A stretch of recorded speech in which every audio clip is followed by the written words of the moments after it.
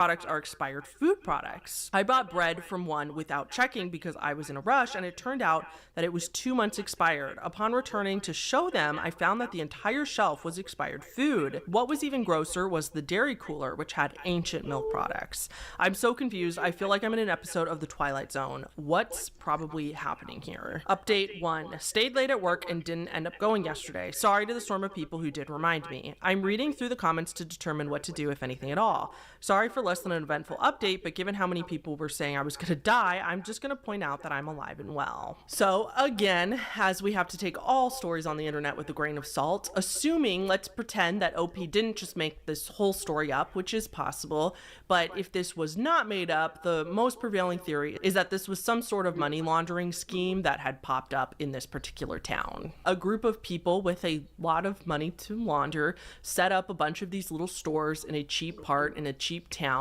and they were just buying random stuff and reselling it, and they don't worry about the quality or the expired foods or anything like that because that's not what the business is about. They really don't care about what they sell and what they don't sell because the whole goal of the business is to just launder the money. Other theories I've seen was that perhaps OP was also on drugs or perhaps suffering from a mental illness that was giving them hallucinations or delusions. Or another theory was that it was some sort of coupon or food stamp fraud that basically people were going to buy these products at the store using food stamps or using coupons, kind of like the extreme couponing thing where they were getting a lot of bulk stuff in bulk for free or very, very cheap because of their coupons, because of the coupon scams, and then they were trying to resell that stuff. So then other people argue that this has to be fake, this has to be a made up story because this would be so easy to get proof of. OP literally could have just snapped a quick picture of the street with all of these businesses and it would have proved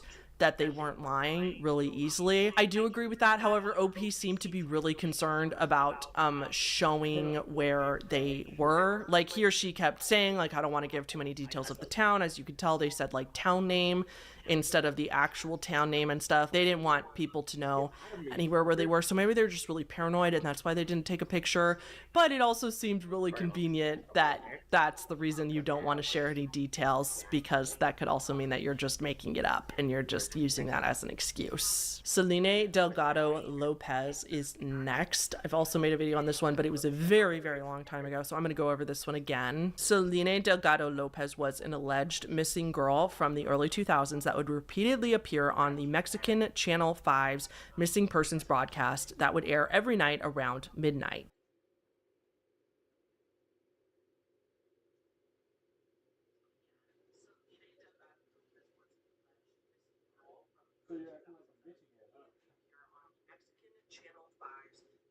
This is a test. This is a test. This is a test.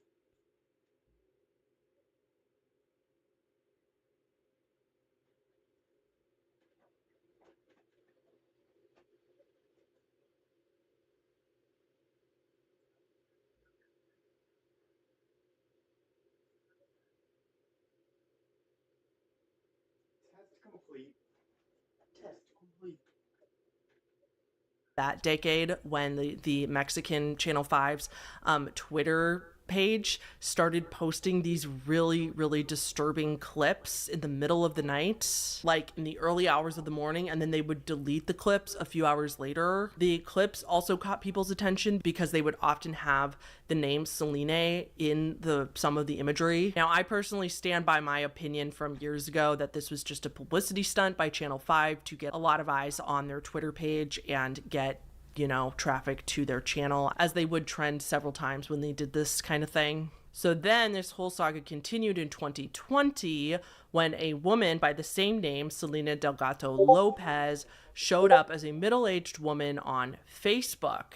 And when people would go to look at her profile on Facebook, it looked as if there was no add friend button, which made people believe that she was automatic. So, in case everybody doesn't know, this is a test. In case everybody doesn't know, this stream is about the Geek computer, which is now the Geek server. And it's going to be running 24/7. Now, well, I can't move the camera because it might turn the screen off. That's also why I can't turn the computer off, because it'll turn the screen off. So basically, this live stream will be on 24/7 until the computer cannot run anymore.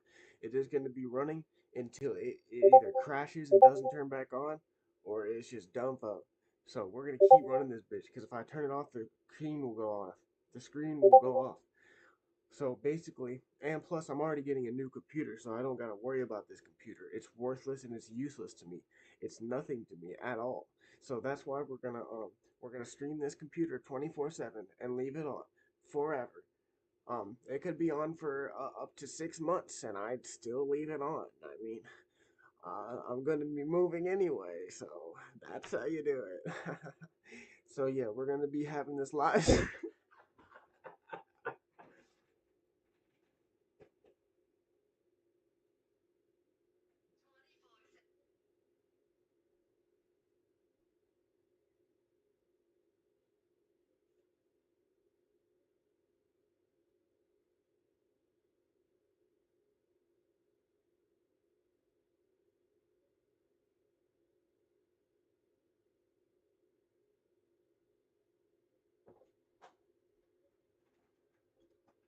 Likely somebody, some dark web magic made her everybody's friend on Facebook, and you couldn't unfriend her and you couldn't add her as a friend because she was already your friend. However, people failed to realize at the time that this was actually just a way that her settings were on Facebook on the back end. This Selene was most likely just a completely random, unrelated person to this whole missing persons thing. And when her Facebook profile showed up, she was probably getting a bunch of messages from people when this whole thing on Twitter showed up, when people were looking into this mystery. She was probably getting a bunch of friend requests and messages that she didn't want, and she was probably getting annoyed. So on the back end of her Facebook page, you can turn off the add friend button so that nobody can add you as a friend. And when you have that setting turned on, at least back when this happened, when people go to your profile, that add friend button is gone, making it look like she is on your friends list. But if you actually went to your friends list, you would see that she's not there. So this was more than likely just a person with the same name. So that part is no longer a mystery. The part that's really a mystery is the Selene Delgado Lopez from the early 2000s that first aired. And was that a real photo? Was it like a hoax or a test done by the channel so they made a like AI rendering of what looks like a girl and it's not a real person? Or perhaps maybe there was really somebody named Selena Delgado Lopez who did go missing at that time, and they did broadcast her photo, but maybe she was found so quickly. Maybe she was just a runaway and she was only gone for like 12 to 48 hours, so they never got her missing information up on the internet for people to find. Oh boy, the Area 51 caller. This one is interesting. This refers to someone who called into the radio station called Coast to Coast AM. The host was Art Bell, a paranormal themed radio show, and somebody called in 1997. Art Bell at the time had a phone line specifically for Area 51 employees or former employees to call in and give us the deets. A man called into this line in September of 1997, claiming to be a former employee of Area 51, that he had just been let go a week ago, but it was for medical reasons. He wasn't fired or anything like that. But on the phone, this man is crying. He sounds really panicked. He's breathing really hard. He claims that his life is in danger for even talking about this at all. But he claims that there is an entire conspiracy / plan within Area 51 and Area 51's personnel to take out an entire giant chunk of the world's population. He then goes on to claim that what we think of as aliens from other planets are not actually from other planets, but rather they're interdimensional beings, meaning they are from another like parallel realm / universe on the same timeline, and they just travel within the dimensions to come to Earth, and that they're not from other planets. He goes on to claim that these beings have infiltrated the military and part of Area 51, and he says that the government is well aware of these interdimensional alien beings, and they are well aware of it, and they could be moving us all to safer locations in preparation for this. But he claims that the government doesn't want us to know about these beings because the government wants a giant chunk of the population to be taken out so that there would be fewer people, so that we would therefore be easier to control. But the call soon cuts out, and even Art loses his entire broadcast for 20 minutes. So here's the clip. On my Area 51 line, you're on the air. Hello. Hello, Art. Yes. Hi. I don't have a whole lot of time. Well, look, let's begin by finding out whether you're using this line properly or not. Area 51. Yeah, that's right. Were you an employee or are you now? A former employee. Former employee. I was let go on a medical discharge about a week ago, and I've kind of been running across the country. Oh man, I don't know where to start. They're gonna they'll triangulate on this position really soon. So you can't spend a lot of time on the phone. So give us something quick. Okay. Okay. What we're thinking of as aliens are they're extra-dimensional beings that an earlier precursor of the space program made contact with. They are not what they claim to be. They have infiltrated a lot of aspects of the military establishment, particularly the Area 51. The disasters that are coming, the military. I'm sorry, the government knows about them, and there's a lot of safe areas in this world that they could begin moving the population to now, Art. But they're not doing anything. They are not. They want the major population centers wiped out so that the few that are left will be more easily controllable. I'm bringing keyboard. Discharged. I got that shit right there. Check it out, mad simple. After you're set up with your account, all you're gonna do is go up and hit the upload button. After you hit upload, it's going to give you a list of all the places your song will be distributed. You can release a single, you can release an album. You're gonna go ahead and pick your release date, type in the record label. If you're not signed or you don't have your own independent label, you can write whatever in that box. Drop and drag your cover art, pick your language and your genre, and you're pretty much done. If you're an artist about to upload your first song, make sure you visit distrokid.com. They're gonna ban this shit, y'all. I started getting... Someone who sounded very much like this man called in at a later date claiming to be the same man, and he did admit to Art that this was all a hoax, it was made up, and he was just acting. He was faking his panic and crying. However, of course, conspiracy theorists went on to say that he was just forced to do that by some government entity, that they found out that he made this call, and so they forced him to call back in order to take it all back and say that it was a hoax. My personal opinion is that it was 1997, and if you recall, I know not everybody in my audience is old enough to remember this, but I certainly do. The years leading up to 2000 were a fever dream. The years leading up to 2000 were weird. They were everybody, I mean, I would say about 5 years and up to the year 2000, so many people thought the world was going to end. So many people thought that the turn of the century was going to be this huge big deal and that scary things were going to happen, that God was going to take us all, and that I think a lot of stuff like this was thriving around that time and making it very believable for people. And I think that this person called in kind of building off of that, knowing that people think like, oh, well, they're probably planning that for the year 2000. The biggest evidence I have to support this is that it's been 27 years and nothing has happened. Emails from Jack Froese is next. In June 2011, a man named Jack Froese died of a heart arrhythmia in Pennsylvania. 5 months after he passed away, his friend Tim Hart, his best friend, received an email from Jack.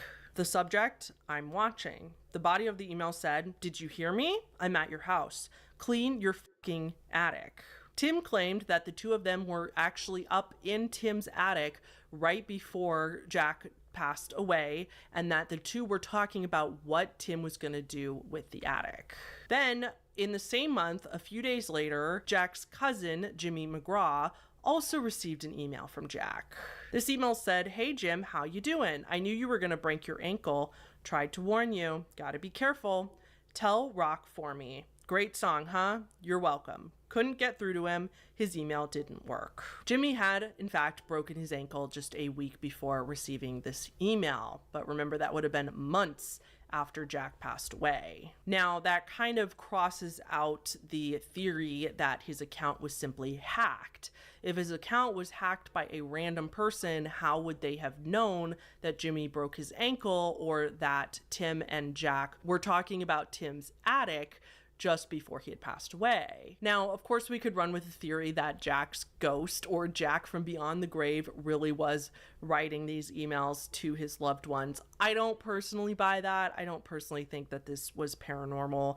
And that's because, like, if you had that opportunity, why wouldn't you email more of your loved ones? Why not your mother or whoever was a mother figure to you?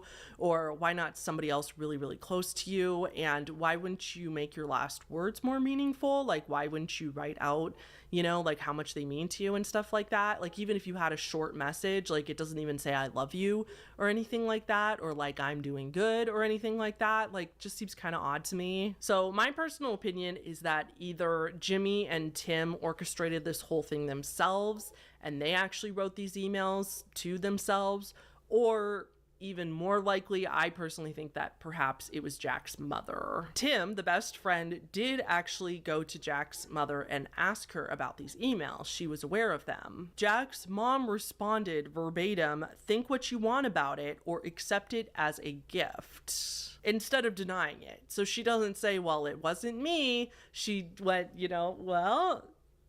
you could just accept it for what it is. Accept it. She was just very accepting of it. She wasn't worried about why she didn't get an email. She wasn't freaked out about it. I don't know. I just think that it would make the most sense if she had been able to get into his account and she was sending these messages to people that he hung out with a lot just to give them some kind of closure and to freak them out like this, because it would make sense. She would probably know about the cousin breaking his ankle as well as Tim being up in the attic. Now, one of the other possibilities is that Jack wrote these emails before he passed away and scheduled them to go out later, which is possible with email, but that doesn't make any sense because he passed away pretty suddenly. He would have no way of knowing that he should write these emails. It's not like he had cancer and he knew he was going to pass away, so he scheduled them out, And also, again, the ankle thing. He didn't know. He passed away when Jimmy broke his ankle. Ritual at CERN is next. This one is... Google Fi Wireless has flexible phone plans that keep your family safe and connected. There are plans for any budget, and you'll save even more when you get a phone on us with every new line you add. Switch to Google Fi Wireless today.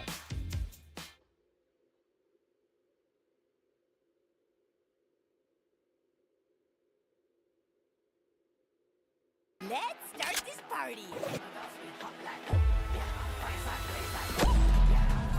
Time for the fireworks. You want to dance? I'll lead. So ridiculous.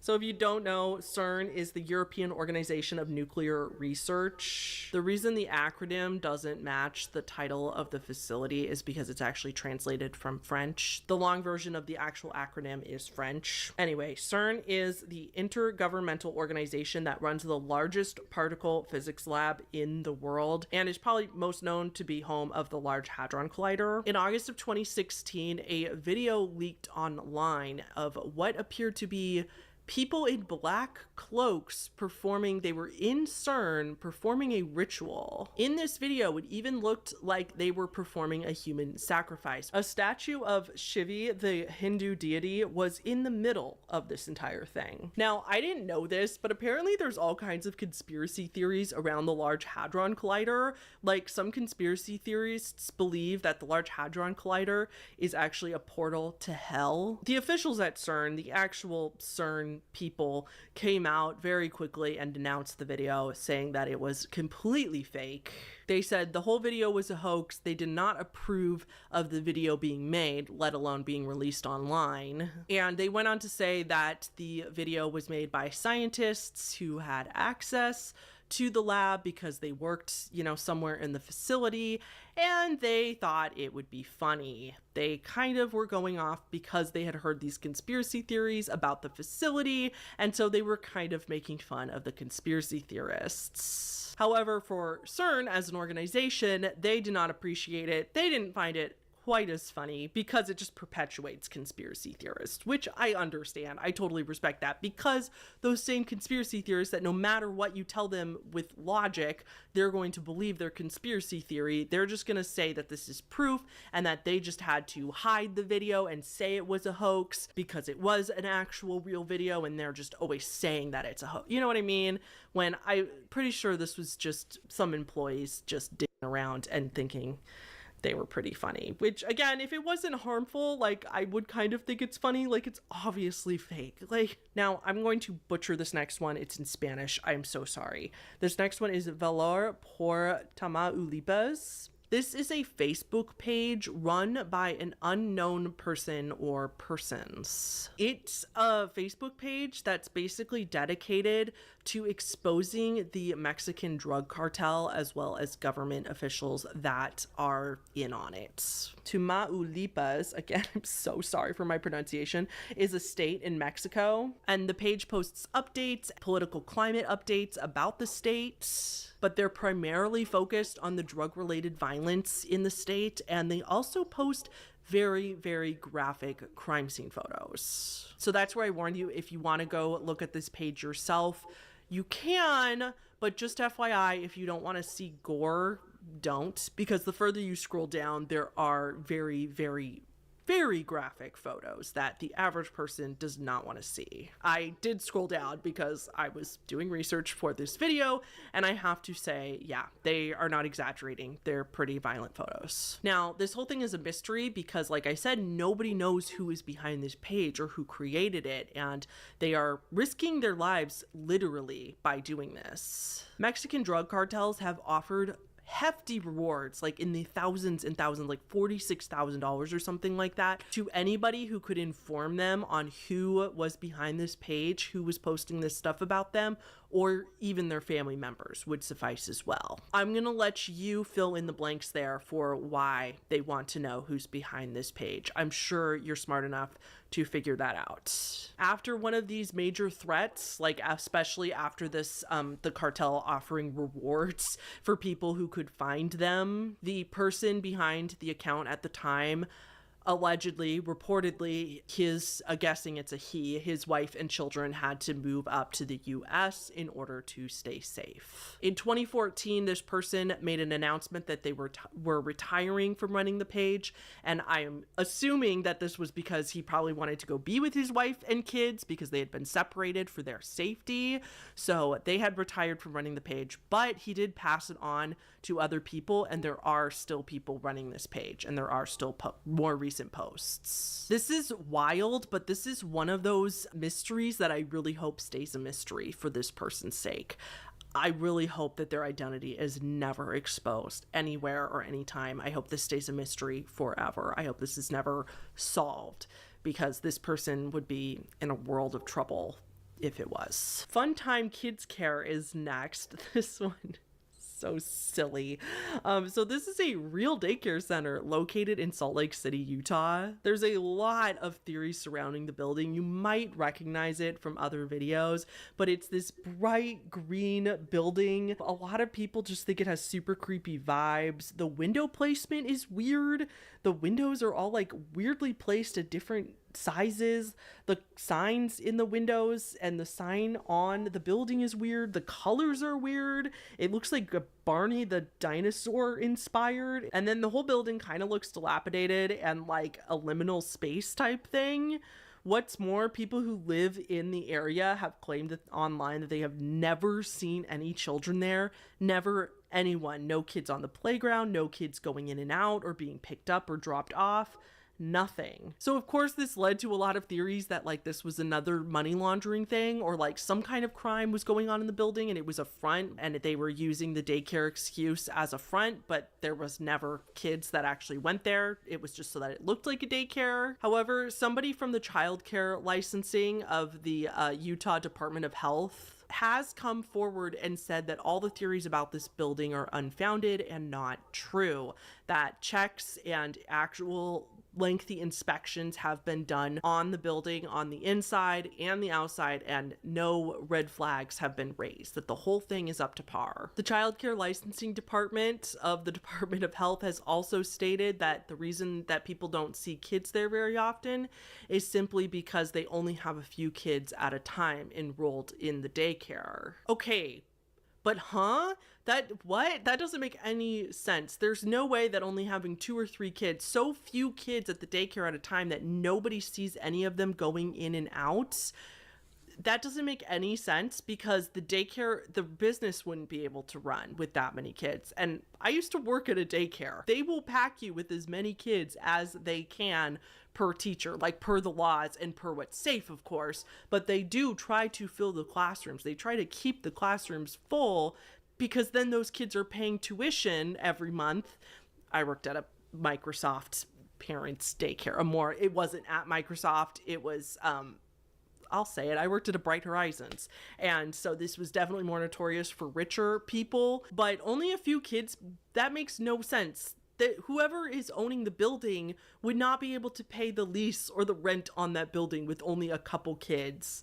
Maybe the property's paid off or something like that and they're not paying rent, but still, any of the facility, to keep the facility safe, to keep the water running, the electricity going, and to keep, coloring and crafts and toys and enrichment in the classrooms, none of that would be possible if they don't have enough money coming in. Even if they were breaking even, so few kids that nobody sees them going in or out makes no sense to me. I am not saying that anything nefarious is going on.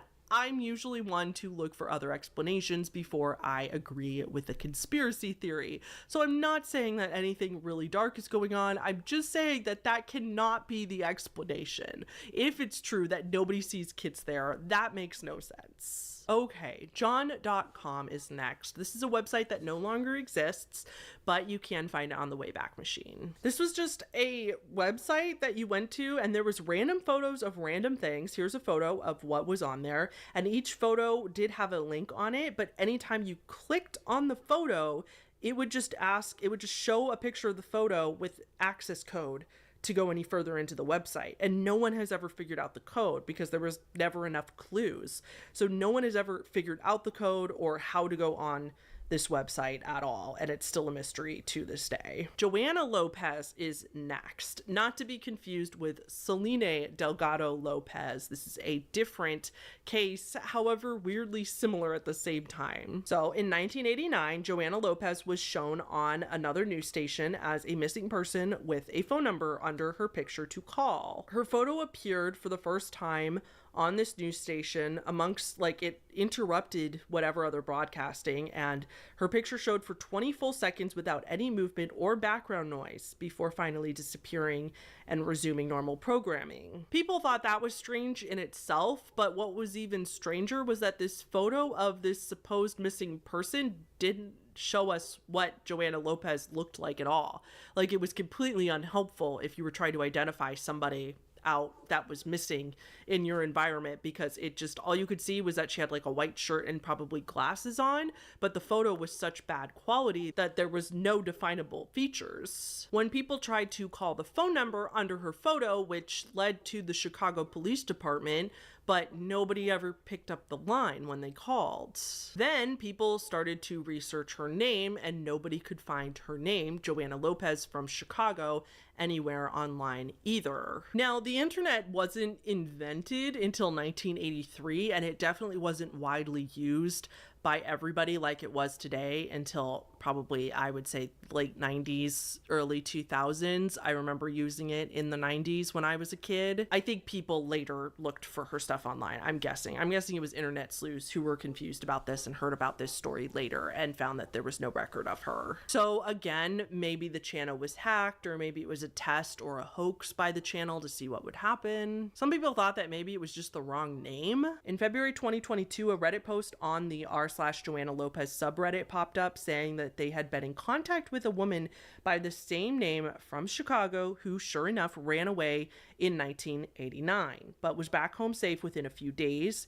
And this alleged Joanna Lopez told this Redditor that the parents never called a news station about it, and that there's probably no records of her ever being a missing person because she was back within a few days. According to the rumors, the news station got an anonymous call from somebody asking to put Joanna Lopez's photo up. So it wasn't her parents, so nobody really knows why her photo aired in the first place. Further complicating things, Reddit did not positively identify the Joanna Lopez that this Redditor supposedly talked to because they wanted to protect her identity and her photo and everything, which totally makes sense. But assuming this Redditor is not lying and really did talk to somebody, a Joanna Lopez who went missing in 1989 in Chicago, assuming that they are telling the truth, it seems like Joanna is safe, and it was simply never reported on because she was found safe quickly. The real mystery of this is, how did her photo show up on the news station in the first place if nobody really outside of her parents, I mean, a few people might have known, but if she wasn't being like documented as missing everywhere and her parents didn't call the news station, then who did? And why didn't that phone number work? What's the point of having a phone number for a tip line if nobody answers or gives you instructions on what to do? Lake City quiet pills. Boy, oh boy, it's impossible to summarize this in a short way for a video, but I'm going to do my best to give you guys a really good rundown of what this is. This all started with a Reddit user in 2009. The Reddit user went by u/religion of peace. This user posted a lot, claimed that they were in their late 70s and that they had fought in World War II. He eventually created his own website, his own web domain, in order for him and other people on Reddit to share photos. He was basically, my understanding is he was sick of getting censored for the stuff he was posting on Reddit, and so he made his own image sharing site. The image site, it was called LakeCityQuietPills.com, and it was originally for him to be able to freely share his photos. The photos often depicted extremely young looking women and girls. Most likely, I think the consensus is that they were technically of age, but they just looked way younger. But, you know, it was corn. He was a really creepy dude, basically. So soon after Religion of Peace posted his website and started this whole website thing, another user came forward named 2-6 and claimed that the person behind Religion of Peace has passed away and that his real name was Milo. This person that posted claimed that they were the ones that actually helped Milo set up the domain. But after that, when people went to this website, when they tried to go to LakeCityQuietPills.com, it would just be a 404 error. But then sleuths, of course, went to this error message to the page, and they found HTML coding from the back end of this website, and they found out that people in this group were communicating on this website through the HTML code. Specifically, they found coding for weird job listings, like weird military job listings. But then other messages were also found, and it seemed to be this exclusive group of people that were talking through this website and embedded these messages in the coding so that other people wouldn't read it. So remember, this was all summer of 2009. In January 2010, a few months later, there were people in this back end, in this exclusive group in the coding talking about throwing a quote-unquote birthday party, or more like a memorial service type thing, for Religion of Peace / Milo. The invite to this birthday party was very, very strange. The person that sent this invite said that they had 38 rooms booked at a Marriott, and when all the guests arrived, they did not need to give their real ID to the front desk. All they need to do is give the front desk their travel name, and that's it, because the person sending the invite is footing the whole bill, so these people don't need to be identified. They can stay anonymous and stay at this Marriott. The invite also went on to say, please don't spend more than $500 a piece on room service, and also not to use the phones in the room because they aren't secure. This party was to take place on January 19th, 2010 at 3 p.m. in the afternoon. Well, Redditors quickly figured out that this was the exact date and time that Mahmoud al-Mabhouh arrived at a hotel in Dubai, where he would be quietly assassinated hours later. Mahmoud al-Mabhouh was one of the higher-ups in Hamas. All the people who interacted with al-Mabhouh on the security cameras at the hotel that day were considered suspects. Of those suspects, many of them had fake passports. And then Redditors found that some of those other suspects were given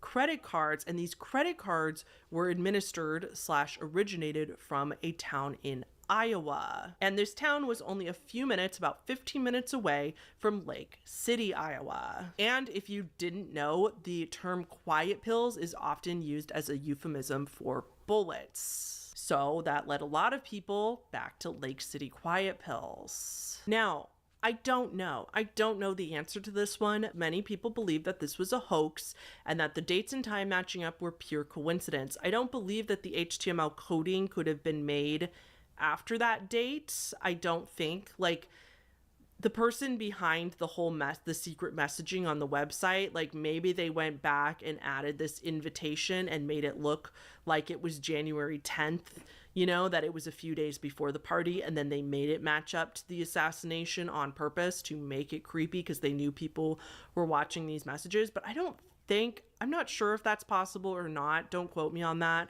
But assuming that that's not possible, like, it could totally just be a coincidence that this party happened to happen. Furthermore, we know the hotel that he was assassinated at, and as far as I'm aware, it was not a Marriott or associated with Marriott. And then those cards were found in a town over from Lake City, not actually in Lake City, Iowa. So it seems kind of like people might be stretching a little bit to make connections. So yes, very, very, very strange, but I guess we'll never truly know. Captain Coochie's Key Lime Pie. Many of you have probably heard of this one before. This one is so weird. This one just refers to the phenomenon where there's weird reviews, like thousands of them, showing up on various websites, and the reviews talk about Captain Coochie's Key Lime Pie and how it's the best pie ever. However, people found that a lot of these random reviews, even though it would talk about the pie at first, they would devolve into paragraphs and paragraphs of rantings, and then also often going into nonsensical but nonetheless inappropriate and adult content. Now,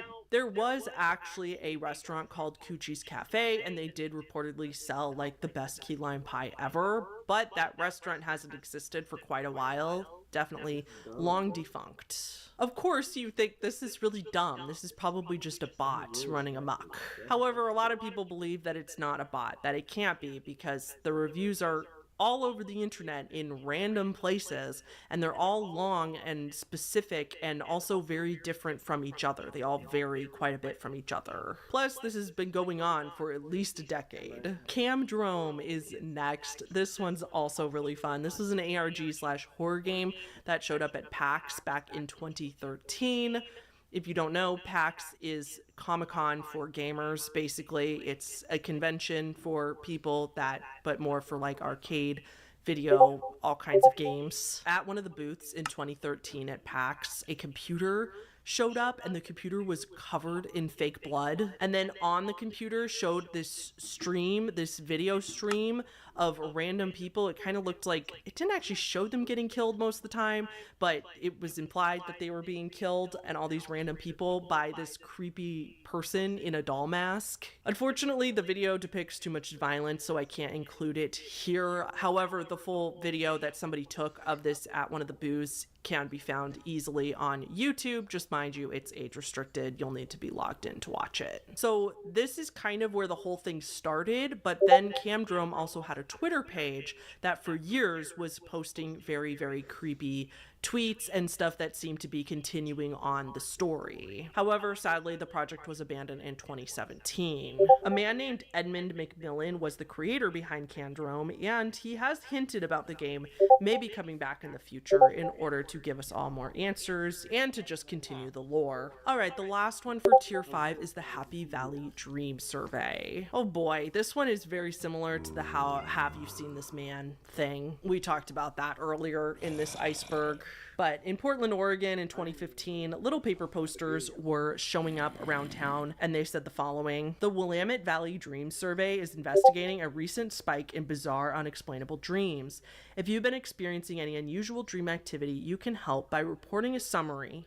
And then there was a number to call saying to leave a summary of your dream. Apparently, when you called this number, there was a female voice recording. It wasn't a live person that answered, of course, but there was a voicemail of a female voice saying to record your dream, and you could actually record your dream, but after you hung up, nothing happened after that. So not much came of it after that until 2020, where very, very similar posters were now showing up.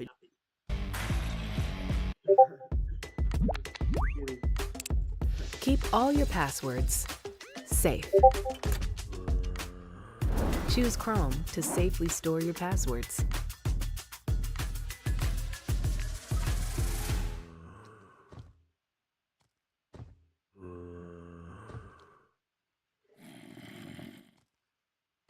DistroKid makes it so easy to get your music on all of the streaming platforms. We upload all of our new releases to DistroKid in less than 5 minutes. Check it out, mad simple. After you're set up with your account, all you're gonna do is go up and hit the upload button. After you hit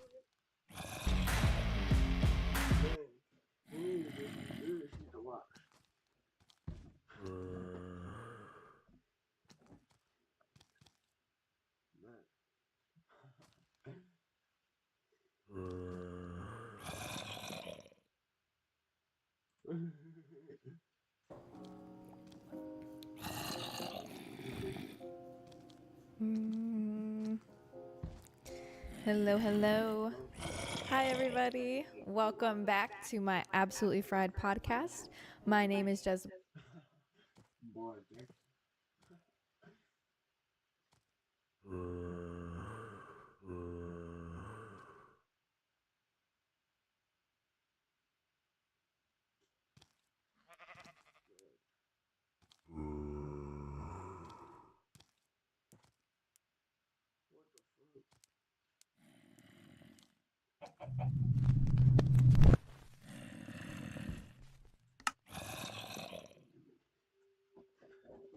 On February 3rd, 1998, 20 people died when a cable car situated near the ski resort town of Cavallisi, Italy, plummeted to the ground from 260 feet.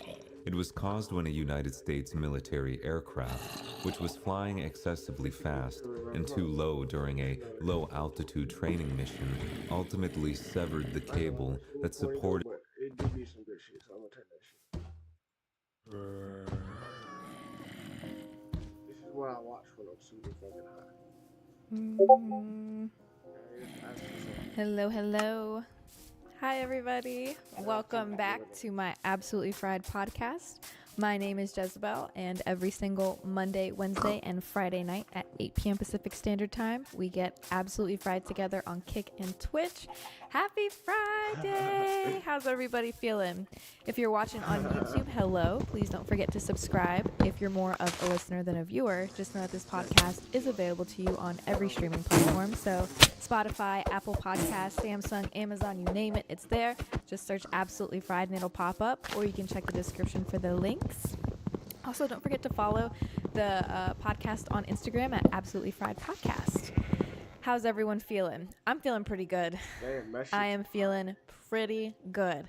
My day started off a little bit rough, but let me tell you, buddy, it quickly turned around because after I went on a walk today to just debrief my brain, I went to Whole Foods afterwards, and if you know me, you know I am obsessed with Whole Foods. I fucking love Whole Foods so much.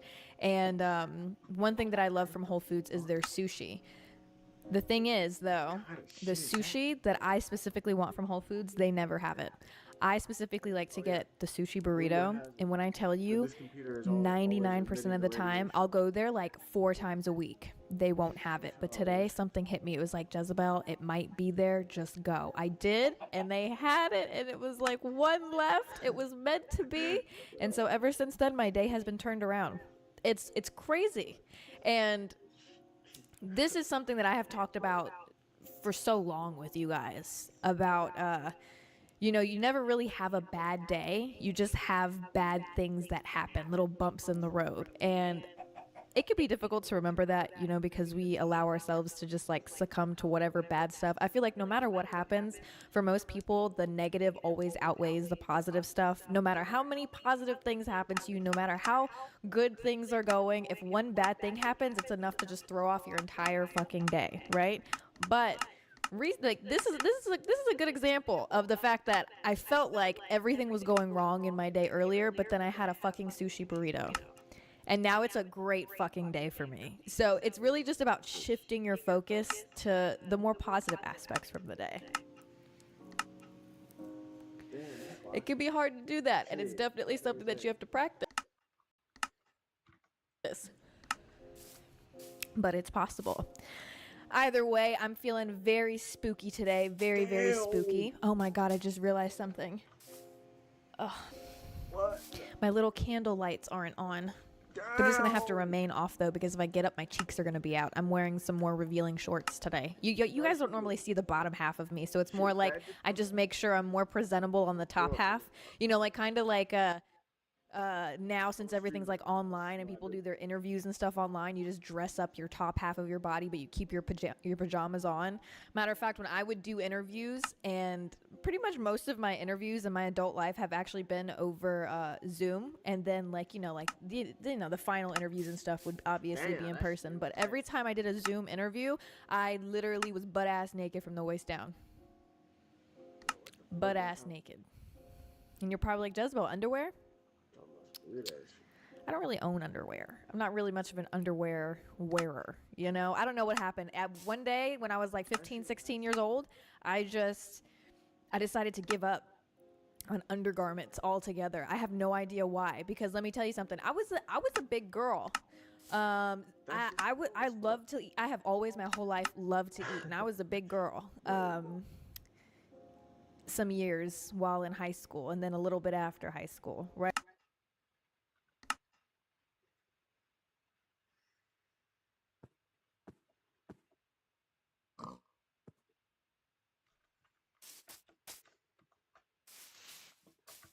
She's still kind of slow.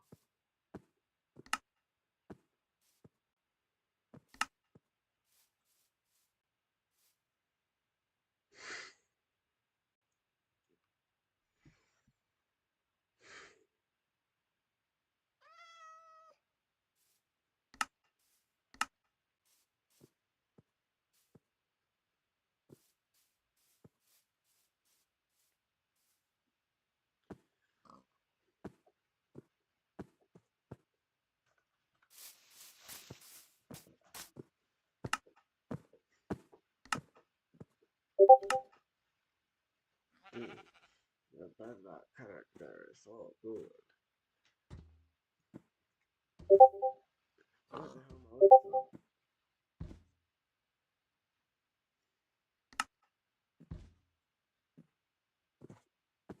Bruh. That shit's weird, bruh. I don't even give a fuck. Oh, it's delayed because of the screen. Oh, it's hot.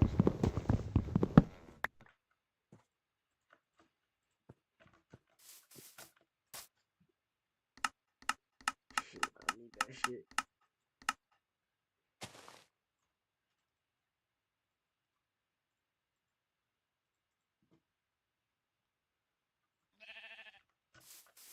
It's so delayed. I can barely even do anything.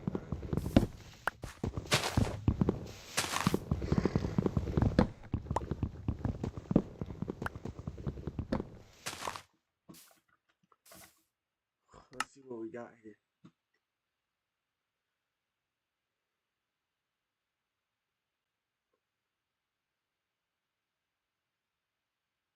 This shit boring as fuck. I ain't even gonna lie.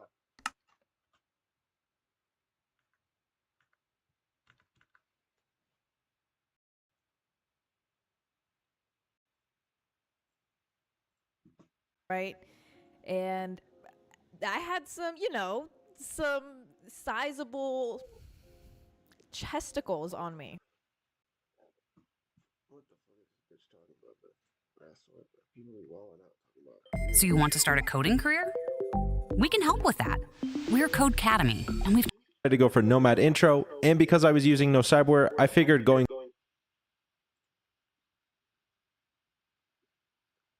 There's a new TikTok girl. Oh no.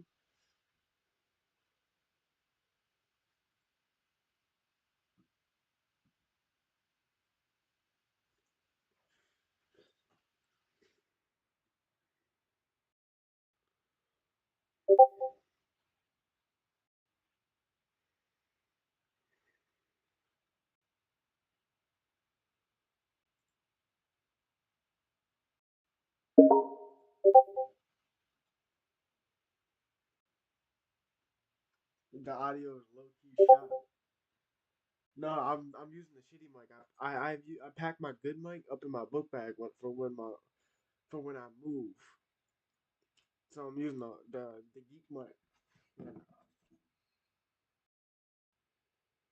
Dude. And that was a big girl. What the fuck?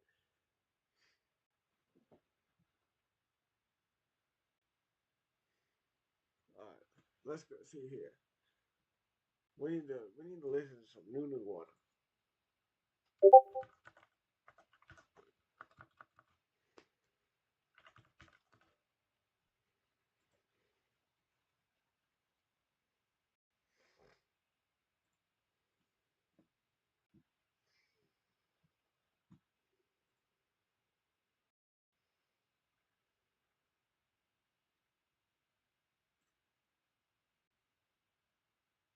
Yeah.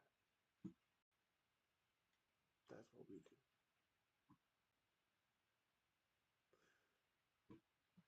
That's what we do. That's what we do.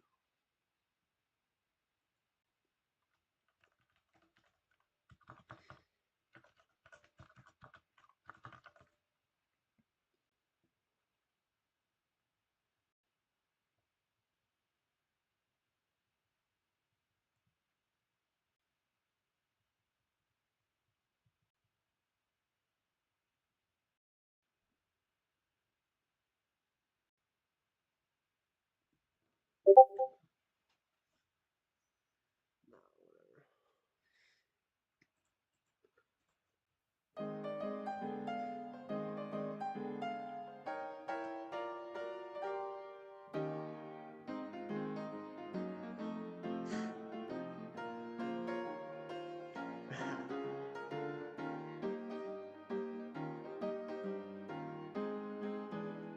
Dude, I'm bored as shit.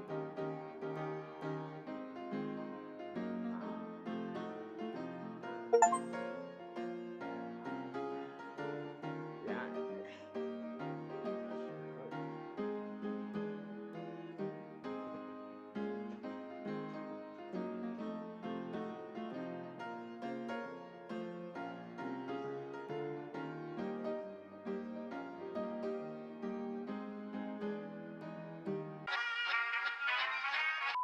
Hey humans, it's Hannah. Welcome back to my channel.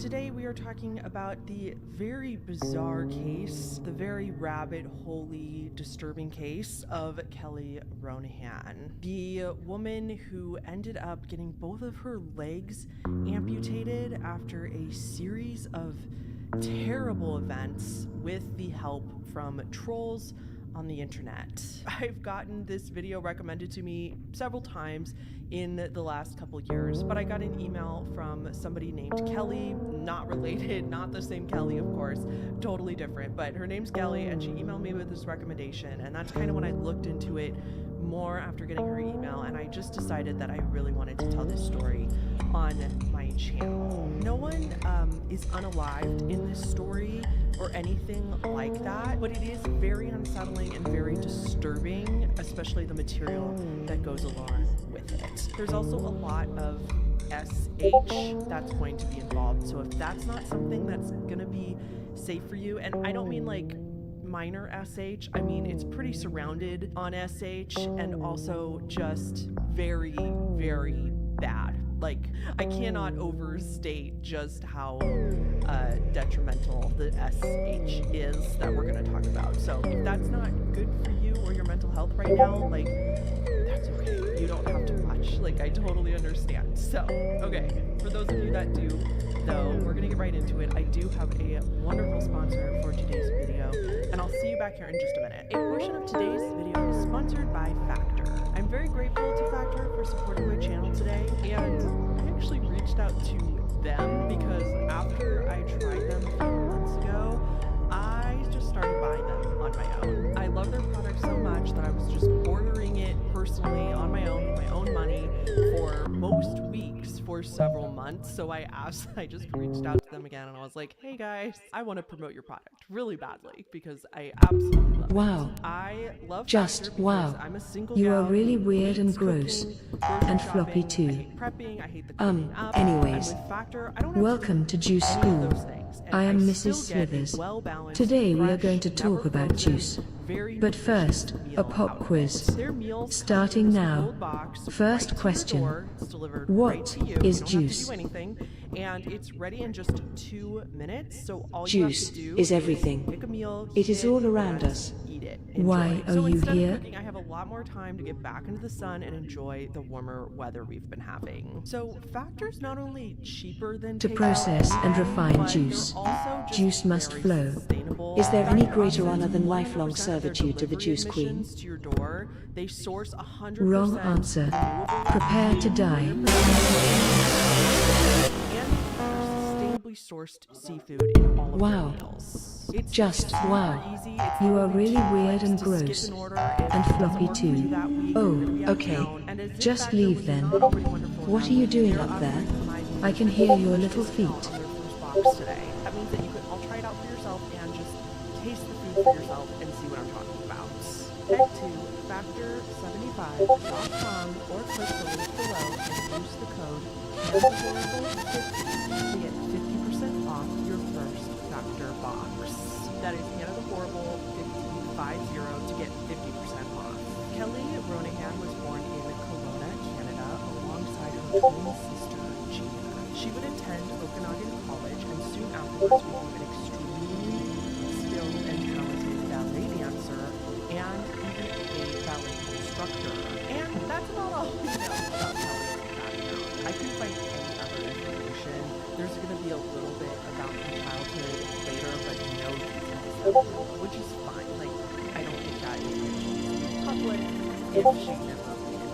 So with that, dig very, very hard. You can find her date of birth public on the internet. However, it is pretty hard to find, and so I'm not going to say exactly just in case. However, I will say that she's about 18 years old. All of this started but I will get more specific about this. Alright, so Kelly's story all started in 2014. Kelly developed, seemingly out of the blue, Wow. a very strange Just and wow. mysterious You are blood really wrong disorder answer. or Prepare to die. and her Oh, doctors, okay. all the medical What are you doing up professionals, there? who she saw, I can hear your little nobody could feet. figure it out. Her hemoglobin count would just rapidly decrease and just be very, very low every time somebody checked it, and they just could not figure out why. So she was left undiagnosed and very frustrated by the lack of answers. Attention student. I said to stay away from that thing. It cannot be opened. Recess is over. Please report to class for your punishment. She did need blood transfusions. She needed blood transfusions every 2 weeks, and she would get 3 bags of blood from 3 different donors every 2 weeks because she was that low in hemoglobin. And despite the fact that we didn't at least that would keep her alive, essentially. Without the blood transfusions, would faint, and she would likely die within a few weeks. The transfusions did help her quite a bit. She was very grateful for that. However, her symptoms were getting better while she was staying alive with the transfusions. She wasn't. Her health still seemed to decline in spite of it. This was heartbreaking for Kelly and life-shattering in some ways because she didn't know if these health conditions Wow. would prevent Just her wow. or stop her from You are going really back to weird and ballet, gross. and it got to the And point she flop. wasn't Oh, sure she'd ever okay. get to Just be leave a then. ballet instructor. That's fine. I mean, regardless of the circumstances, that would be devastating. These blood transfusions and this continued into 2016. She ventured to say that perhaps it was multiple sclerosis or MS that she had, or maybe she had uterine fibroids. However, still there was no evidence to back up those diagnoses, and nobody knew for sure. By March of 2016, she had received at least 5 blood from generous donors, but she claimed that her body was Attention student. I said to stay away from that thing. It cannot be opened. Recess is over. Please report to class for your punishment.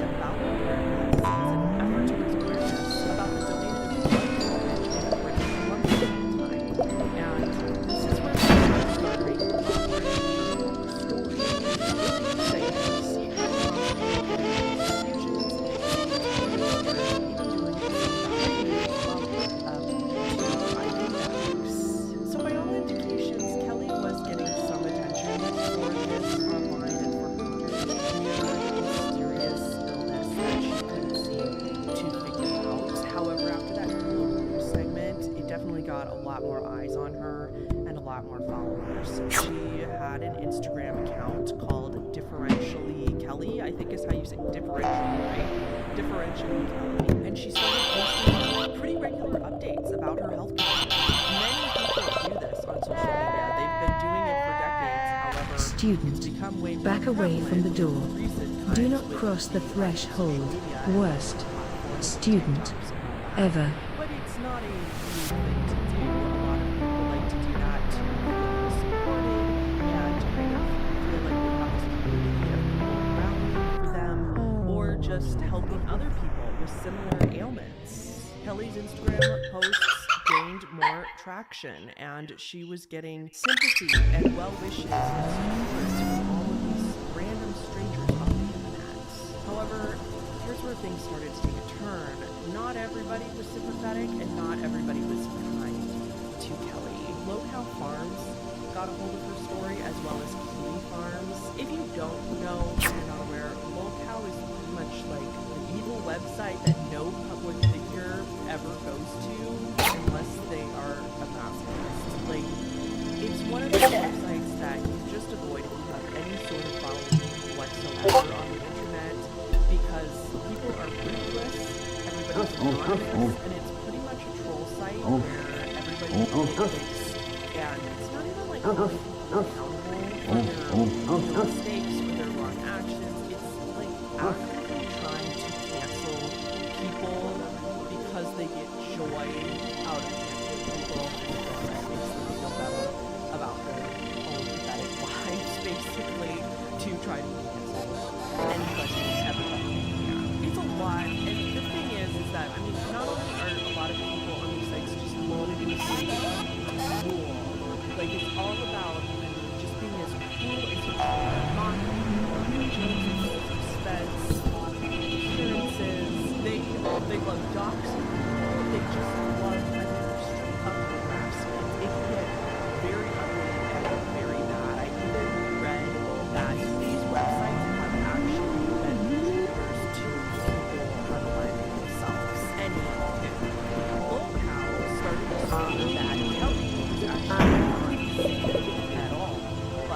got this gift of her SHing in the past, and they therefore been told that Kelly was using SH to purposely induce anemia. Hence, her mysterious blood disease was not so mysterious. While the locale is a cesspool of assholes, it turns out in this case, unfortunately, they were most likely rats. Nice article about this weird phenomenon of influencers faking illnesses interviewed Kelly's twin sister, Gina. Gina would say that while her sister was a very sweet person, she does have quite a bit of a victim mentality, and that this victim mentality developed from a, quote, lack of affection in her childhood. And Gina kind of dodges the question, though, when Vice asks her if her sister Kelly was faking anemia, though, and she says, quote, regardless of how it happened, there is a possibility that she's still blood. Which honestly, I totally agree with that statement. We are still so terrible to people that struggle with mental illness, and while I am a big proponent and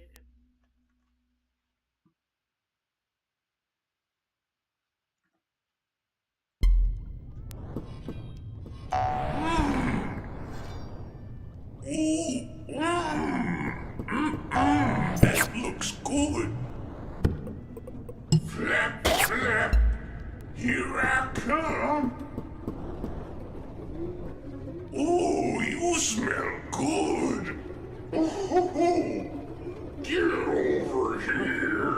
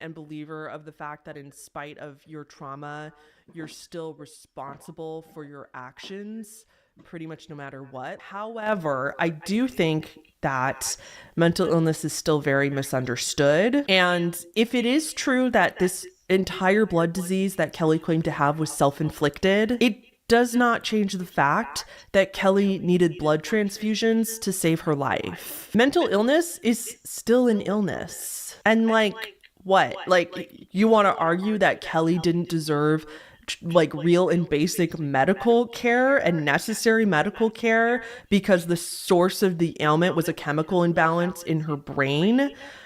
That seems really messed up to me. I would gladly donate blood to somebody who was SHing themselves if they needed it. That just seems so messed up to me. And people double down on that statement. There's some people online that are kind to Kelly, but a lot of the comments I read were just like absolutely brutal. Like, she does not deserve this medical care and these transfusions because she's allegedly faking it. Like, if you think about that statement for more than just a second, that makes no sense. But according to Lolcow and Kiwi Farms, this is exactly what they thought. A lot of people echoed the sentiment that she didn't deserve these transfusions because her injuries were allegedly self-inflicted, and therefore there was other people that were more deserving of it. This is the exact same thing, in my opinion, to saying that if somebody attempts to unalive themselves and they fail, that they shouldn't be taken to the hospital because they did it to themselves. That is exactly the same thing to me. So now we're in July of 2016. Kelly returns to the hospital after complaints of experiencing seizures. It was around this time that the doctors started to suspect that Kelly's story wasn't really adding up because they had determined that she was 1000% faking the seizures. And so, of course, they discharged her because she wasn't actually in danger at that moment. After this hospital admission, though, and even though Kelly went on social media and admitted that the doctors were calling her seizures fake and that she was faking them, but she said that the doctors were conspiring against her. But all throughout this time, throughout 2016, most people are still very supportive. People are organizing blood drives literally in Kelly's name. But then as 2017 rolls around, Kelly develops an eating disorder, a pretty bad one. She develops anorexia as well as an obsession with over-exercising. In this same year, Kelly's port, if you don't know what a port is, it's basically like a semi-permanent IV. It's something that they can put, it's a little procedure that you do where you can get this better IV put in your arm, and that way for, I think it can be in there for months is my understanding, but I think some people have it even longer, and they can take blood from it and put medicine into you without having to poke you every time. They're really nice if you have one and you need one. But anyway, Kelly had one for her blood infusions and hers became infected and she actually went into sepsis. Fortunately, she survives this episode and recovers, but it's around this time that she's still posting on social media and people are starting to notice SH scars on her body, and she would claim that they were like 3 years old before she ever got sick, but people were speculating that they didn't look as if they were 3 years old. They looked a lot newer than that, so people thought that she was actively SHing as well. After this, her port gets infected yet again, and she goes back to the hospital. This time she's admitted for 3 weeks. Right before the doctors told her that she was going to be discharged, Kelly starts having seizures again, and she develops a rash. I have no idea if the seizures this time were real or not. I couldn't find any answer on that. A lot of people say it's convenient that it was right before she was discharged, but take that as you will.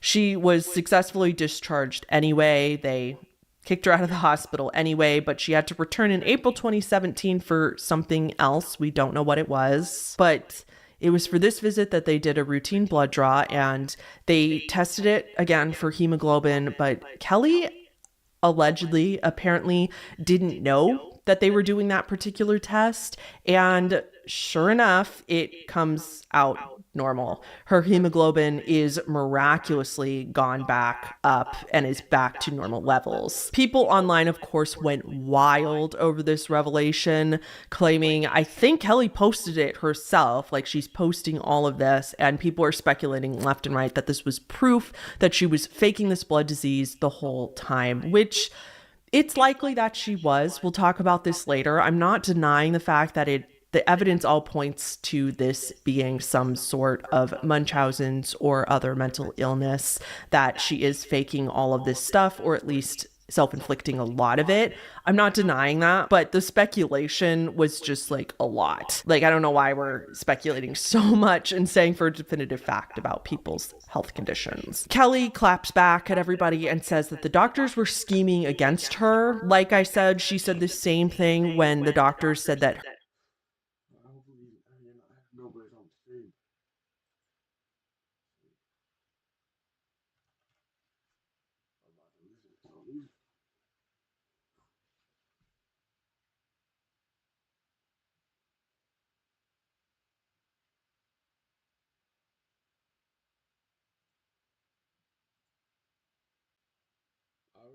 the stream though, but I get money, just so can I give me nothing? Me, you got different goals. Whoa, yeah.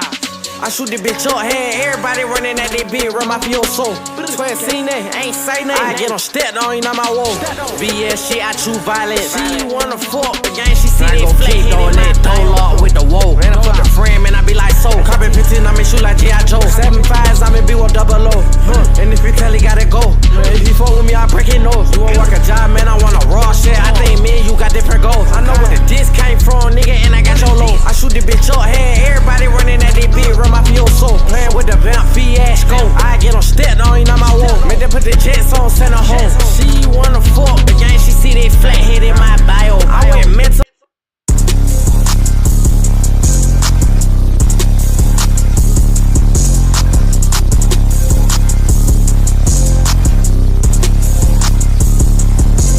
Yeah, I know you hear me. I know you hear me calling. I ain't pick up the phone cause I was too busy ball. I'm in New York shopping, you can't catch me at the mall. I'm in Go-Yard with my bitch, she picked some shit on like that's all. You can have all this shit.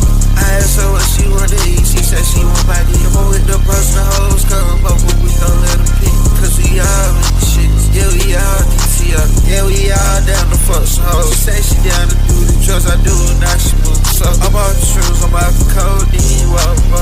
Don't walk up on me like you know me, nigga on my blow. What you think I walk around with all these guns? Fuck, I ain't got no ox, but if a nigga try me, he gon' lose his top. I got all drugs for the sale, nigga come and shop. I trap on my birthday and holiday, this shit don't stop. I bust down that crow hard whack, it's a roll.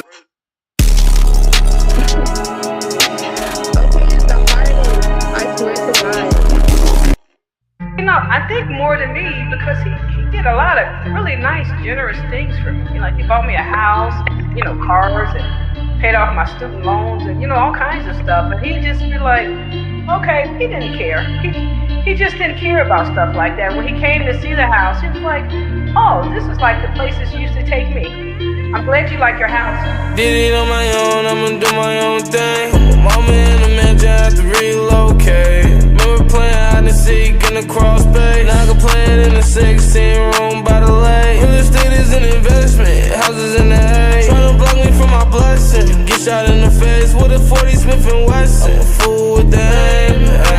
Hanging out the window screaming gang.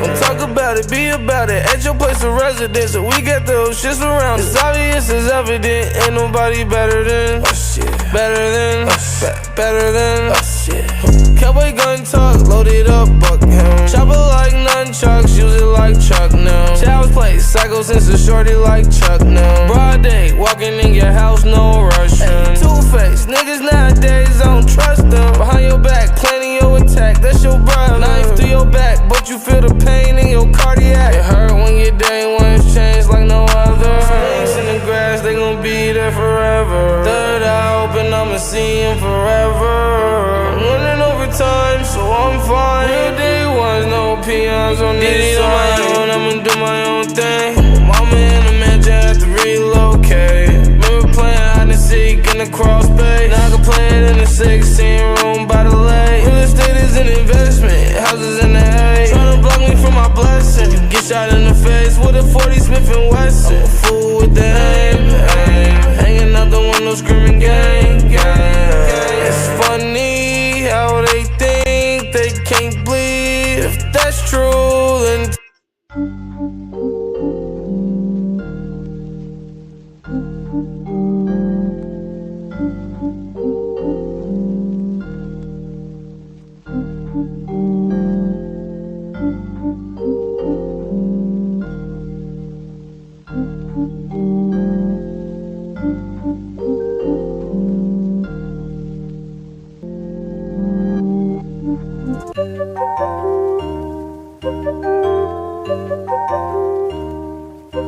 I go hard, hard. Pay for you, I go hard, hard. Just don't break my heart, hard. I been on the drugs hard, hard. Smoking on dough like a rock star. Try to take you from that shop and go grah, grah. Go, go. They go grah, grah. Go. Try to take you from me and go grah, grah. Go, go. Go, grah, grah. Go, go, go. I was sitting in the crib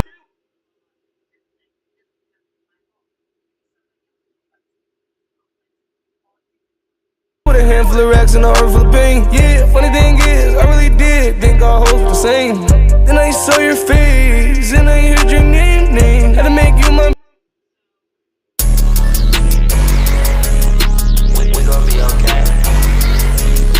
Finna take that lounge truck to Japan. Skull like the nigga, get your bands up. Yes, you can. Yo, I slum up in a trap, still with the pants. Yeah, yeah. Push up, we gon' flip the van. Yeah, yeah. This bitch know we got hella bands. Yeah, yeah. Get your man's wife for that slit shit that you saying. Why them wise hell, have my lame bitch, I ain't paying. I still do perks, I'ma make it work. Made a toodle jerk. Yo, she a jerk.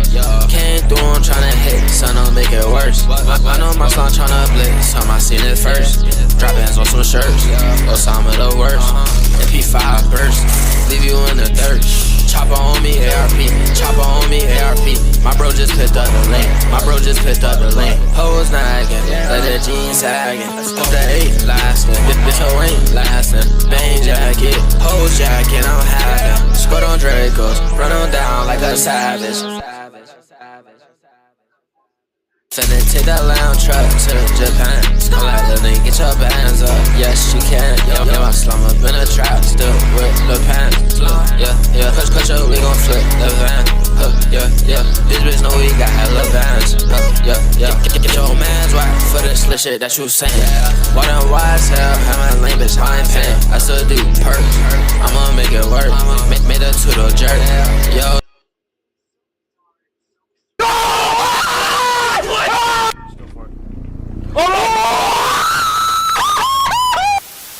What's up, YouTube? What's going on? Corey Kitchen here, and welcome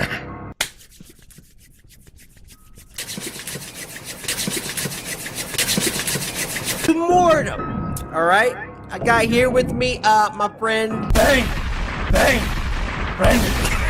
We are here playing Mortem. All right, this is an indie horror game. Shout out to Knighthood Games. Let's just pick power out. I don't know. Go to the right side of the house and power on the power box. Then go in by left garage door and turn on most lights without dying. Bro, that's so complicated. We just gotta get the power back on. That's all. What are the controls? What are the controls? I don't know. Oh! Oh my! Oh my! Oh my! What was that? Skip that. We played hide and Lights seek. are on? All right. That's odd. Tom and Hannah are supposed to be asleep. So we're playing hide and seek. Welcome. Hey, hold up. Why are you wearing a dress, bro? Why are we still here? Hey, Power's on. What's good? Yeah, we don't gotta deal with that. Success. I'm home. I'm home. Hey. Yo. Hey, honey. Yo, get me started on his voice acting, man. I ain't playing no games, Tom. I ain't playing no games. Did he say ain't for real? He said ain't. I ain't playing no games. Bro, I was about to talk about his voice acting, but I appreciate that use of ain't. It's a nice house, I'll tell you that. Dude, they cleaned this up. You remember when we played Emily Wants to Play? And that was all tore up? Look at this is neat. Everything's where it should be. Ooh. You gotta clean that toilet though. Right. Dang, all the toilets are messed up, man. Look at that. This dude moved in the house and took a dump in each toilet. It's hide and seek. Like we're just. What the heck? Oh, I did that. My bad. Oh my god. I was getting ready, man. I thought that wasn't you though. Yeah. Oh.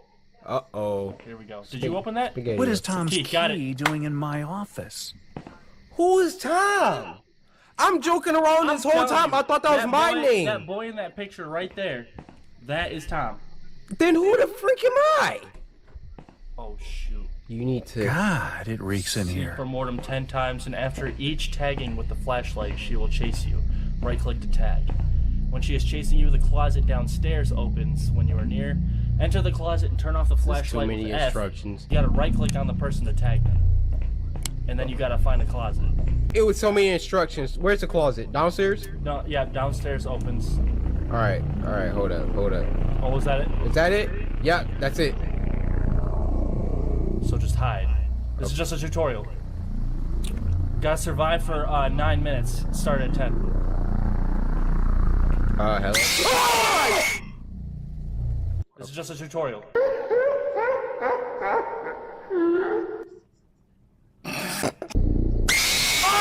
Oh wait, do we have to wait for a laugh? We already know what. Oh, there's a laugh. Find her.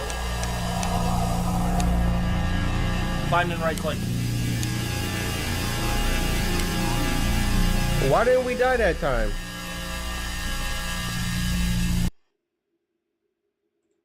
First, 2003. Please forgive my Japanese pronunciation throughout this video. I'm doing the best I can. I looked up pronunciations, but I still probably won't sound that good. So I apologize to all of my Japanese speaking friends. The CGI director that created this show's name was Ryuji Masuda.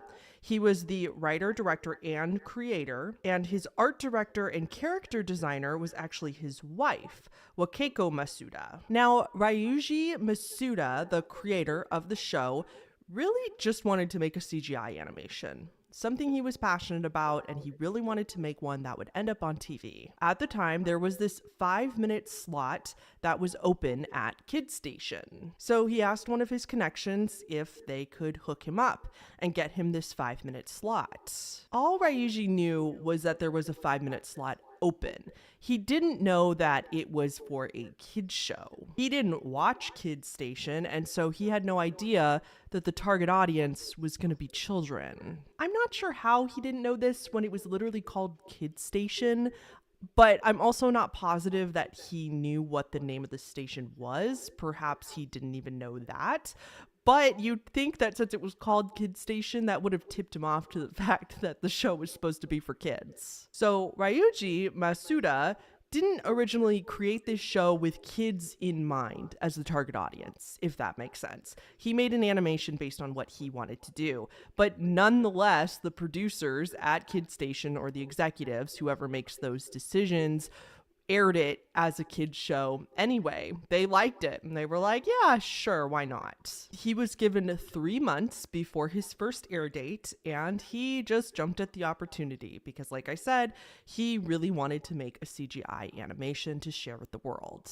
Ryuji was only given about 100,000 yen for each episode, which if you put it into Google conversion, that would work out to about $727 US dollars in today's money.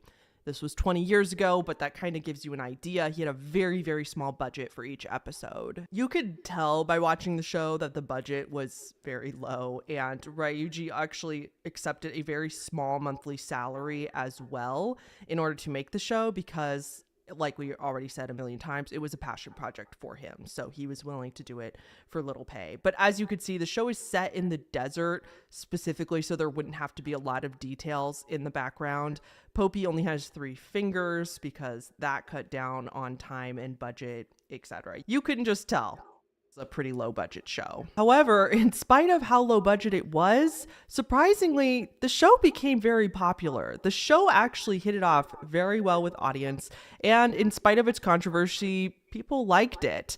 Ryuji had originally signed on for only 14 episodes, but because of the show's popularity, they kept extending it. In fact, he got it extended twice, hence the 40 episodes instead of the original 14 episodes that he signed on for. They actually wanted him to make more episodes, and the show would have gone on for longer had Ryuji wanted it to, but he was the one that decided at 40 episodes that he was done. He wanted to move on to other projects. Most of the episodes consist of only 2 characters, Popey the performer, the main character, and his sidekick, Kedamono. Probably saying that wrong too. I'm so sorry. Let's talk about the characters so that you understand what's going on before we actually get into some of the episodes.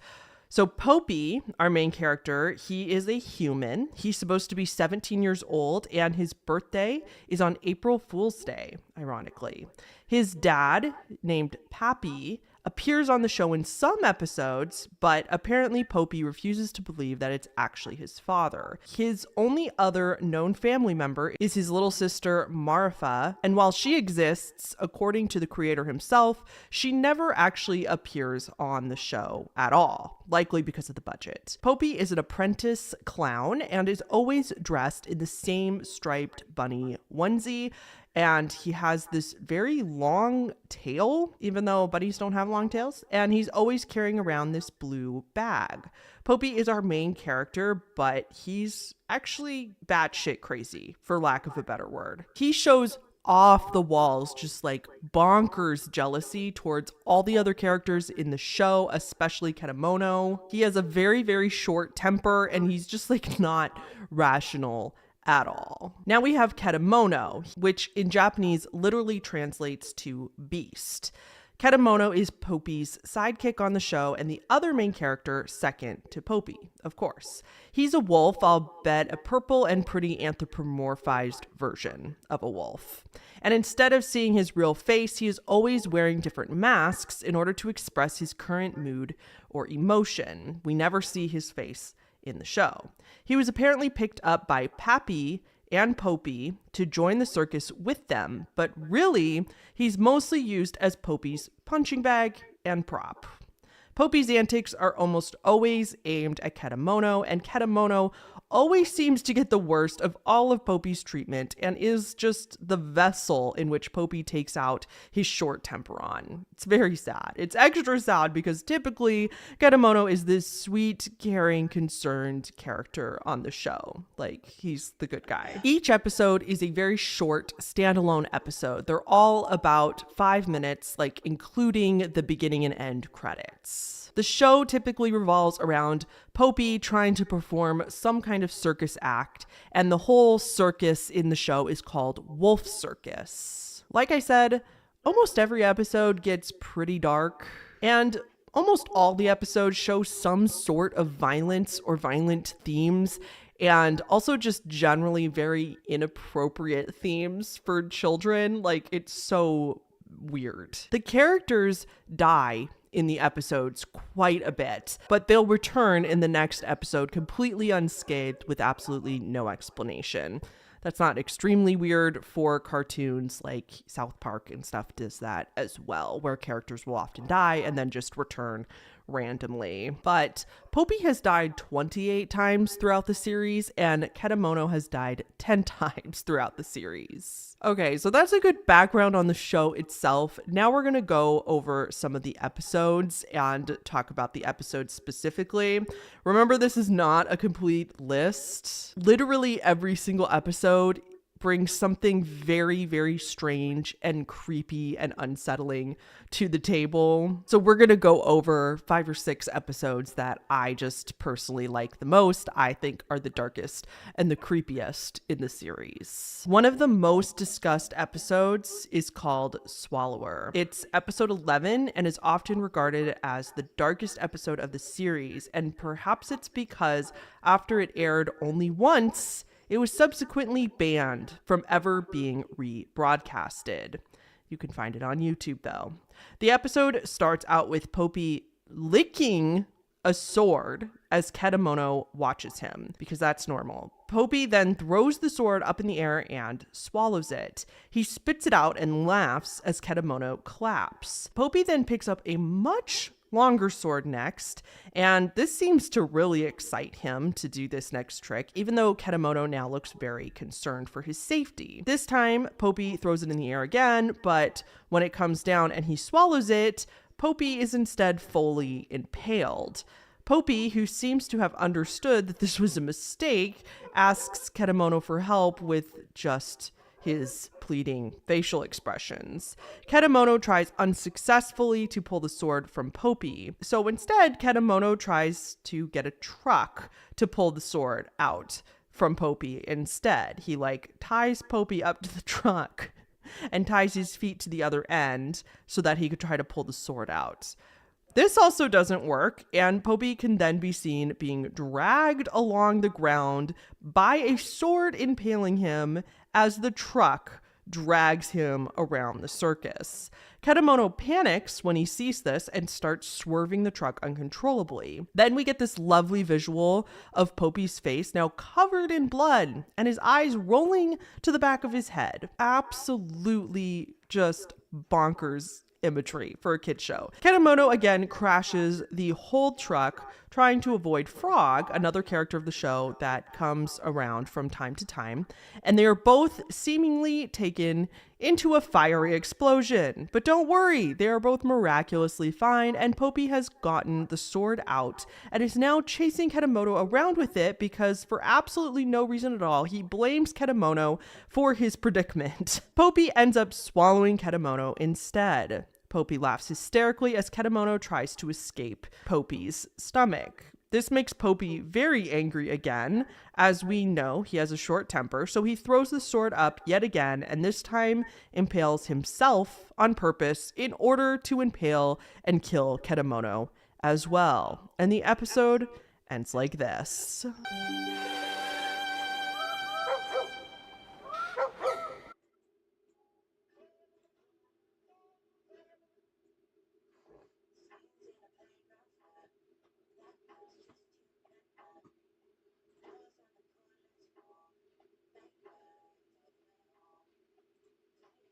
All right, awesome. Okay, facts. Good. Scared me for a second. Another great thing about having CBD instead of THC to treat stuff is that you're not going to be high as fuck. So that one's really great. I used to actually take CBD tinctures when I get to these points in my life, if I'm having maybe high stress or just feeling more anxious than usual, having some CBD tincture, some CBD oil, it's a lifesaver. That shit was crazy. And people used to tell me before I tried CBD, people were like, CBD is going to do nothing for you. It doesn't do anything. It doesn't get you high. And that's the point. It's non-psychoactive. Okay. So it's not psychoactive, but you still get the medicinal benefits of it. And so I remember when I took the CBD oil, I got higher of a dose than I definitely needed because I was listening to everybody. I had such a high THC tolerance that I was listening to everyone. I was like, okay, I'm probably going to need a lot then. I took way more than I needed to. I don't remember how much, but it was hundreds of milligrams. I took a lot.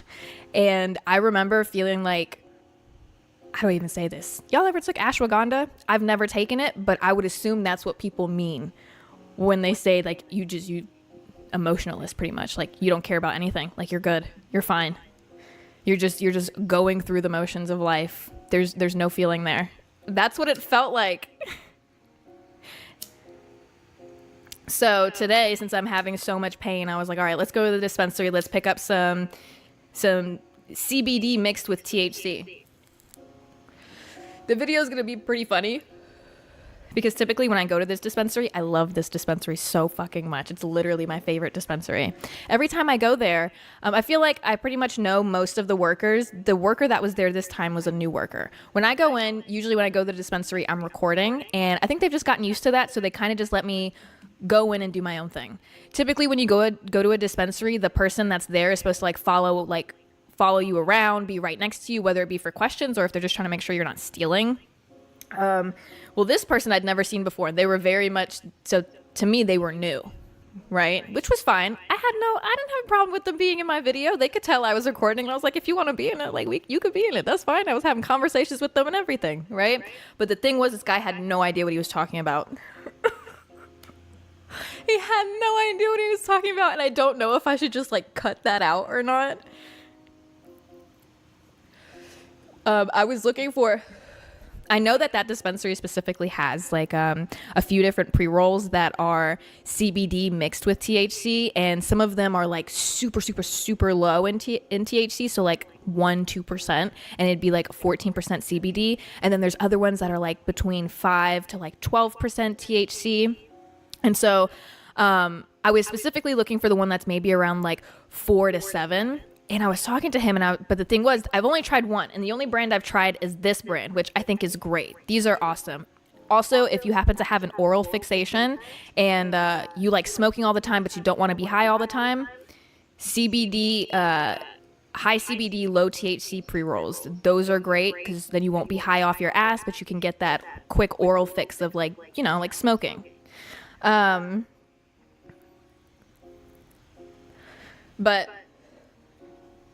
I was talking to him about it, and there's a few brand oil. It's a lifesaver. That shit was crazy. And people used to tell me before I tried CBD, people were like, CBD is going to do nothing for you. It doesn't do anything. It doesn't get you high. And that's the point. It's non-psychoactive. Okay. So it's not psychoactive, but you still get the medicinal benefits of it. And so I remember when I took the CBD oil, I got higher of a dose than I definitely needed because I was listening to everybody. I had such a high THC tolerance that I was listening to everyone. I was like, okay, I'm probably going to need a lot then. I took way more than I needed to. I don't remember how much, but it was hundreds of milligrams. I took a lot.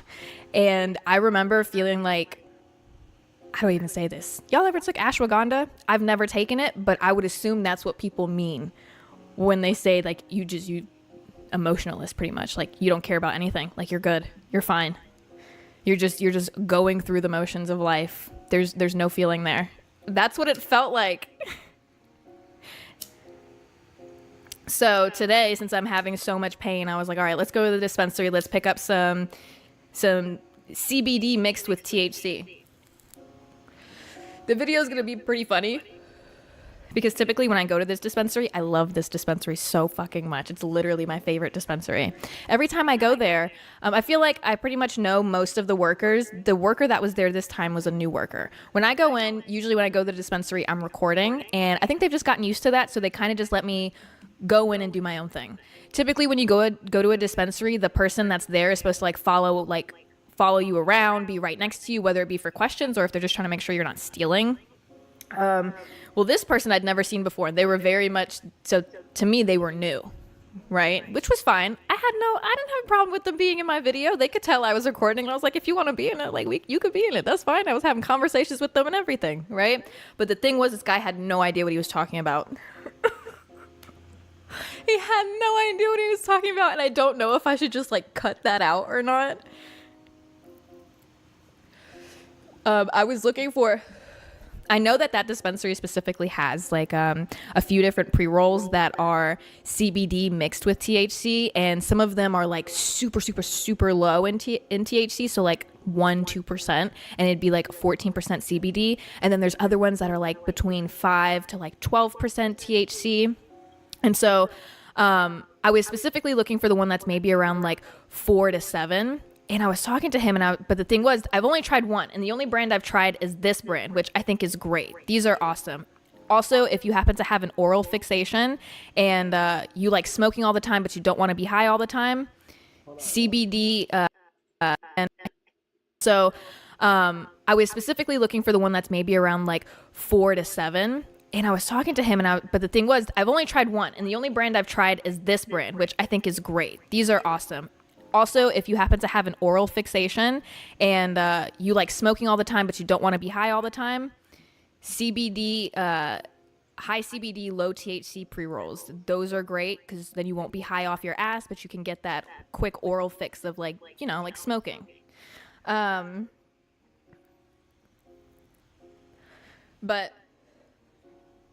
I was talking to him about it, and there's a few brands that like I haven't tried before, and I was asking him questions about it because I know that this one is specifically like calm and focus. That's what the name of this line is. It's calm and focus, and I wanted one that was gonna be more indica, so the THC that is in it, because it does still tell you the profile of everything. It tells you exactly what strains are in it. I wanted to make sure that whatever CBD pre-roll that I was getting, I wanted to make sure that the THC profile that was in it was not sativa. That is not what I want. I wanted it to be indica because I don't know if this is true. I'm sure there are sativa blends that are meant to help with like pain management and stuff like that. But I know that most of the time when we're talking about pain management or like calming effects, we're talking about indica most of the time. So I wanted to make sure that it was indica. And so I was like talking to him about what was written on the little pre-roll boxes. And I was like, yeah, like, do you happen to know if like this strain is sativa or if it's indica? Because like, if you look at the packaging, it doesn't tell you specifically for the brands that I picked up. It didn't tell me whether or not it was indica or sativa. It just told me the different strains. And I'd never heard of these strains. So off the top of my head, I had no idea which one they were.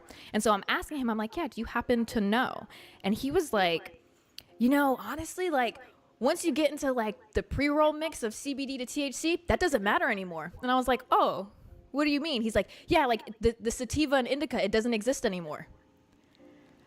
And I was like, yeah. Like I wasn't going to make him look, like I didn't want to make him look stupid or something, like on camera too. So I just went along with it. I was like, facts. Yeah, no. Like, so, but the THC that's in it. He's like, yeah. And I was like, the THC like strains that are in it, like, is it sativa or indica? And he was like, no, see, like that doesn't exist anymore.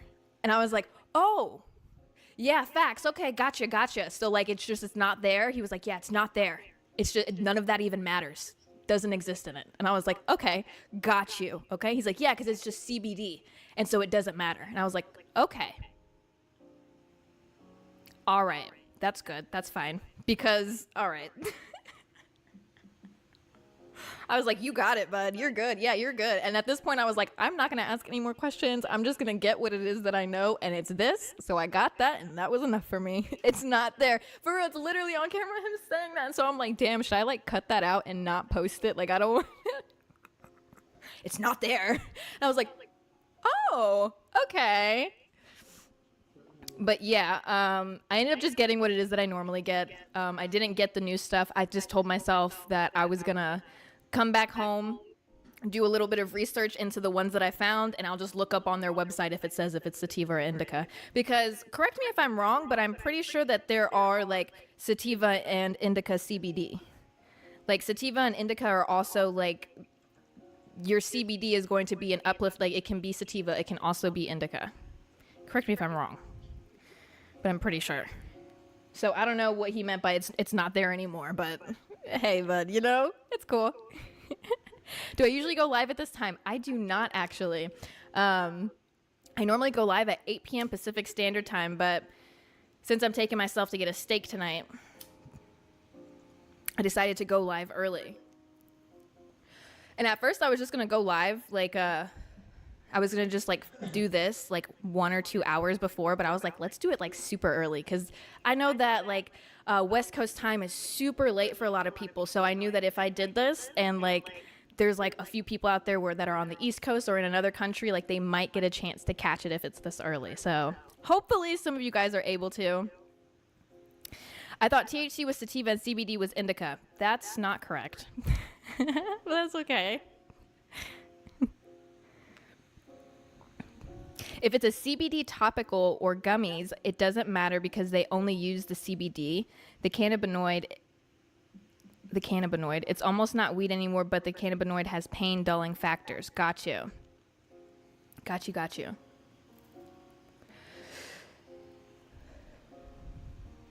It's 6 for you right now? Okay. Well, we're chilling then. It's 7 p.m. for you. We're chilling. That's awesome. I'm so glad you guys were able to make it. Shout out to Hush Baby 13 for subscribing. Thank you so much. But yeah, that's not all that happened at the dispensary today. You need to start listening to your gut. Okay? And I mean that. I pull into the parking lot today. I pull in next to this white van. And in the video that I post on Patreon, you'll be able to see how close this white van is to me, right? And I remember I pulled in and I looked at it and I was like, I don't think that person's going to be able to get into their vehicle if I park here, which they definitely could not. Like, this is a very tight spot. Like, they were not parked bad. They were definitely parked in the lines. I was parked in the lines too. Nobody did anything wrong. It's just that in order for them to get into the van, they would have had to open their door. And it's a tight squeeze. I remember looking at this and I was like, okay, I'm going to pull out and I'm going to park in the spot next to me. I go to pull out and park in the spot that's next to me, which is a spot away from the van. It's the only other spot left. But somebody immediately pulled into the parking lot and parked into that spot. And I was like, okay, well, I guess I'll be quick. I'll just run in and out, okay? So I go into the dispensary. I'm doing my thing. I'm checking out. I look over and I see the guys get back into the van. Took the driver a little bit long to get into the van, right? And all of a sudden I realize that I see all the workers like looking at each other, and then they start looking around the different businesses, right? And then they start looking into the dispensary, which is all glass, right? And I'm looking out of the dispensary and I'm looking at them, and then they just continue to keep eye contact with me, and we're just staring at each other, right? I finish checking out. The second I finish checking out, they pull out. They pull out and they peeled off, right? I rode over to my car. Bitch. They scraped my car. So I jump in my car real quick and try to drive down the street to try to like get them, like at least get their license plate or something, right? Because my car is in pristine condition. I pride myself on that. My car is in pristine condition. I've kept it that way because I plan to trade that bitch the fuck in, because I've got a 2020 vehicle with like 5,000 miles on it. What can I say? I don't drive. So I want to trade that bitch in. I go to drive down the road, and there was no way for me to be able to follow them, because once you leave that parking lot, you get to an intersection that goes 4 different fucking ways. Like, it literally like splits off into 4 different ways. So I'm sitting here like, I don't know which way they fucking went. I have no idea.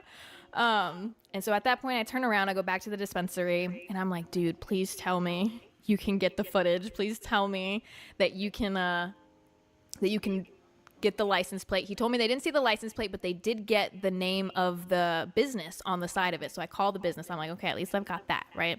I call the business and I told them what happened. I had to leave a voicemail. I get a call back from the owner. Owner's like, yeah, so I talked to my guys. They said they didn't hit anything. What do you mean they didn't hit anything? I was like, I don't think they did it on purpose, but in order to get into their car, they had to open their door and they hit my car. And he was like, you got proof of that? Unfortunately, no, I don't have proof. And I explained to him that the only camera footage that they had is of the right side of the van, and I'm parked on the left side of the van. So there literally was no way to be able to capture that happening. He's like, my guys say they didn't hit you. And I was like, oh my God. He's like, were you parked outside the line? Maybe you were parked outside the line. And I was like, no. I'm not parked outside the fucking line. Like, please. He's like, well, like my guys are saying they didn't do anything wrong. And I was like, I just like reinforced it. I was like, bro, I'm gonna be so real with you. I was so real with him. I was like, look, I don't think they did it on purpose. If you want my honest opinion, I don't think that they did it on purpose, and neither of us were in the wrong. I don't think they parked outside the line. I did not park outside the line either. I said it is a very small parking lot. I explained the parking lot to him, and I was like, look, I don't have video proof of him hitting my vehicle. He's like, do you have before pictures of your car? And I was like, what I do have is, since I went to the dispensary, I was recording, and I recorded in my car, and I was like, what I do have is footage of me in the vehicle, and you can see exactly how close the van is parked to me. I'll send you that. He's like, okay, great. Well, what you're going to do is he's like, let's get, I told him I just wanted like insurance. And if you didn't want to give me insurance, that's fine. I just want to get the paint chips fixed. I don't think it's going to be $1 million fucking dollars. It's probably just going to be a few hundred. And I just don't want to have to fucking pay for that because bitch, I didn't do it. He was like, what we could do is, he wasn't mean about it. He was just trying to get out of it at first. And I was like, look, dude, like I'm really, he said his solution, he said, let's get our insurances. Let's go to the parking lot. Let's park the van and your car again in the same spots, and we'll see if like what I'm saying like matches up. Because I told him, I was like, I don't think that they were parked incorrectly. I wasn't parked incorrectly. I think that the van is just too big for the parking spaces. It's a small parking lot. And so I think that the only way that he would have been able to get in my car is to like hit it a little bit. And I don't know. We're gonna see what happens. We're gonna see. But that fucking, it pissed me off so much because when I literally got into the parking lot, I knew it was going to happen. But I was like, no, I'll be quick. It'll be fine. Trust your gut, bro. Because I had a car in pristine condition, and now I do not. And now I have to get this shit fucking fixed. And chances are, how much y'all want to bet I'm going to have to pay for it? Fuck. I should have just listened to myself. I hate parking in LA. Because you know what? I'm not the only person that goes through this. If you're in LA, then I should have lied. No, I wasn't. I didn't want to lie. Like there's no reason to lie. Like I genuinely don't think it's like a super big deal. I just really don't want to have to pay for it. Like I'm gonna get it fixed because like I said, I want to trade it in. But like it's not a big deal, you know. Like I want to know why they lied. Like why are you lying? You hit my car. It's not a big fucking deal. Like you didn't sit here and fucking like scrape the absolute dog shit out of it. Like you opened the car door a little bit. It hit my car a little bit. Like why are you lying? Fuck, man. Jesus. And y'all made eye contact with me. Y'all stuck around for a few minutes and shit. That's fucked up. That is fucked up. That's messed up. But you know, if you live in LA, then you have experienced this. Everybody I know has fucked up cars. Not even their own fault. Everybody I know has fucked up cars here. And it's because, like, I know there's one person specifically whose car, when they moved here, it wasn't bad. Like, it's an older car, but it didn't have anything wrong with it. That shit is fucked up now. On every angle, every side, any part you look, I'm talking about dented in, scraped off, bumper was hanging off one time, just completely fucked. Because people just hit them in the parking lot and then just leave. And, like, most places do not have cameras here. Most of them do not have cameras here. So there's nothing that you can do. I don't want that to be me. So badly, I don't want that to be me. I do my best to avoid parking lots. If I park in a parking lot, I don't have to park close. I'll walk. I will, in fact, park in the back, and I will walk. If there is neighborhood parking, I will be parking down the street, and I will walk a couple blocks. I can't even imagine if I came back to, like, my vehicle and like my bumper was hanging off, or if like it was like dented in the back. Like y'all, I'm gonna have to get y'all pictures. I'll have to get pictures and show y'all, because when I tell you like, oh, it's fucked, their bumper is broken back there. We're talking about dented in on both sides, right? Then in the middle it's dented in and broken, and then it's just scraped, all different kinds of colors too, scraped in all different kinds of colors. How many cars have hit it at this point? I have no idea. I bet you it's a lot more than we think. That's so funny, you saying people in California don't know how to drive, but you live in California. You drive well, though. I believe you. Yeah, no, I want to get a camera for my car just because of like a situation like this. I just didn't want to have to pay for it. It's just like more stuff to have to pay for, bro. More stuff to have to pay for, and it's just ridiculous. I just don't know. I don't understand how people are so comfortable driving off. Because me, if I hit somebody's car, even if it was like a little scrape, oh my God, I'd feel awful driving off. Not only would I feel awful, but like I wouldn't want to get charged with a hit and run, because it happened to my brother one time. I don't want to get charged with a hit and run. That shit is scary. He didn't get charged with it, right? But they were about to charge him with it. So he was in a grocery store parking lot. And he accidentally, I don't remember if it was like he backed into them or something, like he hit their car though. And he stood around in the parking lot waiting for like an hour and a half actually. And this was the only reason why he didn't get charged with the hit and run. He stayed around waiting for an hour and a half, and then he had to go back to work. So he got in his car and he drove off. All of a sudden, police show up at the house, knocking on the door, looking for him. Show up to my dad's like place of work, looking for him.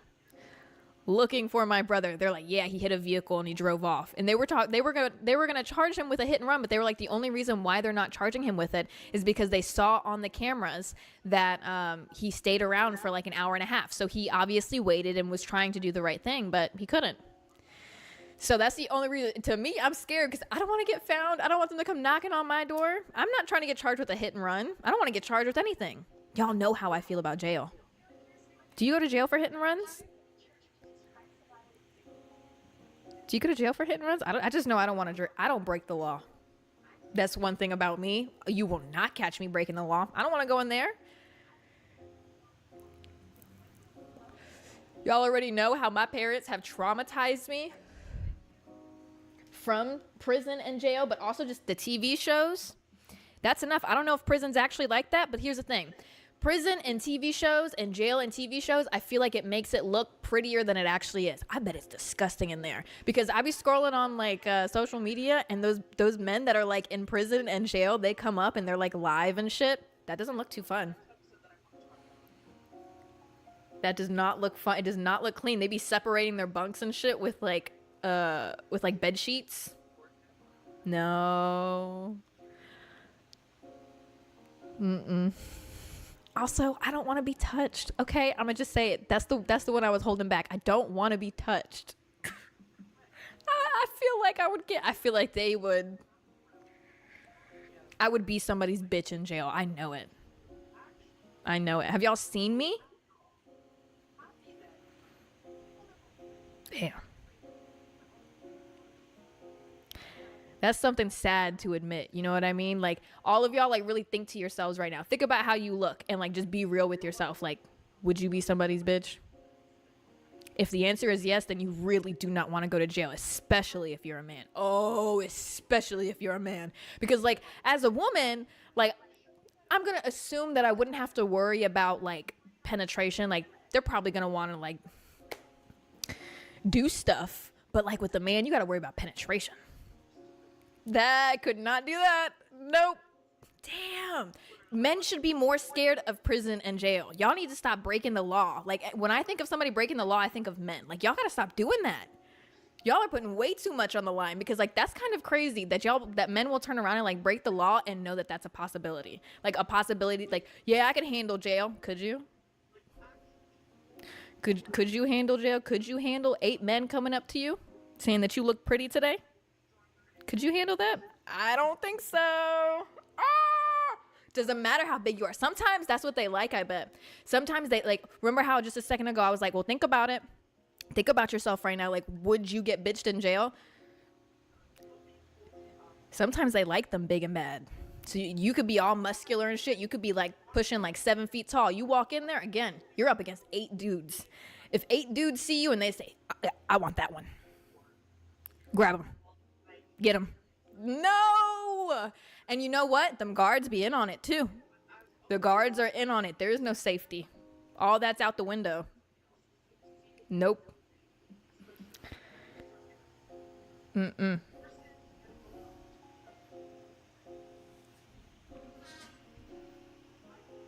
Every time you smoke, you get pimples on your face. I don't know why that happens. I actually don't know why that happens.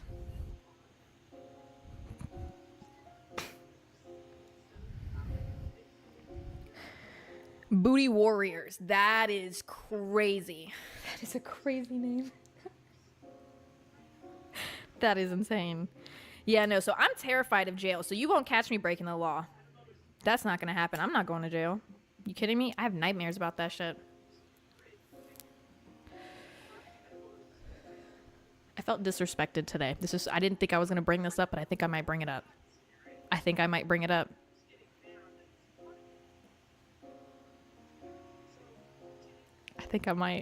I didn't want to bring it up because, you know, it's a little bit too much. Jezebel, you are. It's too much tea, you know? It's some personal tea. Okay, I'll bring it up. So, there's this person that I grew up with that I was really good friends with, like, most of my life, since I was like 14 years old. And we don't, like, we're like adult friends now, you know, like we live on opposite sides of the country. We don't hang out with each other. We keep in contact, you know, and by contact, I mean like every few months, or like maybe on our birthday, we'd be like, happy birthday. And that's it, you know? Besides that, we'd just be like chilling. Well, I had a dream last night. It was a fucking ridiculously insane dream, right? And I was like, okay, it involved this one person, and I thought it was a cool dream, right? I was really excited to tell this person about this dream. I was like, I'm so excited to like text them about this. I go to text them about the dream. Who's this?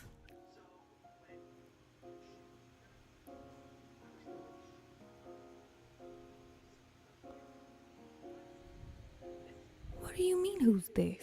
Who is this?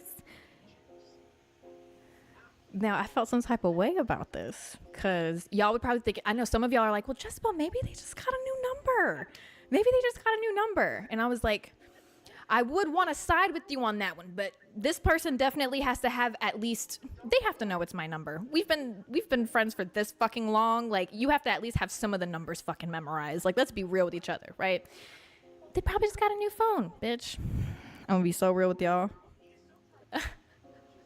I think they have me blocked on social media. I think they have me blocked. I don't have proof. I have no way to know if they have me blocked because like when you block somebody on like Instagram or on like platforms, like it now blocks any account that they have, you know? So I have no way to like search on any account on my phone at least.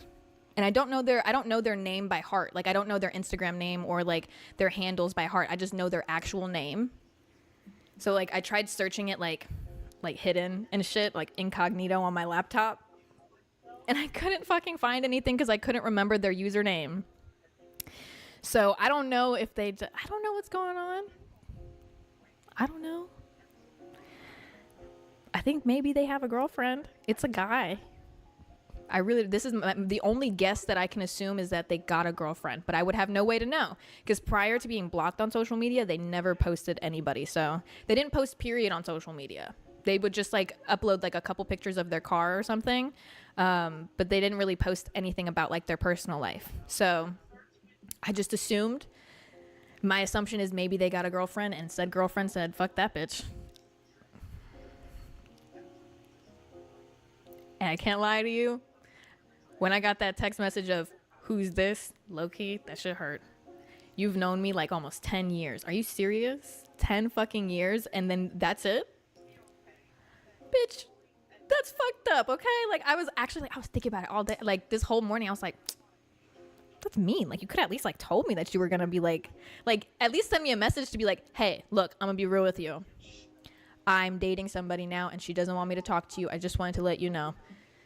That's fine. But to just leave me in the dark completely, I don't know, man. It feels fucked up to me. And like the thing is, it's like I feel very confused in my head because at the same time it's like, okay, like I get it. You know what I mean? I don't get it, but I get it. I get it if your girlfriend tells you if you love this girl and this girl is like, hey, you know what? I would prefer if you didn't have this person in your life. I would want you as the man to do what she says. I would want you to do what you need to do in order to make her comfortable because you love her and that is your girl. And at the end of the day, bitch, I'm not marrying you, you know? I'm not sleeping in that bed with you every night. She is. So I want you to do that. But I feel like no communication on the situation just sucked. You know? So it's like, it's a really like conflicting feeling in my head because like I'm upset, but at the same time, I'm like I can't be upset. You know, that's the best way that I can explain it. The second that they said that, who's this, buddy, you don't gotta tell me twice, bitch. I said, my bad, I'll lose your number. That's it. You don't gotta tell me twice. I will not stick around to find out. I don't need you to explain. Like I said, I'm just going under the assumption that he has a girlfriend. I don't know why. I don't know what it is. I don't know why this happened, but you don't gotta tell me twice. Don't gotta tell me twice. I said, I'll lose your number. My bad. That's it. Tough, but is what it is. That shit sucked so bad. I'm so glad that I talked about it because I didn't want to bring it up. But man, I ain't got nobody else to talk to about it. So that shit was fucked up. That's all I have to say. It's just fucked up. It hurt. But that's okay. It is what it is. Charge it to the game.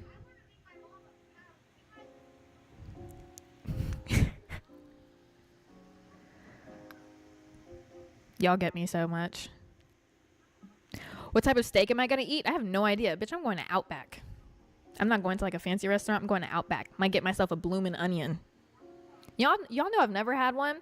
I went to an Outback one other time in my life. And I went there specifically for the bloomin' onion because I was like, damn it, it's been 21 years of my life and I haven't had this thing. And I've seen too many people discuss it for me to not have a damn bloomin' onion. So I decided to get a bloomin' onion that night. I don't know what the fuck happened at this Outback. I pulled up to Outback.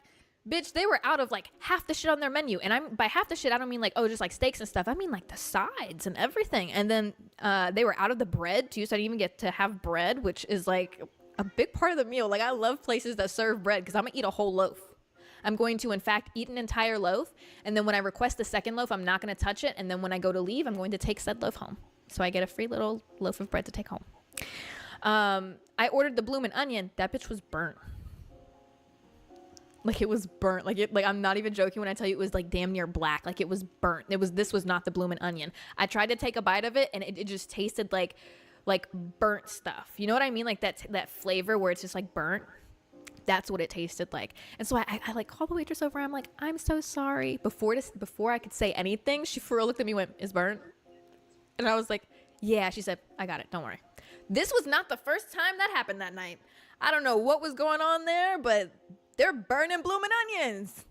I was so upset. So I never went to one again because I was just so distraught over the situation. But now I need steak, and this is an affordable steak place. So maybe they will have a bloomin' onion for me today. Maybe this will make up for it. How do I get rid of the weed smell in my place? I don't really try to. I don't try to get rid of the weed smell. I mean, I have an air purifier, but I don't really, since it's just me, I don't really like care, you know? And then my friends that like all of them smoke too. And if they don't smoke, I live in California, so it's not like a new smell to them. I think that I'm definitely nose blind to it for sure because I have had people over and I have had people get in like my car and be like, "Oh my God, like your car smells like weed," or like, "Oh, your place smells like weed." And I'm like, I don't smell shit. It smells like air in here to me. I light a candle. I'm thinking that like it just smells like nice pumpkins. It's gonna smell like weed pumpkins. Is there a Texas Roadhouse in California? Not near me, at least. I've also never had Texas Roadhouse. I could just open windows. Fuck no. When I came here, look, in Atlanta, I used to leave my porch door open. I used to open windows. I used to love the breeze coming in, right? I never had any problems. Here, my God, the spiders.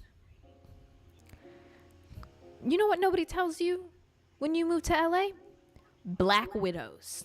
Brown widows. I didn't even know there was a second one. Brown widows? Are you serious?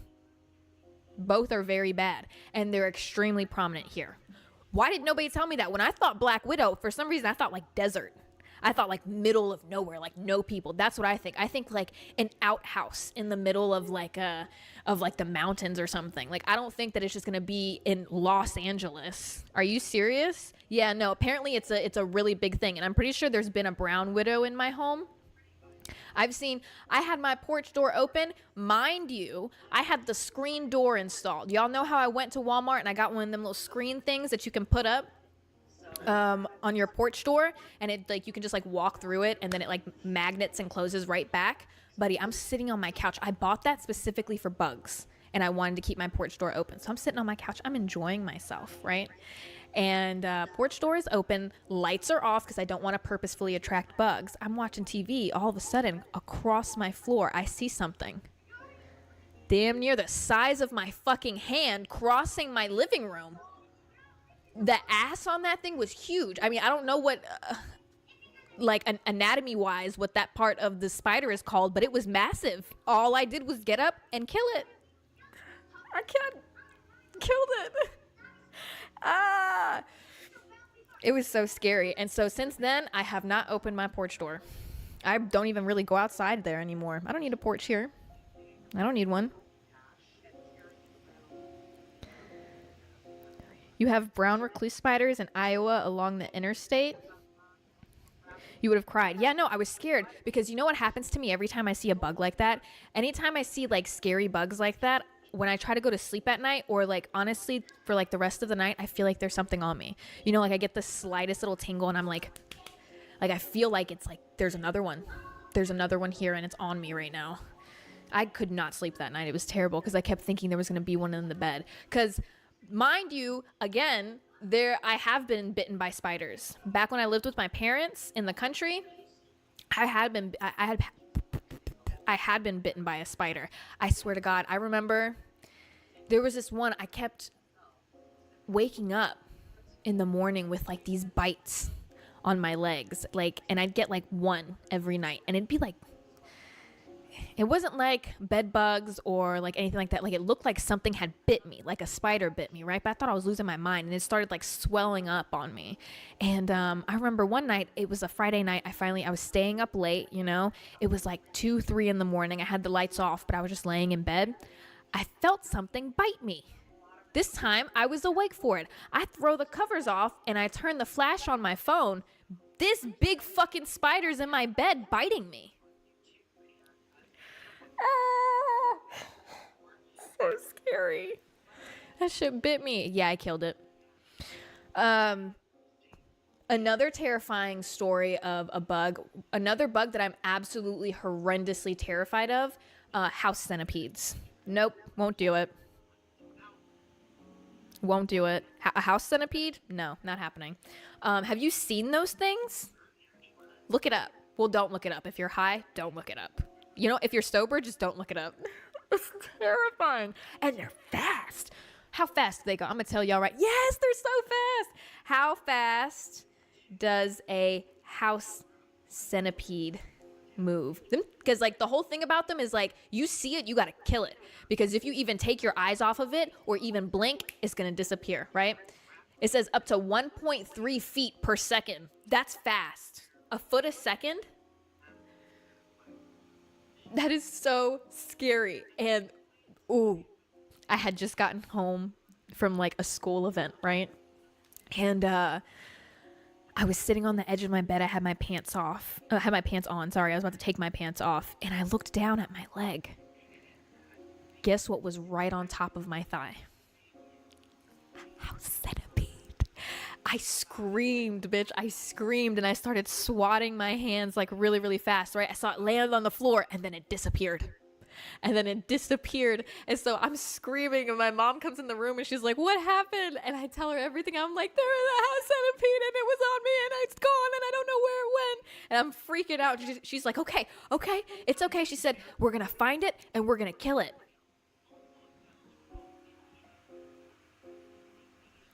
We took everything out of my room. Hours. We were up until like 3 in the morning. We literally removed everything from my room. Like the room is bare, just carpet.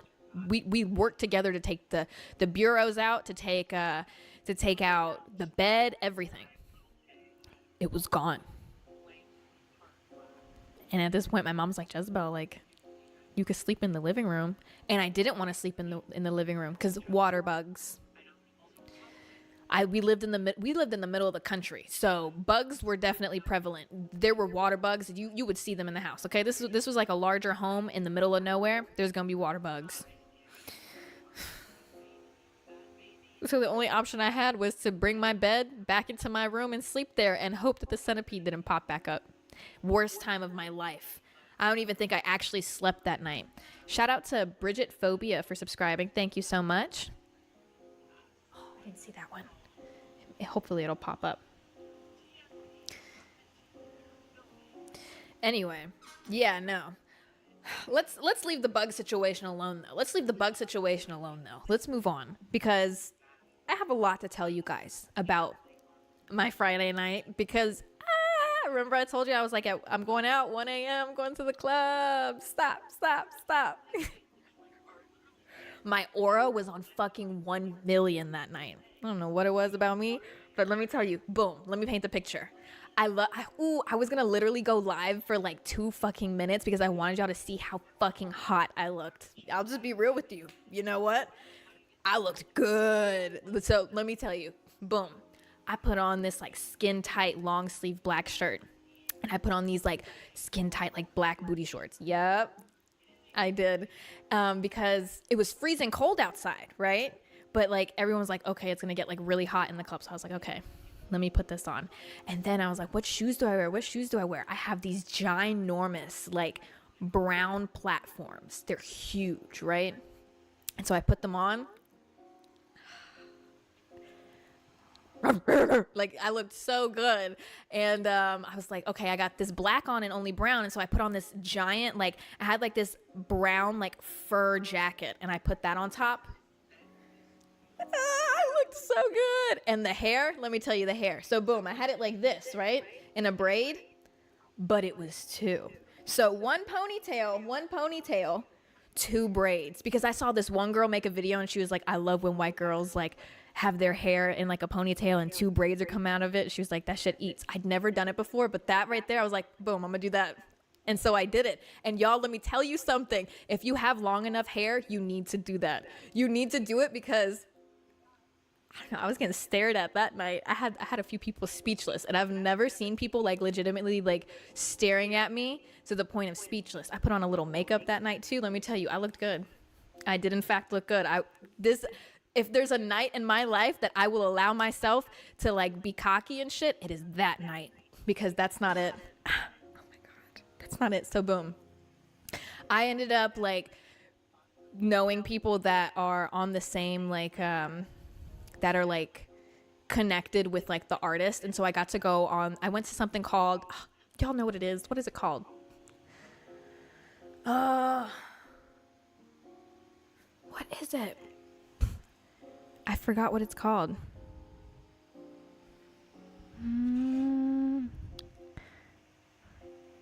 What is it called? I'm trying to find the name of it because you guys can also see me because it's going to be posted on YouTube. The boiler room. That's what it is. Boiler room. Yeah. So I was on stage. And so I got to be on stage with, it was Mike Will Made It set. Chief Keef was on stage with me and Wiz Khalifa. And they both performed. And it was so cool. I was on stage. I was like literally like right there. I was like, I'm in the back. Hey, I'm like one person behind them and shit. Chief Keef right in front of me. And so I'm like, been waiting on the boiler room to like post more of the content because y'all will see me like high as fuck just in the background. Isn't that so fun, bitch? That's so cool, right? That's so cool. I had so much fun. That was so awesome. But this brings us into it. So where do we start? Oh yeah, the confidence part. So boom, I walk in. I can't say the name, bitch. I can't say who it is. But this person is like, this is what made me feel like my aura was on like 1 million that night. I can't say the name, so don't ask because I'm not going to say it. And no, this isn't one of those situations where I'm going to like be like, I'm not going to say it. And then I'm going to say it. I'm so serious. I'm not. Okay. Because there's actually a chance I might run into this person again. I'm walking in. There's like a certain like area that only the people that are like the artists and like are with the artists can like walk through. And I'm walking through that area. Next to that area is like the private sections that can like be purchased and stuff, right? There was a very famous, very well-known person there. And I'm going to walk by. Bitch did a double take on me and then was staring at me.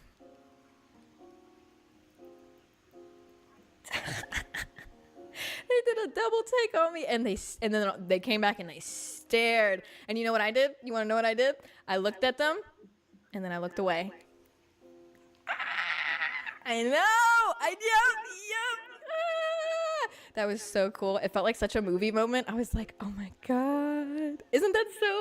That would make you feel so fucking good, wouldn't it? Yep. I did, and I didn't look back once. We had that quick eye contact. They were staring me down, and then I looked away like it meant nothing to me. Like it meant nothing. Like I don't care, you know. But in my head, I was like hyping myself up. I was like, walk, and step. Yep. I ate that night. It was crazy. It was so insane. So that like shot my confidence the fuck up. And then there was just like, I think I just really looked good that night. Like very put together. I'm so serious. Do the hairstyle. You like split your hair down the middle. You make it a high ponytail and then you do the 2 braids. Yep. Do very light, like bare skin. Make yourself glowy and shit. Like seductive. You know what I mean? Be seductive. Get you some like big hoop, like gold earrings, tight bodysuit of some sort or tight clothes. Trust me. I was eating that night. Y'all. Ooh. That was such a fun night. But anyway, so let's move on past the, okay, Jezebel, you looked good. Yes, we get it. Sorry. What happened after that? The fit, I'm going to have to put the outfit back together so that like I can show you guys exactly how I look so you can understand. It was super cool to be on stage. And let me tell y'all, this was my first time ever being like in a club of any sort. Y'all know I have never been to a club. This was like my first time doing anything like that. So for my first time in a club to be on the stage was crazy because they gave me a warning before going on the stage. They're like, look, it might be a little bit weird for you.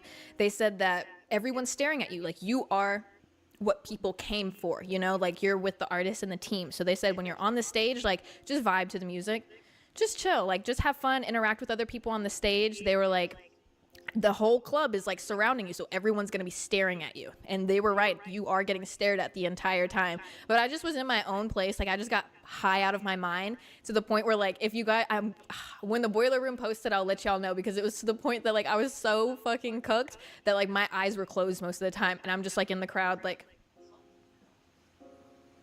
I'm so fucking fried. But what was so weird was like what happened while I was on the stage. Like there's stuff that you've seen that like you see in movies and like TV shows or that you hear about and like I don't know, like it's just stuff that I didn't think was like real, like people trying to like flirt their way into sections or like people trying to sneak into like to like sneak on stage. Like that shit was crazy. I actually watched it happen. I'm on stage, right? And I'm with the people that I came with and there's like this, I'm gonna be with you, it looked like a fucking kid, like a 16-year-old boy who just like pushed his way onto this, he like pushed his way over to where I was at and was like standing in front of me and he knew every lyric to every song, right? He's bumping, but I'm looking at him and like I'm looking at like my friends, I'm like, who is this guy? Because he wasn't downstairs with us a second ago. I was like, who the fuck is this? And I'm trying to like look at his face because I'm not joking when I tell you he looked like a child. This looked like a child. And then all of a sudden security came onto the stage and like removed him and shit, right? Like removed him and he was like still singing the lyrics and shit as they're like dragging him out. And I'm like, did that man just like sneak on here? What the fuck was that? I was like, that was crazy. He did that like 3 more times before security was able to like properly remove him. And to just see that actually like pan out was like insane. And then another thing that was just like super odd to me was there was this girl that was behind the stage is like, you know, the stairs begin. And so it like kind of like is like staggered for everyone that's like not on the stage. And there was a girl who was like pretty much right behind the stage. There's like the only thing that's separating her is a fence, honestly. Like she's damn near on the stage. Like if you watch the Boiler Room like footage, like she's probably going to be on camera because she's like a little bit higher than the stage. So she'll be seen over everybody else, right? But there was a guy that was behind me and she kept trying to talk to him. And I couldn't hear what she was saying, but like, buddy, look, I don't know. I was high as fuck. And like after like a certain point of me being high, it's almost like I just don't care anymore. And so like if I want to like stare at an interaction and analyze it, I most definitely will stare at an interaction and analyze it. So this girl's I turn around. I'm like on the stage. My back is now facing the crowd and like the artists and stuff. And I'm just staring at these 2 people because it's a guy and this one girl. And she's like right behind him with the fence separating. And she's just like smiling at him all cute and like tapping on his shoulder and going, and then she's like looking around like being all cutesy and stuff. And I'm like, is this happening right now? And he's looking at her, he's like, what? He was like, what? And she was like, well, you know. And then she said some words and I couldn't hear what she said, but I'm just still staring at her, like just watching the interaction because I was like, is she gonna get here? Is she gonna be able to get over here? And he like picks up his water and he's like, is this what you want? And she's like, no. And she's like pointing to the stage, right? And he just went, oh, and then turned around and just like completely ignored her. And I was like, That's crazy. And so I turned my ass back around, right? Because the situation's done. But just what was insane to me is she was actually trying to flirt her way onto the stage. In all honesty, I thought she would be successful. She was fucking hot. She was hot. But I couldn't tell, like, I don't know if I could ever do that. Because, like, it was, in fact, embarrassing. It was, in fact, embarrassing. Because of the, well, I feel like even if he let her on the stage and was like, okay, yeah, like, come to the stage, I feel like it still would have been embarrassing because you had to flirt in order to get on this. Is that not, like, kind of, like, awkward? Like, I feel like I would be so embarrassed if I had to do that. And then it feels even worse, no, like, getting declined. Like, he just completely acted like, nope, don't care. What? Like, she's sitting there, like, trying to flirt. What? Straight face. I'm like, oh my God. Because, like, that would hurt me. Because, like I said, this girl was hot. But damn, that would hurt anybody's ego. Trying to talk to somebody and what? Damn, that's fucked up. You can't flirt for shit. I feel that. That's exactly how I feel. I cannot flirt for shit. Like, I don't think that I'm good. I haven't had much practice. So, yeah, I couldn't do it. You know how, like, girls say that they, like, go to, like, bars and stuff like that, and they just, like, flirt with a couple guys and get, like, their drinks? I could not do that. I don't think I'd be good at it. I also don't think that I'd be able to walk away from the situation because I would feel bad. Like, I remember being at, like, a bar before, and I think I told you guys about this, but, like, men would just, like, would offer me drinks, and I would just say no. Because, like, I would feel bad because I was like, I'm not going to flirt with you. Like, I have no interest. Like, I don't want to take your money or your drink. That's fucked up. Every time a man was coming up to me and, like, offering, like, let me get you a drink, let me get you a drink. Even when they would just, like, be flirting with my friends and, like, they'd be buying shots for everybody, they'd be like, let me get you a shot. And I'd be like, no, I don't want a shot.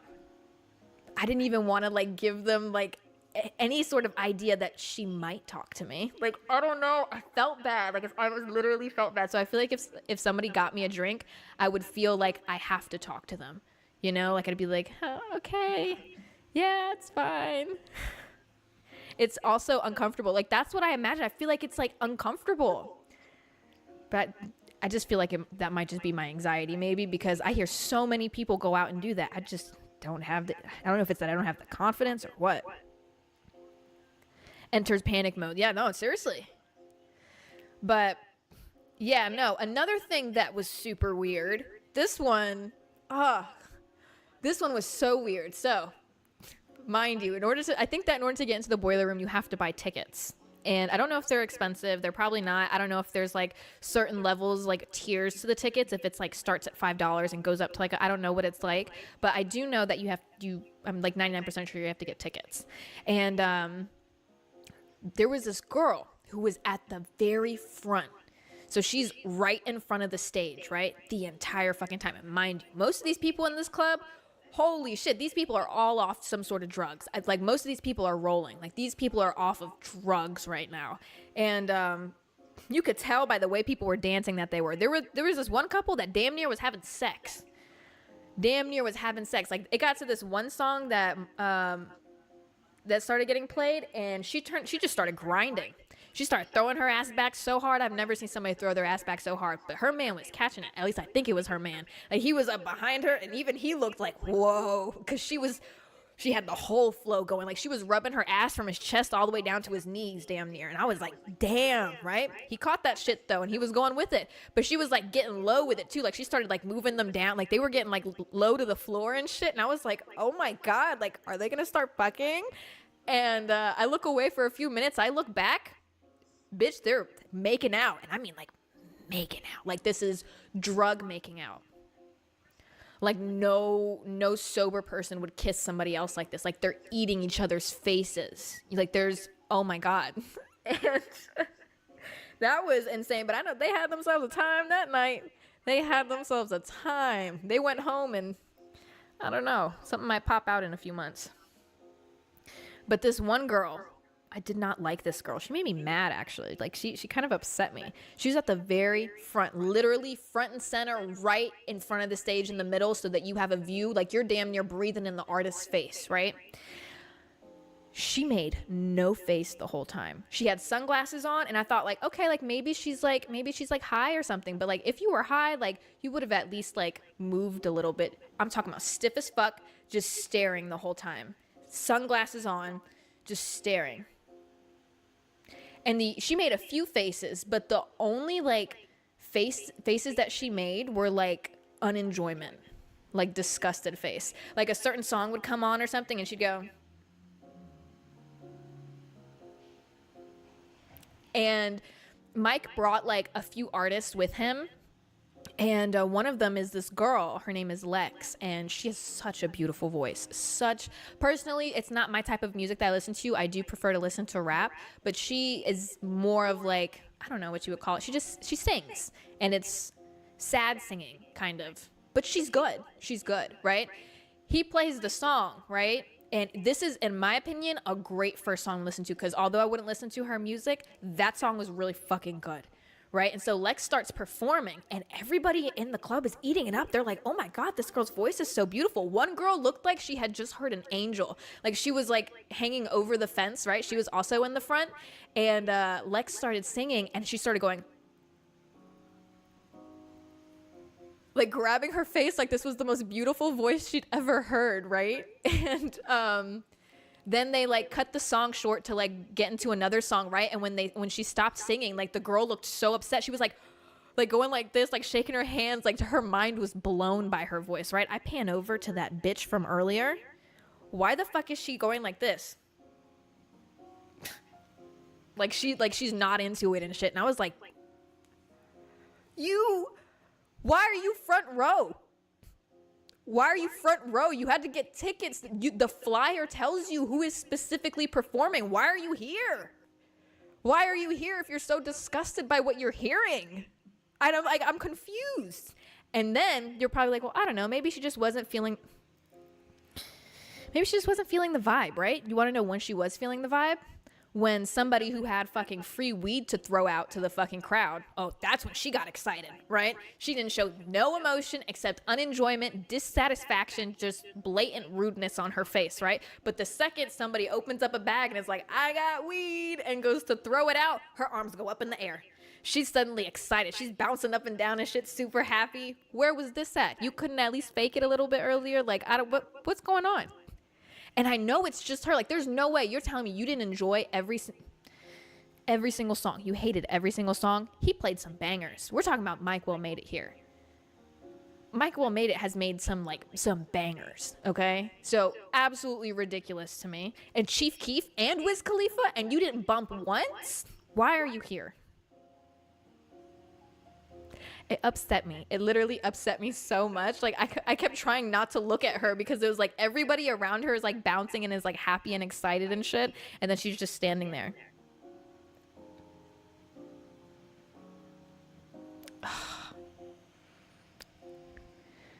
Pessimistic. Yep. She's just disrespecting. That's literally what it is. And it's so weird. But so we're nearing the end of the performance, which, mind you, buddy, when you're on a stage and the music is good and you're high as fuck, you don't realize you've been standing on that stage for like 3 hours. I was standing on that fucking stage for like 3 hours. Like, we got on stage. They're punctual with that shit. We got on stage at like right before 1 a.m. And then I went to leave like damn near 4 a.m. I didn't realize that shit went by so fast. Like, it was like stepping into like a time chamber. It was crazy, but I had a lot of fun. Buddy, let me just say, I lasted a lot longer than I thought I would. I ended up having to leave because I had a massive panic attack. Like, a massive panic attack. I think it was a combination of getting super fucking high, and also being severely dehydrated, which is just a recipe for disaster. If you're somebody that tends to have get anxious when you smoke, or you feel like you have panic attacks a lot after you smoke, chances are you're just probably dehydrated. That's usually what it is, especially if you're feeling like the heart racing and like some headaches. Like, you're just dehydrated. Even when you think you're drinking enough water, you're most likely not. Like, the average person needs like a set amount. Like, if you Google the average amount, that amount is like beneath what I believe or like what most people actually need, because it also, you have to factor in like the climate that you're living in, how much exercise you're getting. And exercise isn't just legitimate like exercising. It also is just walking around throughout the day. Like if you drove your car to the grocery store, got out and walked to said grocery store. If it's hot outside when you walk to said grocery store, like there, and then also what you eat, like a lot of this factors into that. But I remember I was just standing on the stage. This was like probably the worst experience I've ever had. I was just standing on the stage and I was looking off into the distance, and my body just did this thing that every time it does this thing, I know that like my heart rate just like fucking jumped, and there's a possibility I might pass out. What it does is it's like I stumble for a second, like it feels like I can't catch my breath for a second. I stumble a little bit and my vision like kind of like looks shaky, like it looks like wah. That's the best way I can explain it. Like that's the best way I can explain it. And then all of a sudden it feels as though I go into like POV mode. Like I immediately go into like, where am I right now? Like I feel like I'm seeing everything through like a fisheye lens, you know? I'm just standing on the stage looking off into the distance, and then boom, that exact thing happens, and I'm like, oh fuck. And so I'm hoping that this isn't in the footage. Low-key, maybe actually I do kind of hope, because like y'all can see the distress on my face. But I was just like, I was enjoying it. I was looking off into the distance, and then all of a sudden I just went. And I had this water bottle, and I opened the water bottle and I start chugging that shit. And I'm like looking around, because like when I get to that point, if like I'm super dehydrated and like, oh, okay, like now I'm having a panic attack because I didn't drink enough water, I keep like looking around everywhere really fast to see if my vision readjusts to like normal levels. Like that's the best way I can explain it. I start pounding down water, and I realize it is not getting better. It is not getting better. It's in fact getting worse right now, because then I turn around because I'm like, okay, like I'm having a panic attack right now. Like, what do I do in this situation? Like, what do I do with the fact that I am not only in the middle of a stage around like a crowd of people, there is an even larger crowd around said stage. How the fuck do I get out of here? I turn around, and when I turn around, all I see are bodies all around me. And I'm like, oh fuck. And so one of the people, like the person that I was with, I tapped them. I'm like, hey. They're like, you good? What's up? And I was like, I'm not good. They were like, you're not okay? And I was like, no, I don't feel good. I'm telling them, I'm like, I don't feel good. And they're like, oh, and then they start looking around because they don't know what to do either. Because again, we're just in a sea of people. We're like, fuck. And then I tap them again. At this time, I'm like I feel myself stumble a little bit. I'm like, oh fuck, I don't want to pass out on this fucking stage. I was like, can you imagine? Oh my God, that's so embarrassing. Me? Y'all, can y'all imagine if y'all saw a video and like, bitch, I passed out on fucking stage? That's so embarrassing. I was like, if I'm going to pass out, I at least need to go outside and do it. Like, I don't want anyone to see this. So I was like telling them again, I was like, I don't feel good. Like, I don't feel good right now. And they're like, okay, bet. Like, they were like, let's go. And so we just start maneuvering our way through the crowd. We get off the stage and we start going, right? And we're like running around the club pretty much because we don't even know how the fuck to get out. Like, this is like a giant warehouse, right? So there's like only a few set exits and we have no idea where we're supposed to go. So we're like running around. We finally get outside. Thankfully, y'all, I did not pass out. I did not, but I was smart. The second that I started like feeling the way that I felt, I was like, I need to remove myself from the situation. I need to remove myself right now. And I'm so glad I listened to myself, because had I stayed in that situation, I would have passed out on that stage. I think it's like the fact that, like, you know, I'm high, I'm dehydrated, I feel like I'm going to pass out. If you stay in an environment that's overwhelming for you, you're totally going to pass out. Totally going to pass out. Jez folded like a lawn chair live. That's crazy. That is a crazy title for that. That is a crazy title for that. Oh my God. You were at a Melanie Martinez concert, blasted out of your mind, and almost passed out. Yeah, no, that shit, being in overwhelming situations, like, typically after I have like a situation where I had like a panic kind of attack, or like or just like super anxious when I got high, or like if I felt like I was gonna pass out when I got high, like the next time that I get high after that, I might like also have like another anxiety attack, just because like my brain gets like, it like expects it to happen. And when you expect it to happen, a lot of the time it will happen. I have a lot of people like always reaching out to me, asking me about anxiety and panic attacks when they smoke. Like I said before, it's most likely dehydration. That is 99% of the time what it is. But if it's not dehydration, you got to realize it's all in your head. That heart racing, the headache that you're getting, like this is all symptoms that you're bringing on. Like you focusing in on these symptoms as well. Like, you know, like when you feel any little thing and then you're high, and so you're like, oh my God, am I actually feeling this? And so it starts to get worse and worse and you spiral. You've got to learn how to calm yourself down. You got to learn how to calm yourself down. That's all that you can do. It happened to me the next night after, because I ended up smoking again. And like I said, my brain expected me to get a little bit panicky. And so I was sitting on the couch and I smoked a bit. And then I felt myself get a little bit panicky. But instead of just like allowing my body to like succumb to it and freaking out, I just immediately stood up and I was like, I'm gonna go for a walk. So I went outside and I walked around for a bit and I was fine. You just gotta lock in, y'all. You gotta lock in. The cure to hiccups is pretend they don't exist. Is that true?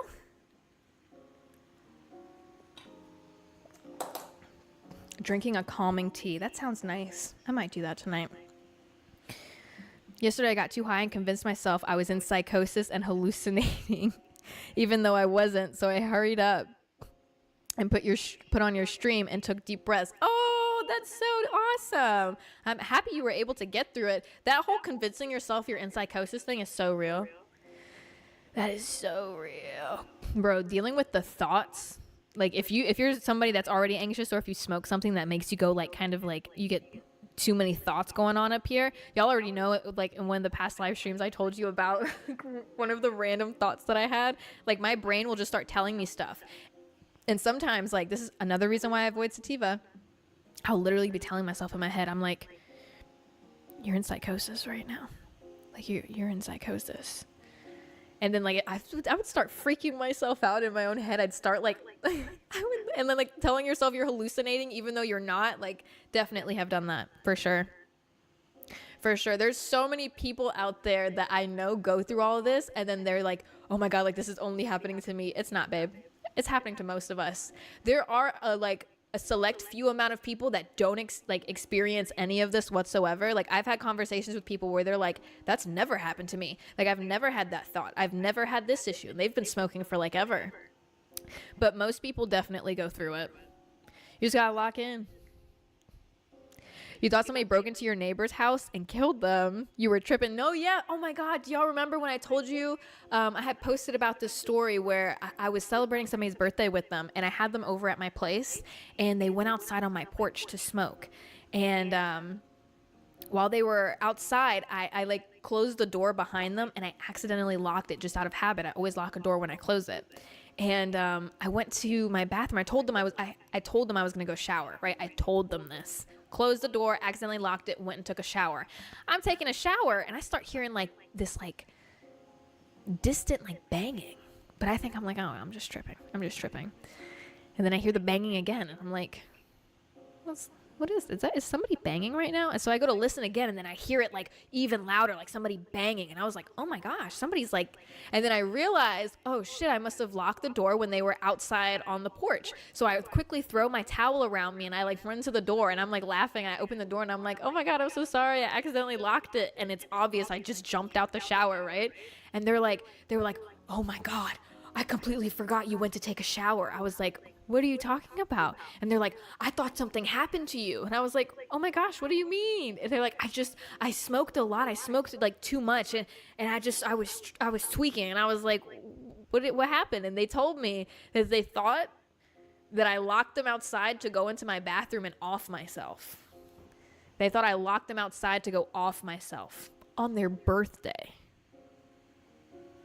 They were so distraught. They genuinely believed like that just happened. And I was like, oh my God. My only response to that was like, why would I do that? Like, why would I, on your birthday? Like, I would invite you here. My home puts you outside, and on your birthday would go and do that? That's fucked up. Oh my God. Sometimes you just get too 2 in your head, y'all. So let this be your lesson that you're not alone. You're not alone. Everybody gets 2 in their head. Way 2 in their head. Okay. It's about time for me to go get a steak. Holy shit.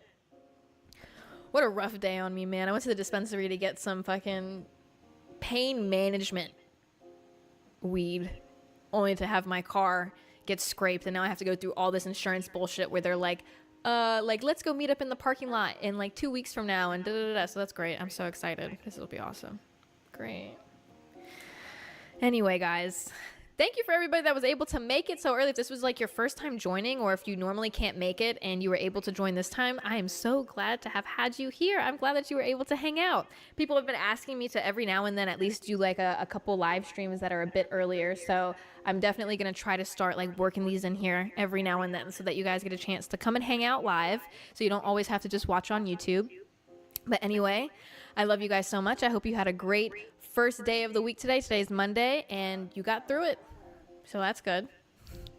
I hope that you guys enjoy the rest of your night. I hope you sleep well tonight, and I hope you wake up feeling great, because tomorrow's going to be a great day. I love you all so much. I will see you on Wednesday. Good night, everybody. Good night. Half of everybody, because it's only 5 o'clock.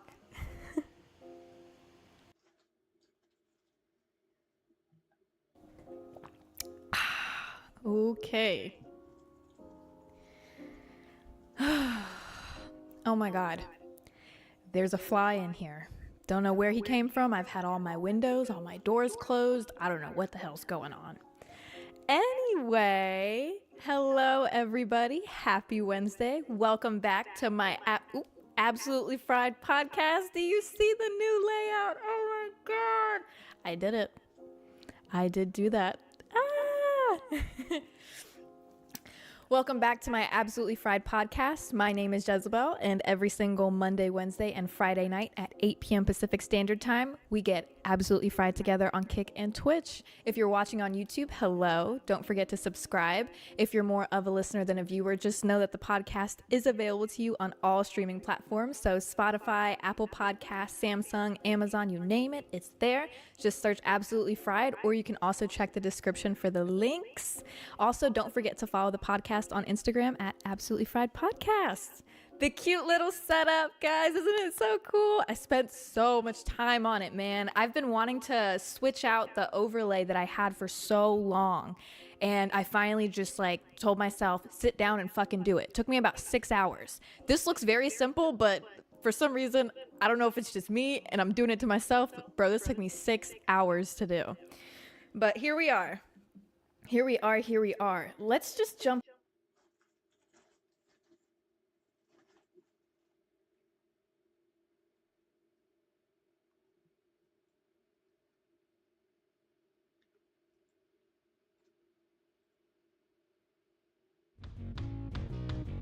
Disney Speedstorm is available now on mobile and PC with Google Play Games.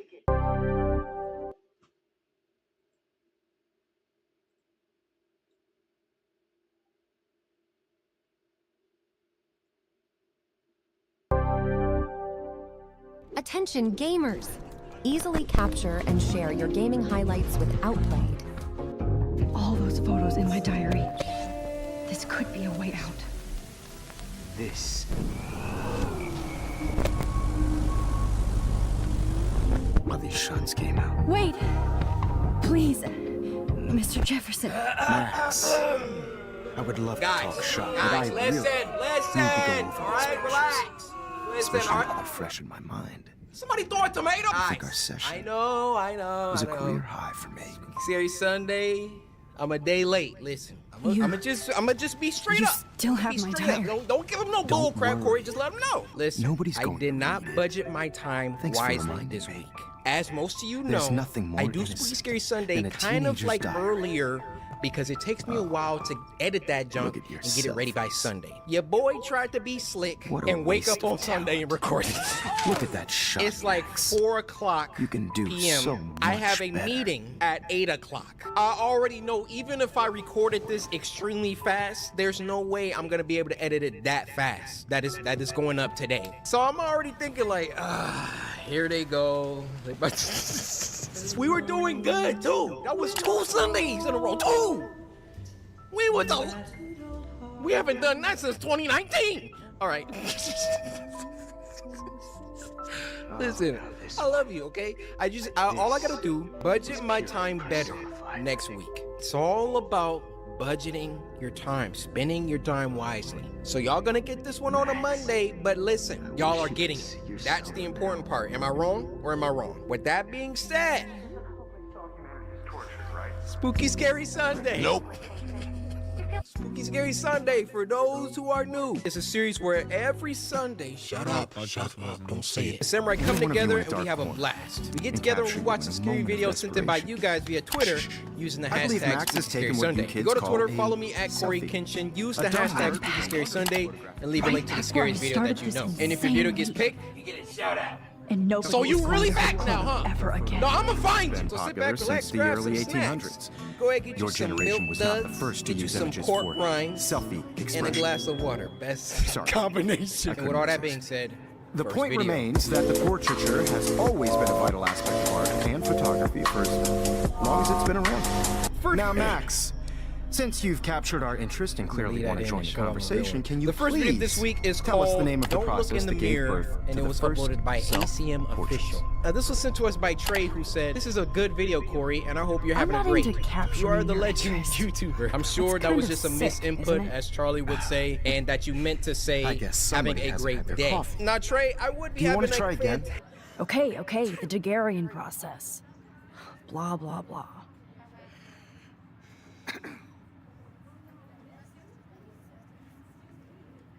Let's move on. Anyway, so the Daguerrean process made portraiture quite popular, mainly because it gave the subjects clear, defined features. You can learn more when you finish reading the assigned chapters. And guys, don't forget the deadline to submit a photo in the Everyday Heroes to change time. The winter to San Francisco, where you'll be feted by the First, artwork. let's make it real easy to capture Mark Jefferson. And Alyssa, get it together. Taylor, don't hide. I'm still waiting for your entry too. And yes, Max, I see you pretending not to see me. I didn't see you. Bastard.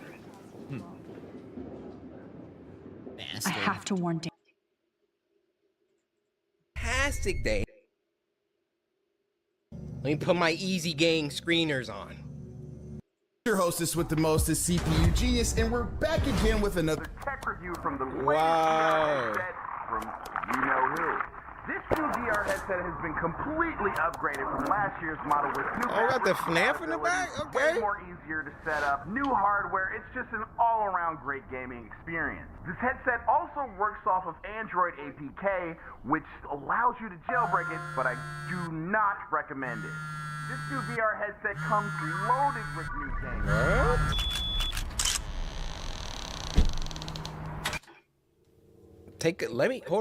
Let me take some steps back. Let me give y'all some stats real quick. This video, we can already tell the production value is there. This video has 1,000 views. What? 1,000 views and 1,000 subscribers. No! Now, I don't know how it's gonna end, but that's inconsequential to what I've seen so far. Run up the views. Everybody subscribe to Lone Visionary so they can make more of this. This is crazy. It has 1,400 views. Do not recommend it. This new VR headset look at comes this. loaded with new games.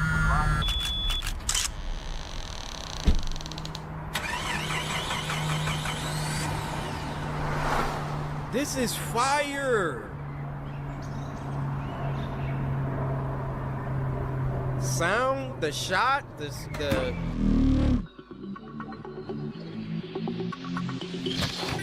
order the Oculus. How are you getting these shots?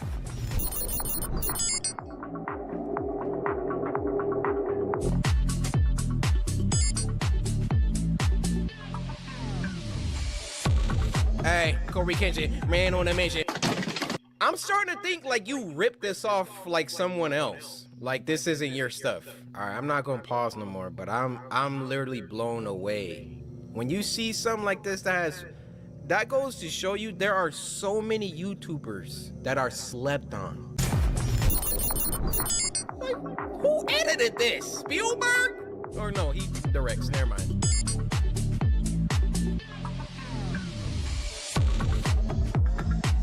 Okay, he on his VR. Bro, we gotta get some more VR on the channel. It's been too long. Help wanted? Like, slice that like thing. Motivate your boy. What's going on?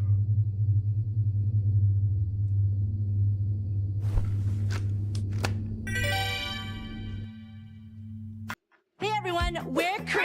And guess what? Google Play Games is the official PC platform for Cookie Run Tower of Adventures. There is so much you can do. You can choose your gaming mode, store. Are you sure you'd like to sideload this device? I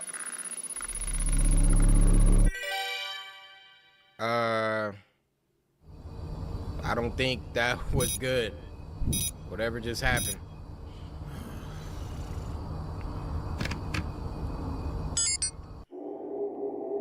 Spirit Bridge experience?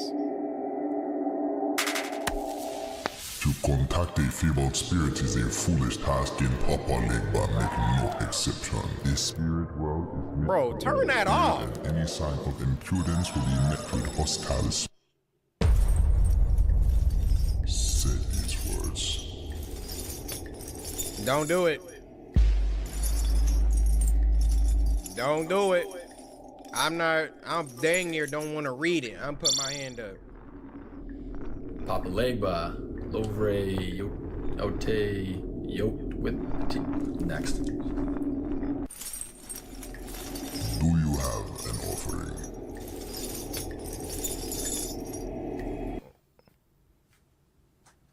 I need an offering for it. Coffee? You like coffee? Papa Legba, like coffee? Why would you? Right. It's for the game boss. Jeez, enough of these freaking trials and word games.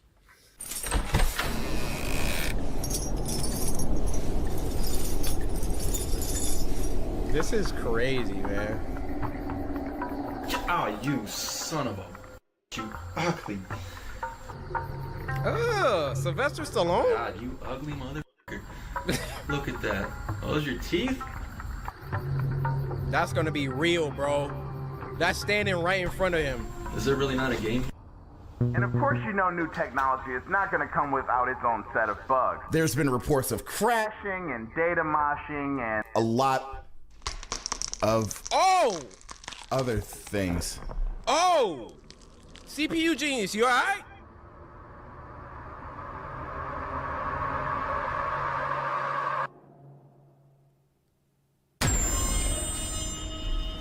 Oh, heck no.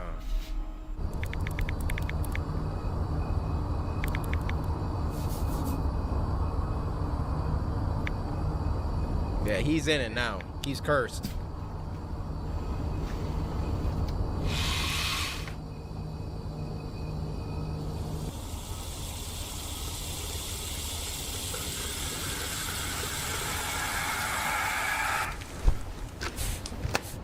He's a big fan of that freaking thing. Meditation.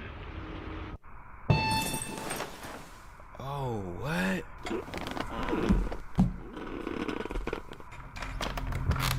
So do y'all think he's in the headset right now, or this is real life?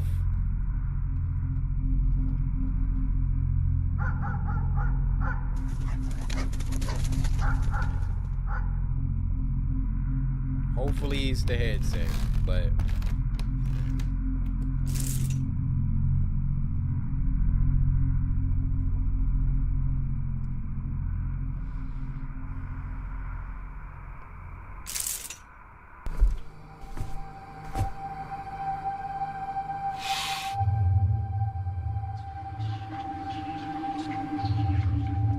Oh! Yeah, go ahead and put that curtain back down.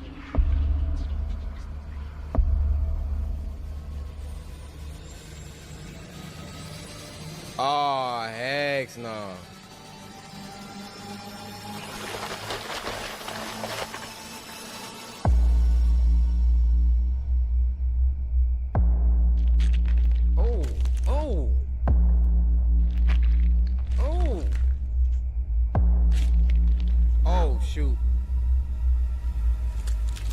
You done, no? Oh, you done, no?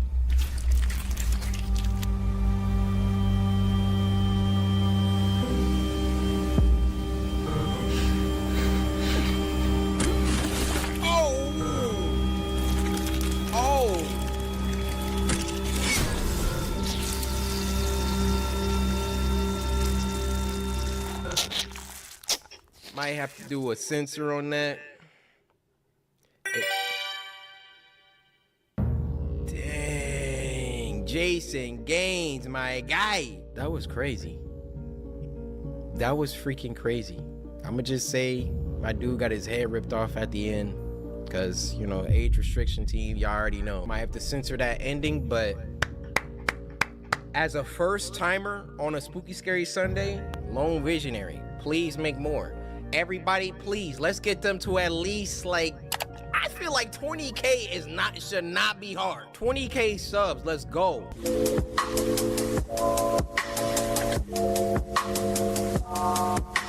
This next one is called Pizza Delivery Story 3, and it was uploaded by one of the most goated animators, Llama Arts. How you been? Now, this was sent to us by Kristen Mills, who said nothing. Wow. You didn't want to talk to me, Kristen? I could have had like a little personal moment. Actually, you know what, Kristen? I'm gonna create our moment, okay? You didn't have to say nothing. I get it. You're shy, right? You probably didn't know what to type after that. Well, this song is dedicated to you, Kristen Mills. Kristen Mills. Thank you. Yo, we haven't watched the Llama Arts in a minute. This happened in April of 2021. Okay. My region hadn't been hit so hard by COVID, so most aspects of our lives were normal. I had graduated in 2020 and I needed a job. I was 18 at the time, almost 19. I wasn't studying and I didn't know what the hell to do with my life. So in March, I got a job at Pizza Hut as a delivery driver and kitchen hand. Respect. The night I know some of y'all 18, 19, 20, young 20s. Y'all in that stage where it's like you graduated high school, maybe you want to go to college, maybe not. You just don't really know what you want to do. But respect to this guy and anybody who at least is working, at least is putting together a plan. It's okay to not know what you want to do, but as long as you're making moves, all right? You're out here at least trying to grind something to get closer to where you want to be, much respect. You think this dude want to work at Pizza Hut, sweeping the freaking dirty floors after people? But that's just a temporary situation. Let's see what happens with this guy. It seemed normal. It was one of those days that didn't seem like anything interesting would happen, but those are always the days when the unexpected happens, you know? Yeah. It was around 10:30 on a Saturday night. We closed at 11, so it was just me and my boss during the last hour. Okay. As usual, we got a late order. It was close, and I had finished mopping and sweeping the floor, so it was no hassle. My boss was always prepared for a million orders to come at the last minute, so he asked me to do it as fast as possible. Right. The restaurant was located in a plaza on the main road. The traffic was consistently heavy on a Saturday, so I avoided the main road and took the side exit. Even though the plaza was in one of the busiest parts of town, this street, however, was always so dark and empty. This street was also really long, so all you could see were the traffic lights about 500 meters ahead. Dang. Something was confusing me though, like my eyes were playing tricks on me. There was this black shadow blocking part of the lights, and there was this metallic object shining in the light above, bobbing up and down like it was floating. As I got closer, I could see the bottom of this dark silhouette. It looked like it was walking. So I approached with caution, preparing to brake or swerve. I got close enough to see this person was dressed in a long coat with a hood similar to a cowl, I can see. which is unusual where I live. Is that death? I turned my car lights on bright and honked my horn, hoping that they'd move to the side or something. But they didn't even flinch. Bro. Finally, I got close enough to see that it was some asshole dressed as Death.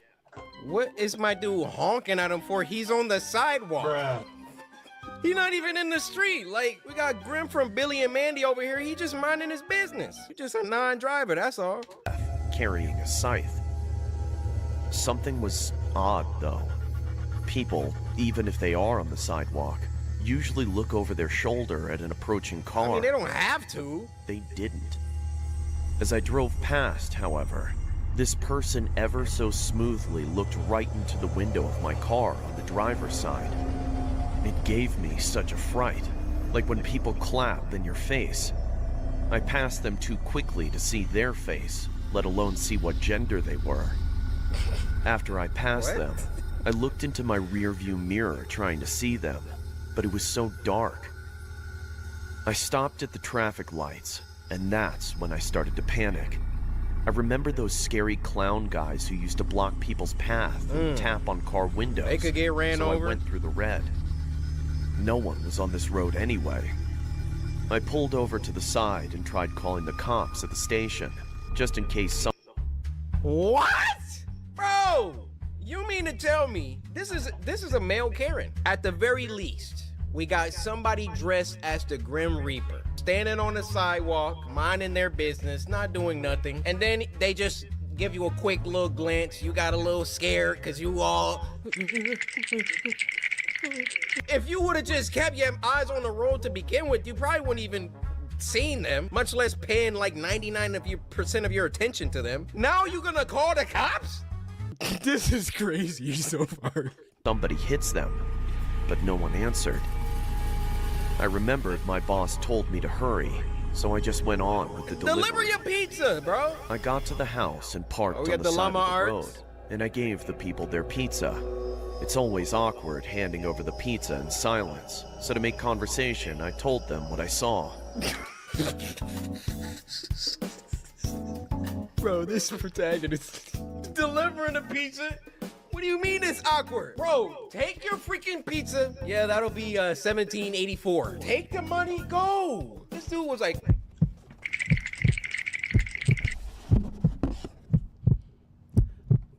There was a guy over...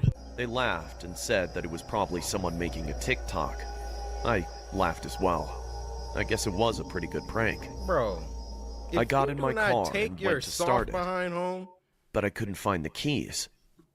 I checked outside my car as well, but I couldn't find them.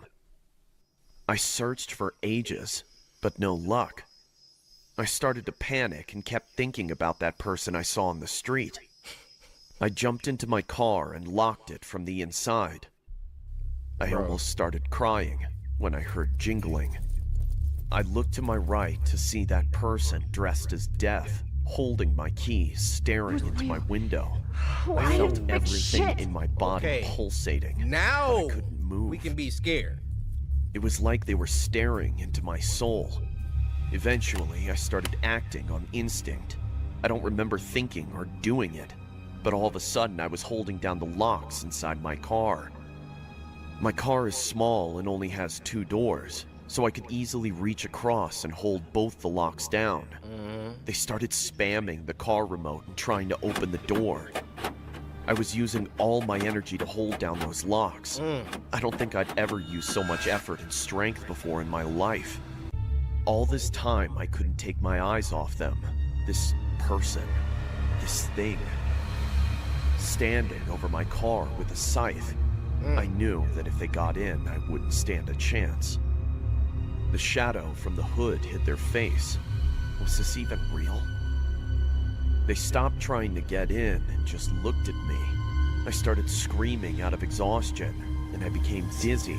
My vision was blurred. Bro. There was a silence, and then about 10 dogs started barking close by. This gave me hope. While leaning on the scythe, they lowered their body and put their face only a few centimeters from the window. Finally, I could see this person had covered themselves with a skull mask. We both froze and just stared at each other. I couldn't help but look into their eyes. The eyes. There was something unnerving about them. They didn't look like they were holding in laughter, like it was a prank. Through this creepy skull mask, No, that's creepy. I saw that they just looked curious, like how a little kid looks at an animal in the zoo. I shut my eyes and started calling for help. I had been screaming for so long, why couldn't anyone hear me? Bro, I feared. He's still in a driveway of the house he just delivered the pizza to, right? Here's what I'm about to do. Now, I got like the reflexes of a cornered cheetah, okay? He's like stretched out, got his foot on the passenger door. I'm turning, opening the door, doing a quick spin out of the freaking car while I'm airborne, hitting a quick tatsu to close the door, running to the freaking front door of the house that I'm at, lowering my shoulder, crashing through, running up the stairs, doing a front flip into the bedroom of the family of the pizza I just delivered, landing in the center of the two people that are in the bed, and I'm gonna be like, the door. What?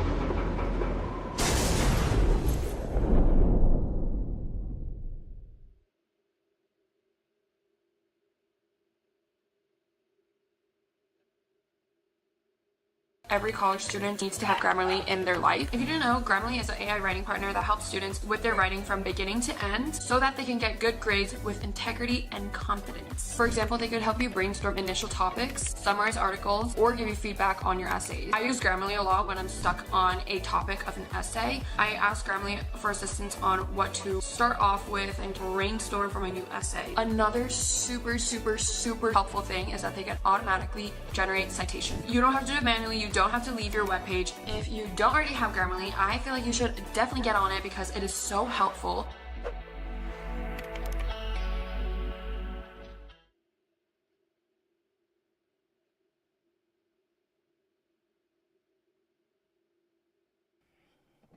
I'm telling you. I remembered my phone had Google Assist. With my hands still in the locks, I tried my luck and said, "Hey, call 000." It worked. What's that? And my phone contacted emergency services. I cannot Is that describe real? the feeling I got hearing the voice of the operator on the other line. I heard the blunt jingle of keys dropping. I opened my eyes, and the person dressed as Death had disappeared. I tried looking around, but I didn't want to move. I just spoke to the lady on the line while holding the locks. She told me to keep doing what I was doing, and that she was sending the police. I waited on the line with her until the police arrived. It felt like hours, but it was only around 10 minutes. I told them what had happened. Because the person was threatening and I feared for my safety, I was required to make a formal statement to the station. They told me they'd keep it on file. The officers spoke to the people in the neighborhood, and none of them heard me scream or saw anything, and they were used to the dogs going off at night. I found my keys around 2 meters from my car. I called my boss, and the officers followed me back to my work, where I signed out. I then followed them to the police station. I called my parents, and they took my statement. It was almost 1 a.m. when it was finally finished. Dang. This was a couple of months ago, but sometimes it feels like I'm going crazy. It was probably some asshole messing with me, but they just looked so curious, like they were studying me. Or they enjoyed watching me feel helpless and terrified. I still do deliveries, but I never leave my keys in the car. Should never do that to begin with. Wow, that was kind of crazy. You know, the whole time I was thinking it was like a supernatural thing. I don't know why the cloak, and when he was first driving up on it, I thought it was like death. But it was a guy in a mask. If he wanted to like kill this guy so bad, why didn't he just break the window of the car? And why did he want to kill him so bad to begin with? Probably because he wasn't minding his own business.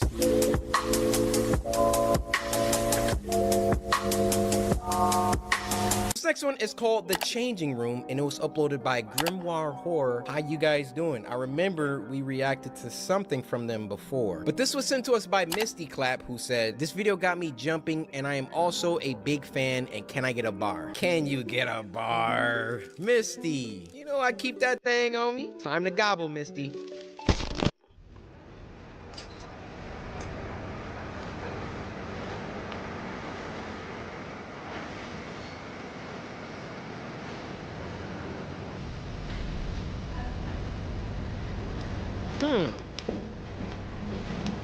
I'm getting a flashback. Have we seen this before? No, it came out in June. There's no way we saw this.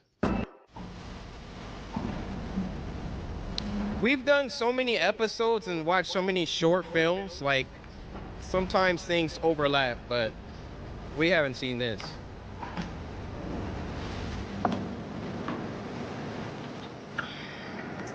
Whatever happens to her, she earned it. People just think they could just do what they want to do with no consequence. You can't go this way. It said caution. Or it said something. Whoa. That's crazy. How does that, oh, because it's two mirrors. I was about to say. Freak was that?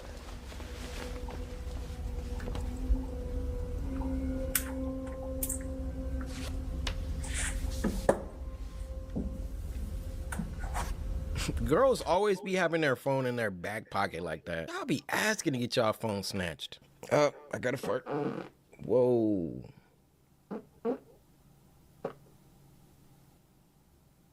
Uh-oh. I'll be right back. Oh, what?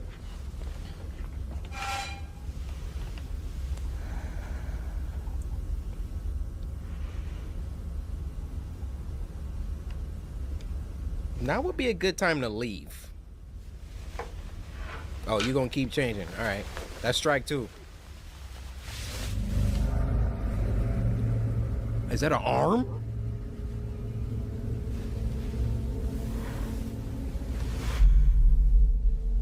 That's strike three, guys. Look how many...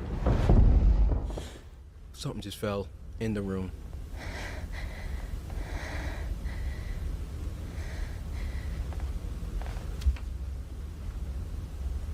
Amelia Sykes lets illegals skip the line, but that's not all. Amelia Sykes wants to make sure they stay with free housing and the right to vote. Amelia Sykes. Illegals skip the line, Americans get screwed. The NRCC is responsible for the content of this advertising. There's a smarter way to shop online, and I hate to tell you this, but you've been overpaying for years. Don't check out until you've given this 10-second trick a try. Watch this. I can show you how to get the lowest prices online across anything you usually shop for. Whether it's electronics, fashion, home goods, or gifts. You can drop prices automatically on products from top brands like Walmart, Target, Best Buy, and more. I can show you how, but I can't do it for you. People are saving real money doing this. 800 million in the last year across thousands of different online stores, including popular ones like eBay, Macy's, and Home Depot. You'll notice this immediately. See what I mean? You'll see better prices you had no idea existed, whether it's for that new gadget, your favorite clothing brand, or home essentials. And you don't even need to ask. They just show up automatically. Download this free tool that'll give you access to the deals. Just click, click, done. That's it. Simple. It takes all of 10 seconds. No need to enter any personal information, no technical mumbo jumbo. It's that easy. What are you waiting for? It takes less than 30 seconds to start saving. And this is all 100% free.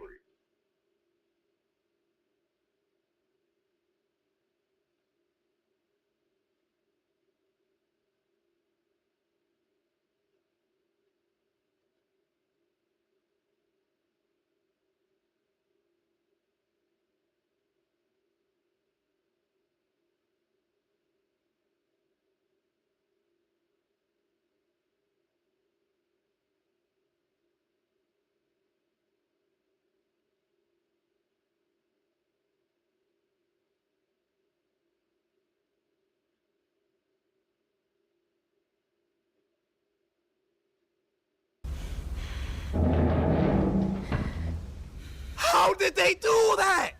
It's gonna get closer and closer. How did they do that?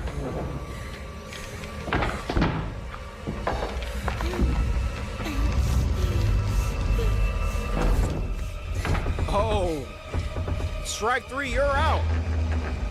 Someone open the door? Nah. Please, someone open the door, please!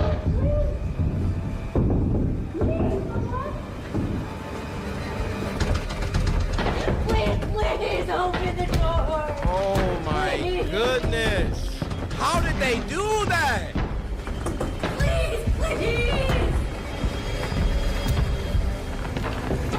Bro, break the mirror. Break the mirror. That's all you can do.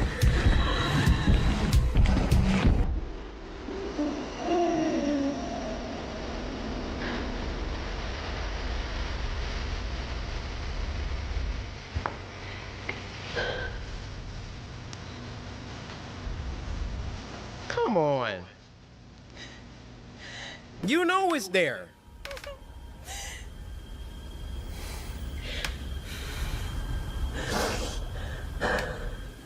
This is another phenomenally shot film.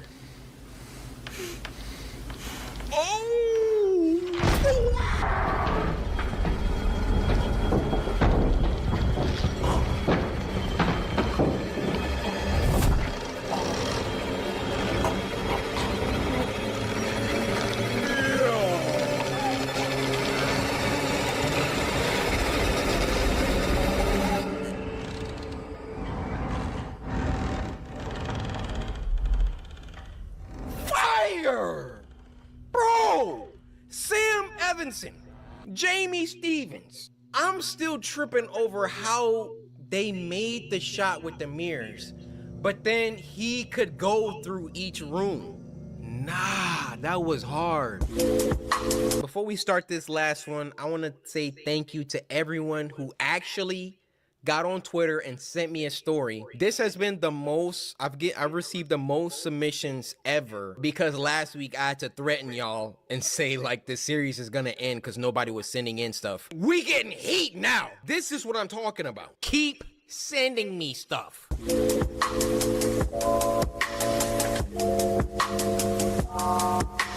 Now, the last one for this week is a continuation of a video that we started last week called Death Record, and it was uploaded by the legendary Social House Films. Now, this was sent to us by Optic Stepbro, who said, I loved the last Spooky Scary Sunday and wanted to send in part 2. My guy, when y'all are on it, unstoppable. I also happen to notice Stepbro's in your name. Oops, I seem to have gotten stuck in the dryer. Hope Stepbro doesn't catch me like this. Just for that bit, I had to deconstruct my entire setup and get the tripod out. All right, let's watch. Woo, part 2. Hey, if y'all don't know what's going on, go watch last Spooky Scary Sunday, because this is part 2. Now, what's going on with our chick that just pulled up to that house that she didn't live at and break in? Freaking llama arts right there.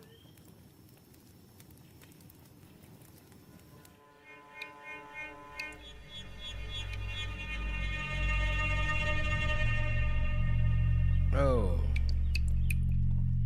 Okay, yeah, last thing I remember, she saw herself in the mirror. Is this the owner of the house?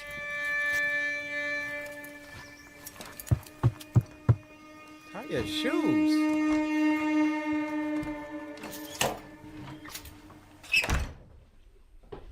It's the owner.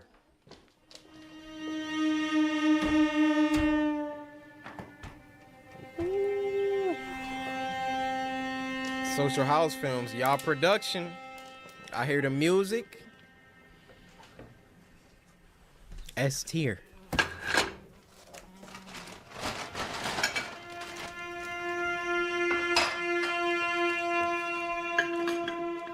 She doesn't see anything wrong with this?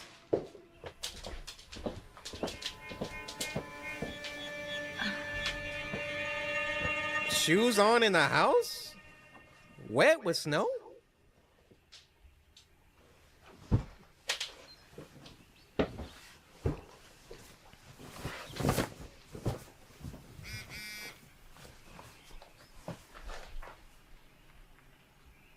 Hey, do we check in early tomorrow?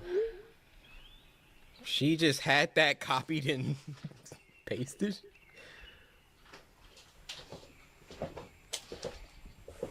So it's like a Airbnb maybe?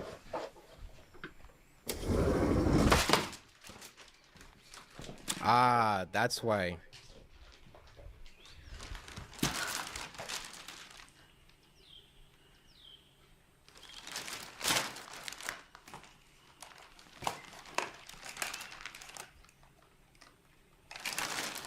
Dang, she throwing it in there with the old food.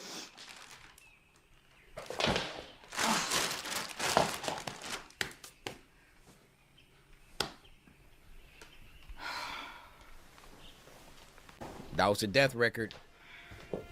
Death record.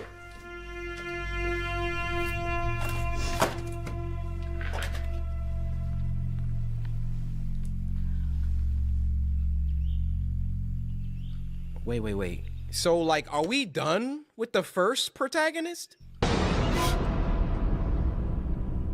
Dang, that would have been a good jump scare if I didn't freaking pause right before it.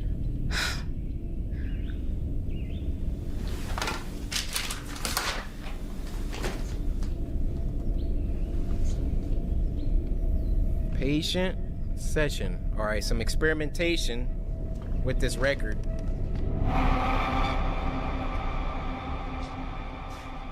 So she never seen this record. I'm assuming this is her Airbnb that she rents out or something. I don't know. 3603, session 109. Patient has been demonstrating an uncanny ability to persuade his victims. And I believe this phenomenon's power lives in a ritualistic chant. Mind control on a level I've not seen before. Telepathy. Controlling others. I watched as he directed our nurse to unleash him from his bonds. She acquiesced. He can control your mind. And once I learn how to harness this power for myself, there will be a great cleansing of the earth. Bro, always on a light Yagami. I can make you stop in your very tracks. I'll turn you into a statue. I'll peel off all of your skin, and I'll start with your eyelids. Maybe you can look like me. I will cut your nose off, and I will feed it to you. Where did you learn this power? Turn you into a statue. Tell me!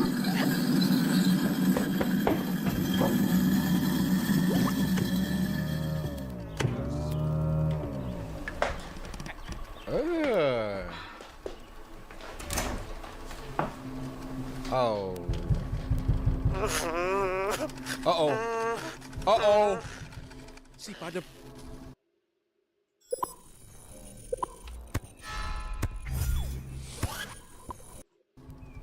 She better put her hands in the freaking dish disposal. Oh, her hands about to get grinded. Oh, doo-doo water.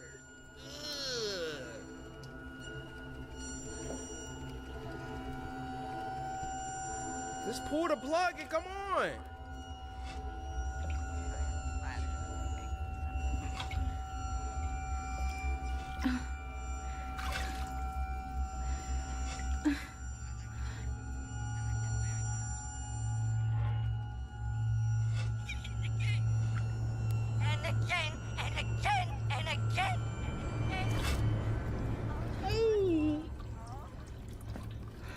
The first protagonist is dead. See that blood right there? Bro, that knife would have been the first thing you saw.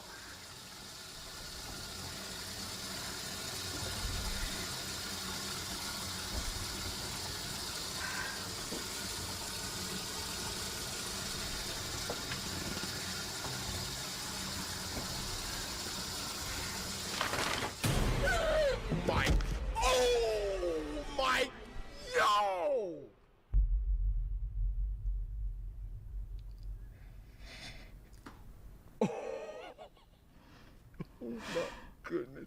She survived. Oh, she got a chrome dome. I thought her neck broke. That was a good one.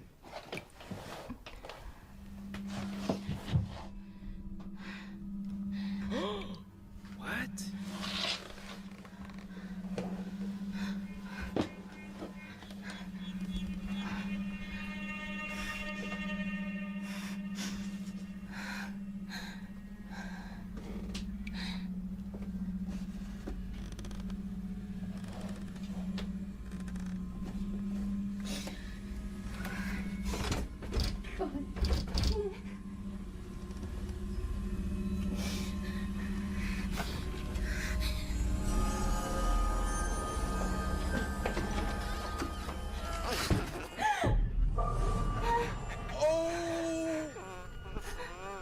It turned itself on!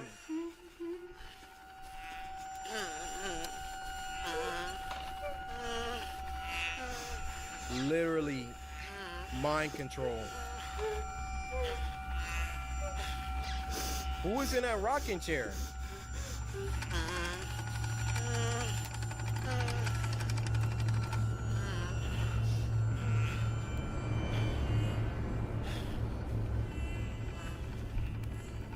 Oh, it's the last chick.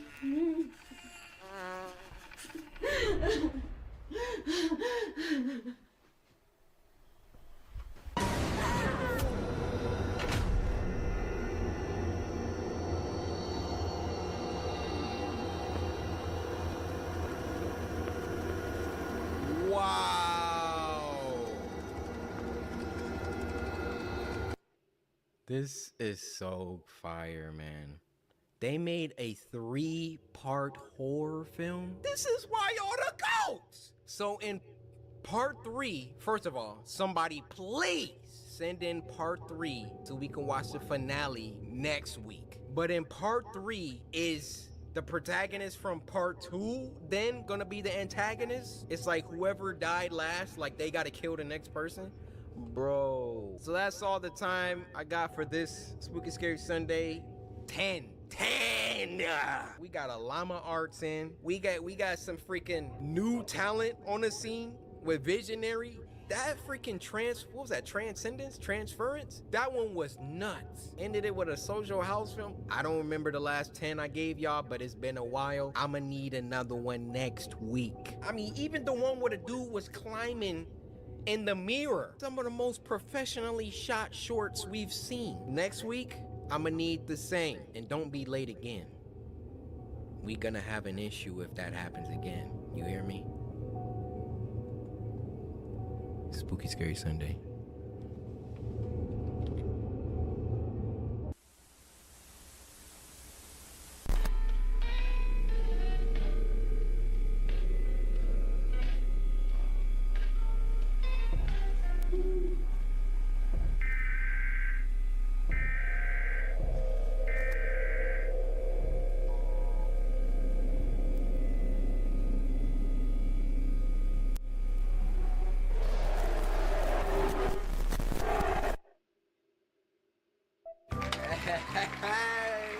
What's good?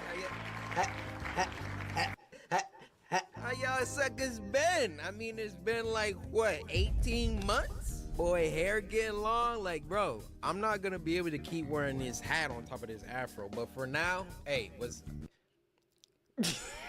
I'm really about to get your piccochini now, boy. I can't keep walking away from this series like this. Like, one of the most goated series. I blame y'all. You what? Sue me. No, I'm just kidding. I know it's all my fault. Spooky Scary Sunday, for those who are new, is a series where every Sunday... Go ahead, say something. Say something so I can block you in the comments. Every Sunday, the Samurai come together and we have a blast. We sit back and we watch some scary... We sit back and we watch... I'm trying to get it. I haven't said it in a minute. We sit back and we watch some scary videos sent in by you guys via Twitter using the hashtag Spooky Scary Sunday. Go to Twitter, follow me at Corey Kenshin, use the hashtag Spooky Scary Sunday, and send me a link to the scariest video that you know. And if your video gets picked, you get a shout out. So sit back, relax, grab some snacks, Go ahead, get you some chicken tenders, all right? Get you some French fries and wash that down with an orange pop. And with all that being said, first video. And oh yeah, my bad. There's one thing I gotta show y'all, okay? The coolest thing happened. McDonald's watch my videos. That's canon now because look what they freaking sent me, dude. Bro, what? They saw on one of my videos, I said, go ahead, get you that 10-piece McNugget from McDonald's. Get you a side of French fries and wash that down with an orange Fanta. Sit back, relax, grab some snacks. Go ahead, get you a McDouble. I said something like that. Tell me why they sent me a McDonald's blanket, bro. It was like, enjoy this weighted blanket while you watch your Spooky Scary Sunday videos. I'm like, huh? And bro, they even wrote me a letter. So McDonald's, hey, I appreciate you guys tuning in. Feel free to reach out, you know, sponsor. If you want to make like a Corey Kenshin meal, like y'all did, you know, Travis Scott, you know, give Corey Kenshin meal. I got some ideas, McDonald's. So this reminded me of when the Travis Scott meal came out. I actually did a vlog trying the meal and never uploaded it. So now I'm about to just throw this in here because I never used it. All right, let's freaking go to McDonald's. How's that angle? It looks kind of dark though. Hey, you guys got that Travis Scott meal? Nope. Hey, let me get that with a Fanta. No ice, please. Nope. It's lit.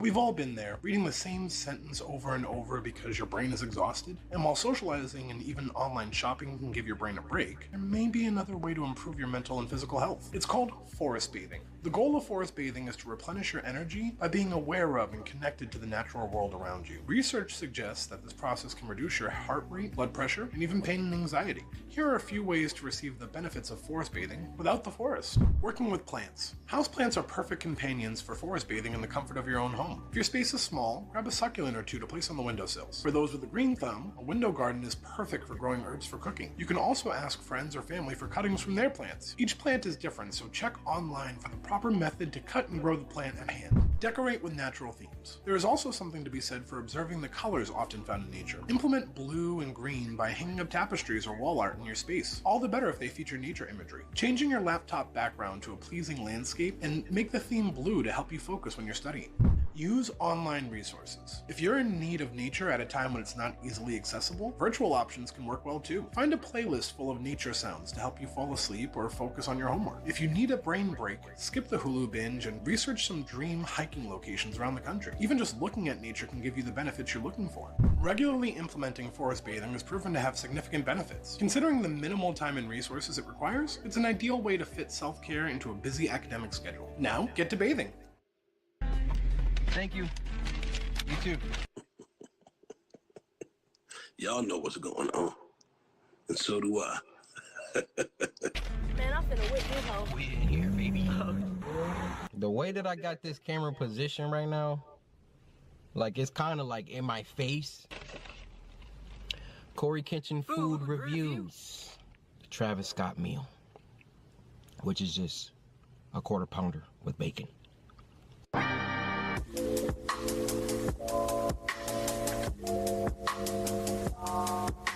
First video of this week is called Omegle, short horror film, and it was uploaded by ACM Official. Now this was sent to us by Sophia, who said, when I see your videos, if I do, I will have my snacks ready and I will make sure to samurai slice that like button. Thank you so much, Sophia, for reminding these schmucks. Because a lot of y'all be forgetting. Why do y'all be forgetting?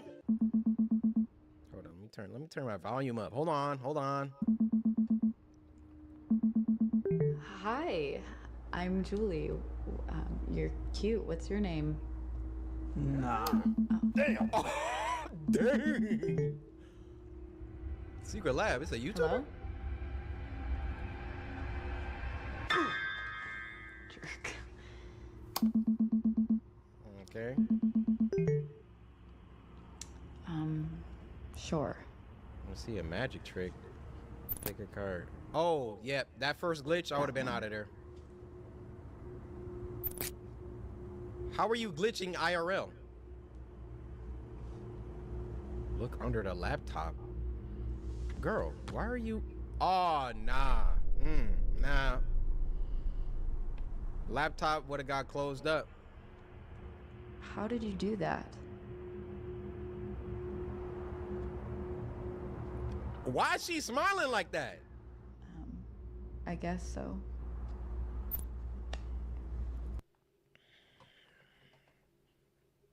I'm gonna just be real. How many of y'all would still be in the call? Y'all are gonna continue? I mean, she glitching in real time. We out of there.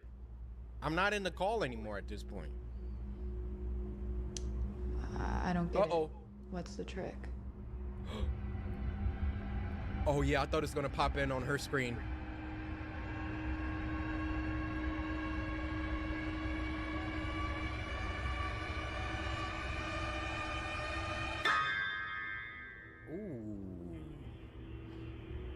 Ooh. No, thank you. That was you? How? No, thank you. I'm going Finally. to now. How do you know my Leave and you'll be name? sorry, Julie. Whatever. I'm going to leave. I don't know if she should have left at that point. Hey, how's your night going? I just had the weirdest. Oh! Bro, turn around! Why is she just staring? Oh my... Does he not see his camera? How'd you get in here? What is this acting? Does he know her? Get me out of here. Help! That was weird. One Leave time- me alone.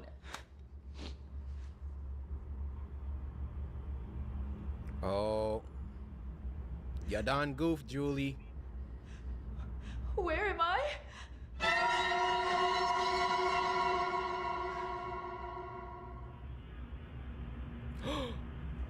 What? She freaking trapped her on a USB? Oh, Dad, Mom? Dang.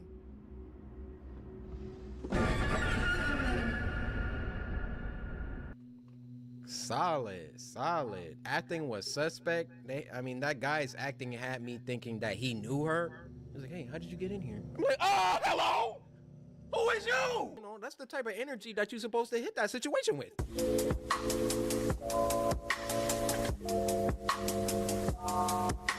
This next one is called Peppa Pig Horror Movie Parody. It was uploaded by The World Is Ending and I'm Late for Work. That's like the coolest YouTube channel name. Now this was sent to us by Bro, who said, this vid kind of made me uncomfy, but I hope you see this. I'm definitely seeing it right now, and I can tell you just looking at the first frame of this video, I'm already uncomfortable. Close your mouth! I like this. It's very gross. I don't...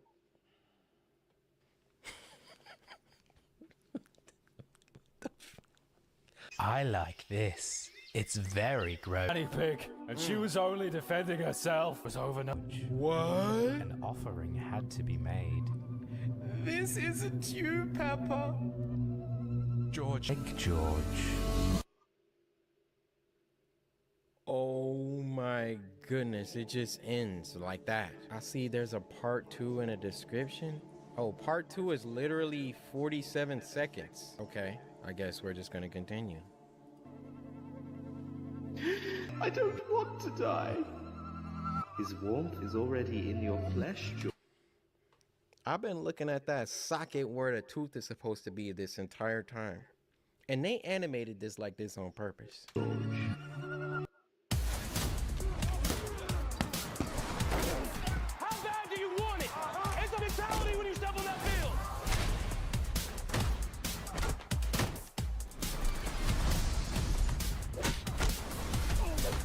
I never forget a fist. I don't mean it like that.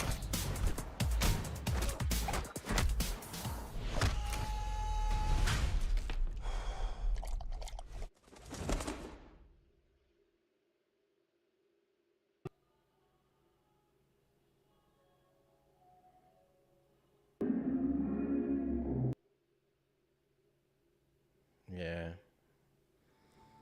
They could have kept part 2. Matter of fact, they could have kept this whole idea, this whole fever nightmare dream in the drafts. They could have kept it in the draft.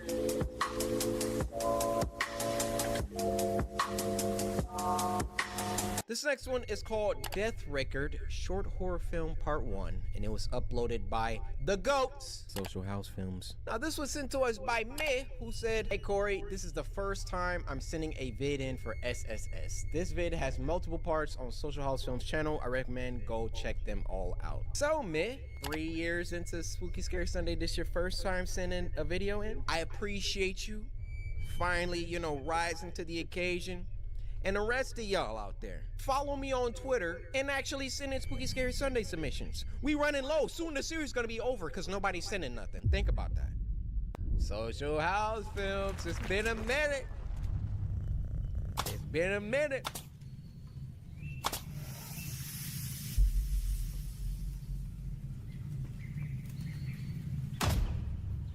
You missed.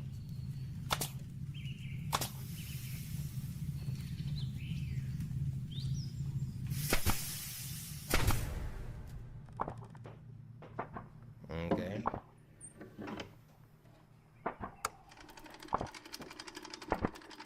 Ooh, look at the production quality, man. They are not playing around. What are we listening to?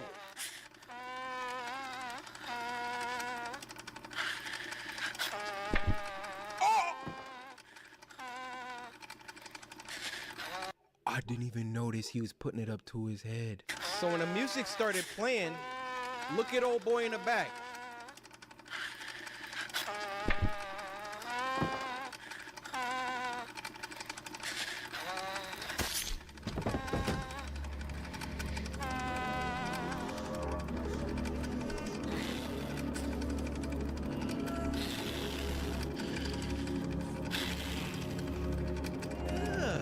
Listening to.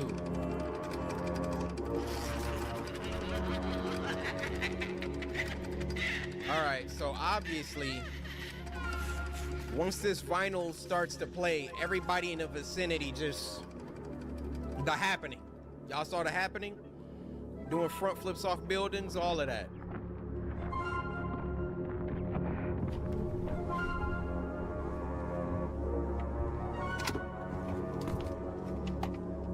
Oh, hepatitis. She in the trenches, but her coat looks so nice, right? So with her coat.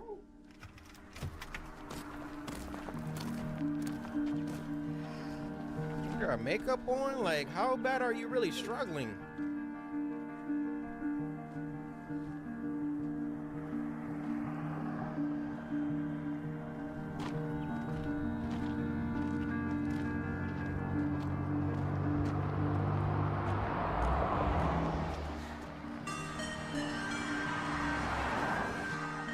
Got music? I don't know if I'm gonna get copyright. I'm gonna check. I might mute all of this. Hey. And they got more music playing.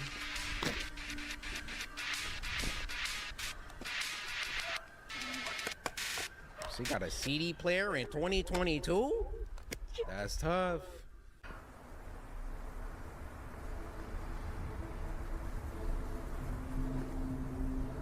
No, don't stop. Not at the spooky house. You need to find one of them 24-hour Walmarts. Go in there, you know, over the night. Just act like you shopping so you can stay warm. You don't gotta be outside.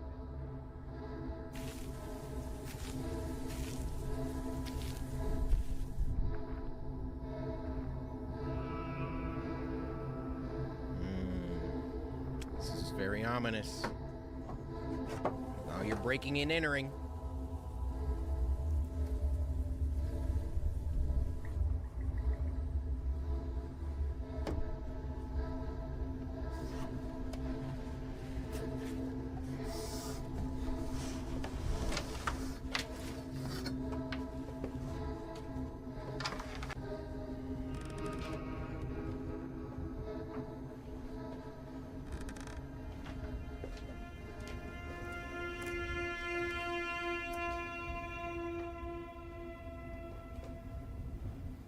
Like, you don't even know if somebody's in there. You got a flashlight, girl. Like,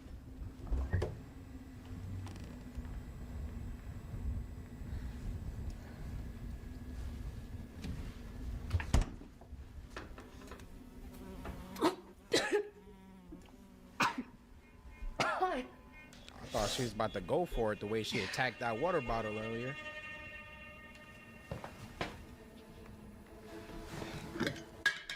Oh, those are pickles. First I thought of fingers, then I thought cheese puffs.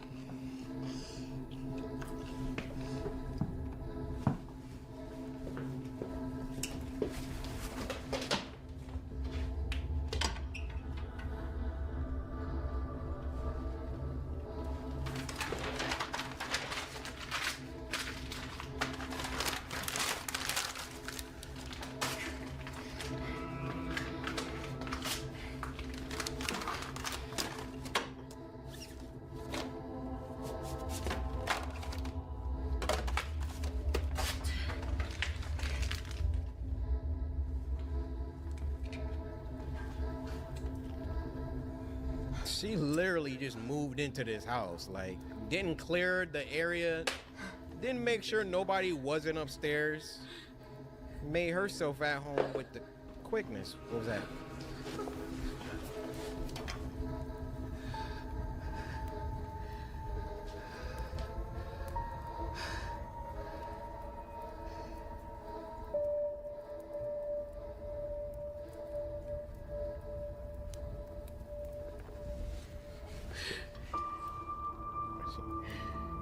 She's smelling, man.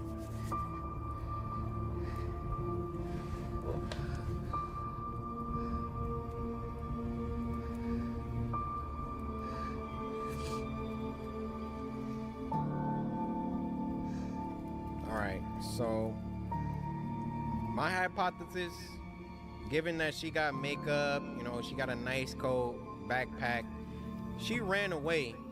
What's that? Symphony number 1. She ran away from someone. She ran away.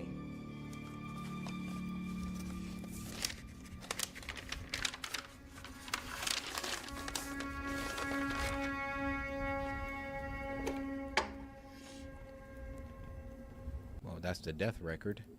Oh, whoa. It was a B- jump scare. B-.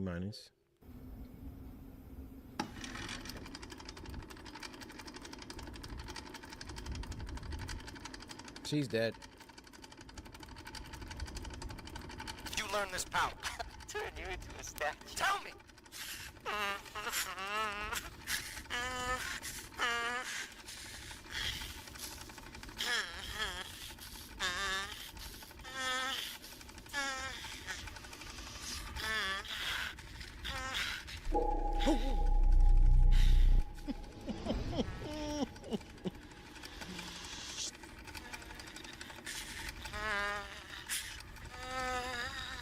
Turn it off, turn it off. You have a chance.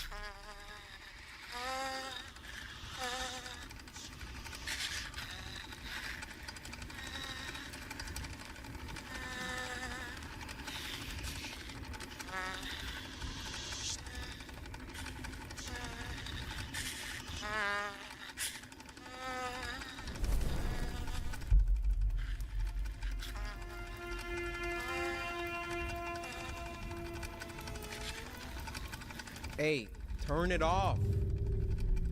Don't leave it playing. No, no.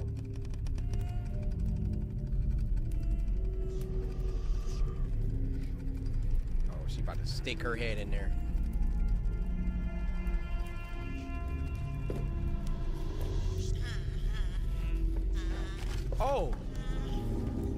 Twinkies. Let's go. And a Mountain Dew?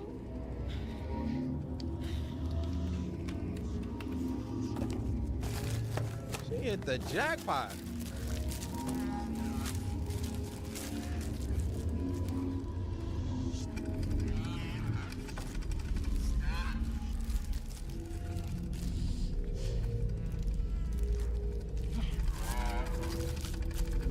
Is it not a... You have violated the law. All of your stolen goods are now forfeit. Yeah, why is it not affecting her? Maybe if you're hungry, like... Oh, no, don't pull out hair or blood or... What? The stuff you use on dishes?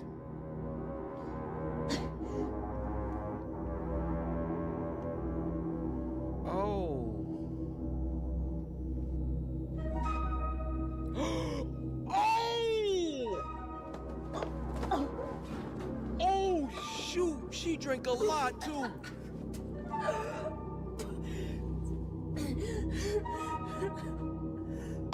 I thought it was convenient that Mountain Dew was just chilling right there.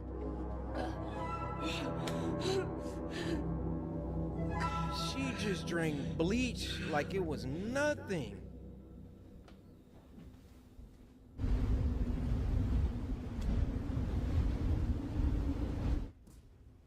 So she survived. Got her little stuffed animal. Get them all! Get them all! Get them all! What a joy it would be to... Bro, I just did the Harlem Shake.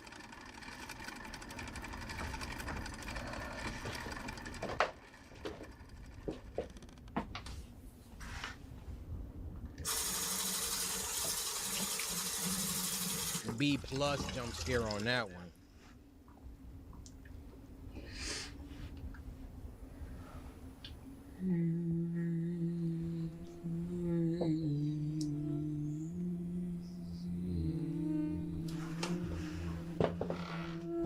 Who does that? Is she possessed?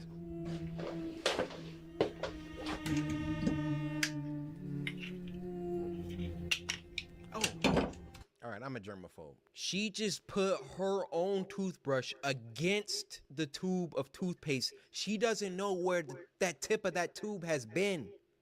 You can't just brush it against it. Now, what you could have did is elevated it a little bit, squirted the toothpaste to, and let it fall on the bristles of your toothbrush. When you brush it against there, bacteria.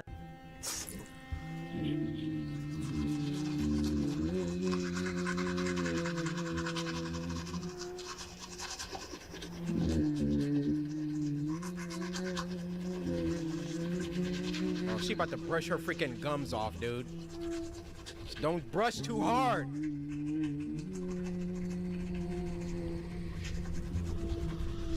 Guys, I don't know if you know this, but if you brush your teeth too hard, you can brush your enamel right off. Soft. Her junk's bleeding. What? A knife? Oh my. You know the pain?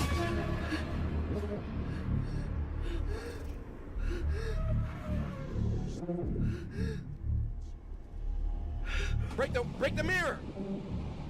Oh, dude, come on. Break the mirror or walk away.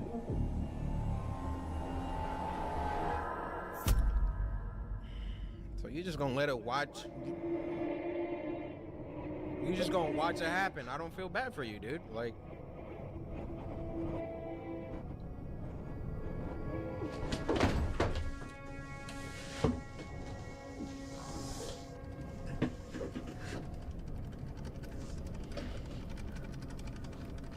That's tough.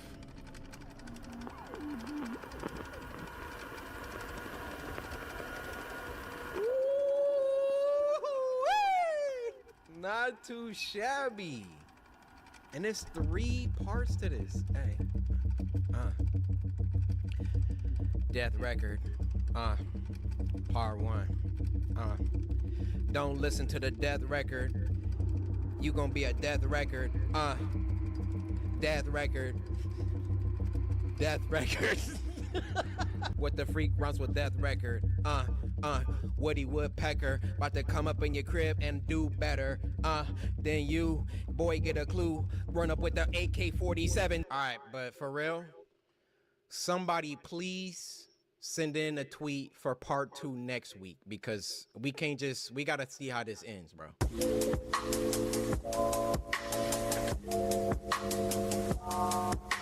The last one for this week is called Kuchisake Onna, or the Slit-Mouthed Woman. And this was uploaded by Alexander the Titan. Now this was sent to us by G-Force, who said, "What up, Corey?" What up, G? Rot. All right.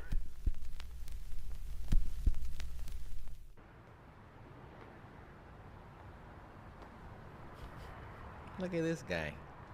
Strolling in like he owns the place.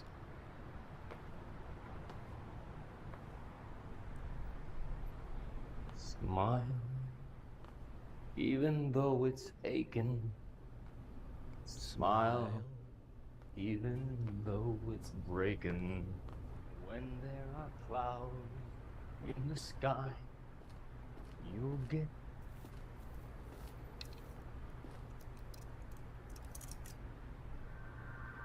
I don't know about that one, Chief. I don't know if we walking towards that.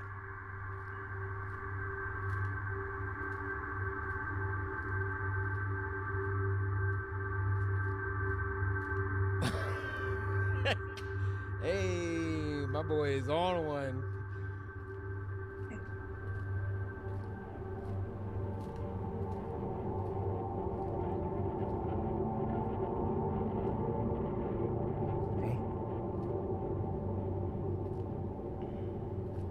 So his decision-making skills are obviously messed up right now.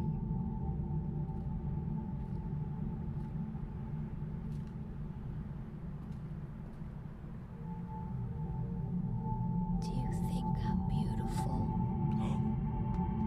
Okay, all right. So this is based on the Japanese, folk tale thing. If you say yes. If you say no, one of them you die. I think if you say no, but if you say yes, you might die too. I don't. Do you think I'm beautiful? Don't answer. Don't answer. What? Do you think I'm beautiful?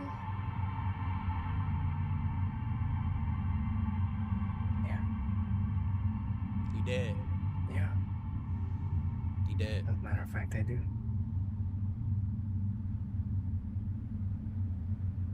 Why don't you take off this mask?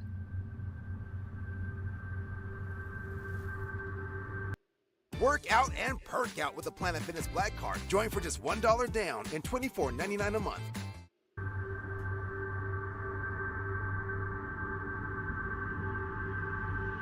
She's about to have freaking what's her name kind of mouth.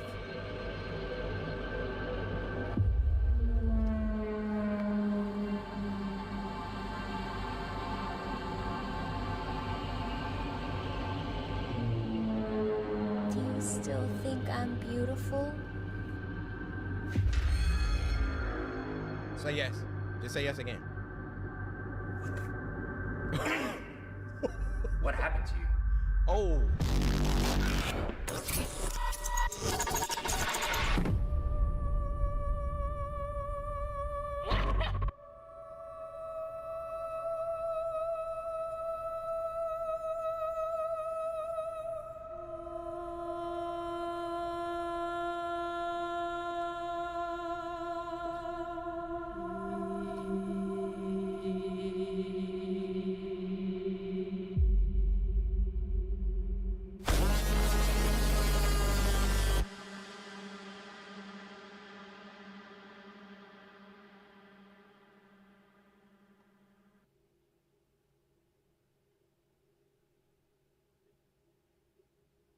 Alexander, why did you, like, that was so uncalled for, Alexander. I'm not gonna lie to you. That was a solid first week back. I'm in the middle between 8 and 9. Definitely wasn't a perfect 10 week, but somewhere between an 8 and 9, I'm gonna get that to you. Next week, I'm gonna need that heat, all right? Y'all haven't gotten a perfect 10 in a minute, as far as I can remember. Well, that's also because there hasn't been a Spooky Scary Sunday in a minute. My bad. But yeah, I'm gonna need you to bring the heat. I know you got it within you. Spooky Scary Sunday.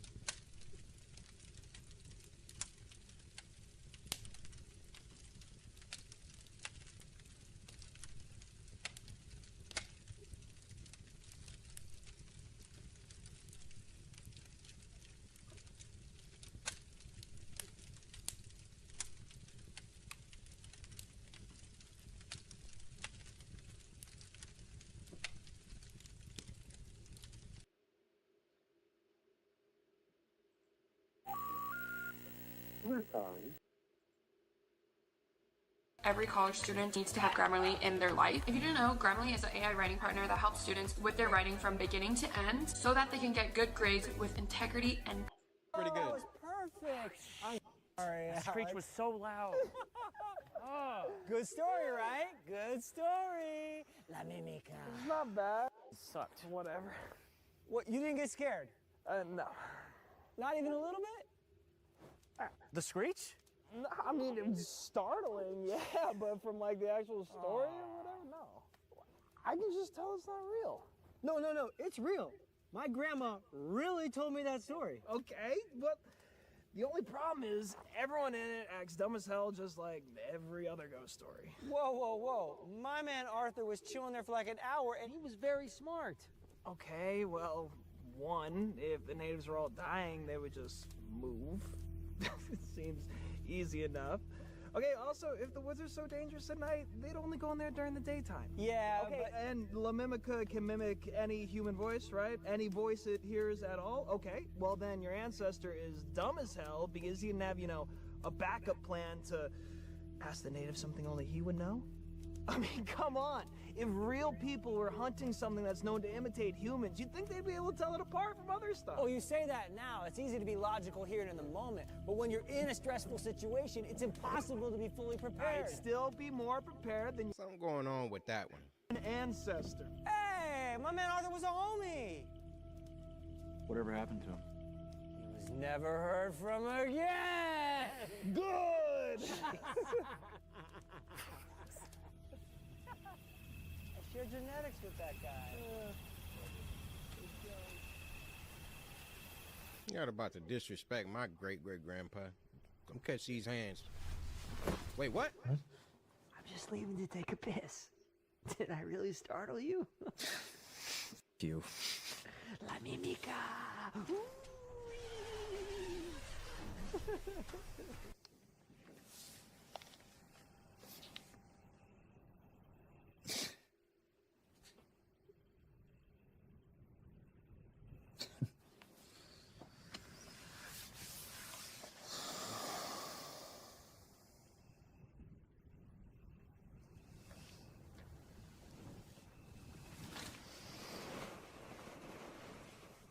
Yo, where's he? He's just taking a piss. When did he leave? I don't know, like 2 minutes ago. That was like an hour. An hour ago? What?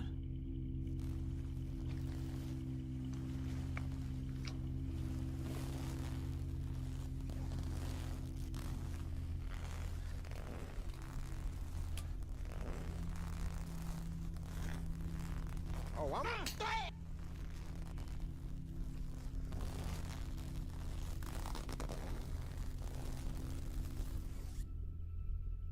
They just gonna sit there and let whoever doing that do that, huh? I don't know.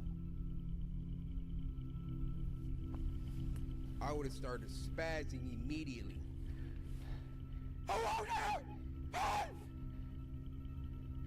Bro.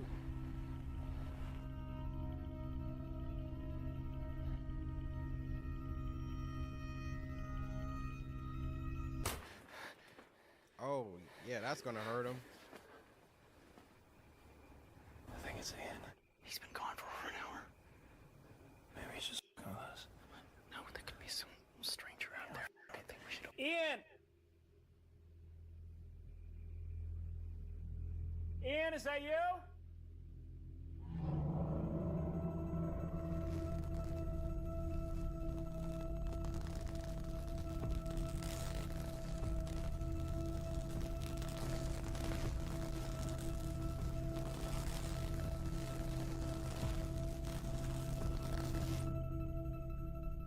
Just open it, dang, what the... I think that's a bear. No, bears don't sound like that. I think it's Ian. How is he making that sound? Ian! Quit f***ing around, you got us! Oh, fuck off! I got you. God, you f***ing bitch, dude! That was good. good, right? Oh, fuck off! You guys gonna let me in? No, don't open the tent. Oh, shoot. That checking was impossible. How could we?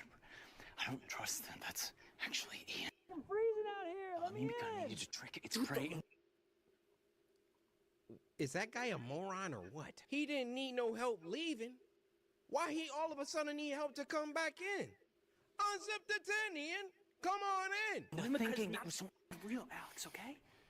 Look, this affects you. Okay, well then why won't he just open the tent himself? Yo, Matt, you left this out here. I forget that.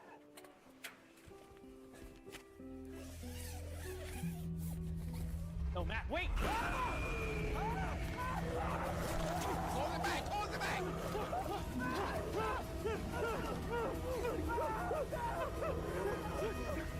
You wanna be an idiot? Die like an idiot.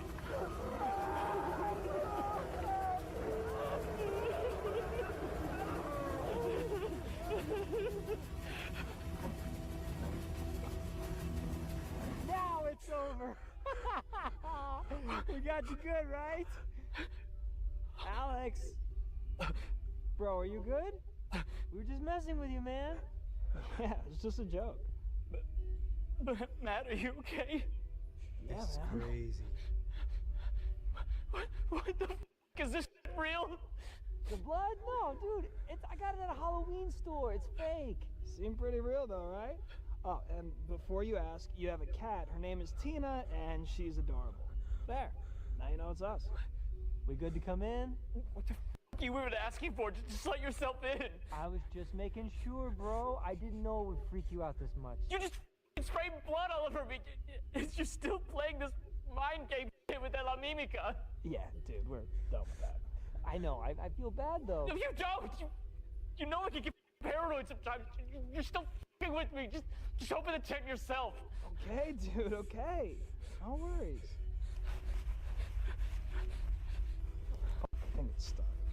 Of course it is. Alex, look, I'm sorry we messed with you, okay? We honestly just wanted to pull a good prank. Yeah, none of it was real. Okay, what part actually messed with you? The guitar's in here. How'd you play it out there? Oh, Bluetooth speaker, bro.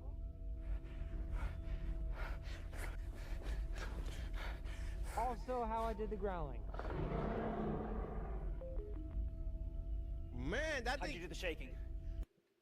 This is really good. This is really good. I got a lot of censoring to do, but don't tell me this man about to fall for this, bro.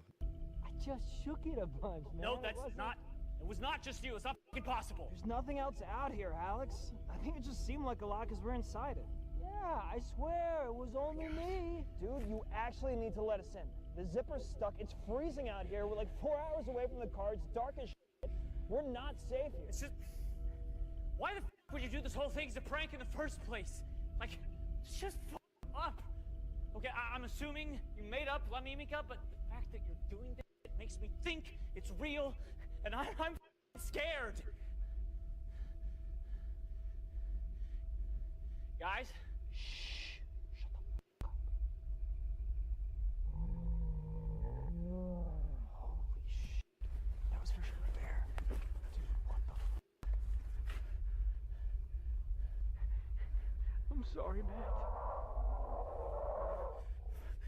Oh, this is... Hold on, hang on. Hurry. High IQ killer. All right, come in, come in. What are you doing? Oh, high IQ killer! Yo!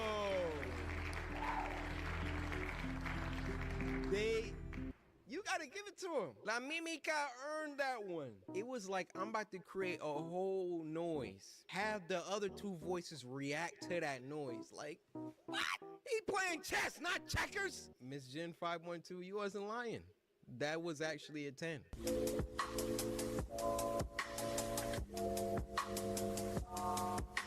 Now this next one is called Bottle Cap POV. It was uploaded by True Horror Stories POV, which means, you know, you gotta do it. You gotta do it when you watch these ones. Hold up, that lighting looks cool, dude. Look like I'm in a music video. Now, this was sent to us by Pierce Delori, who said, "Hey, Corey, you should check this one out. I would appreciate it if you gave my cousin Yvette a shout out and a Nutri-Grain bar, please." Yvette. Mana siap kau? Angkat telefon lah, Syul. Oh, shoot. At the tone. That Android sound effect for this iPhone.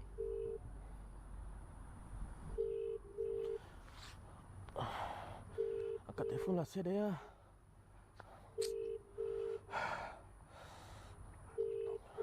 She not picking up, bruh. At the tone, please record your message. Siap voicemail. Hei, kau kat mana?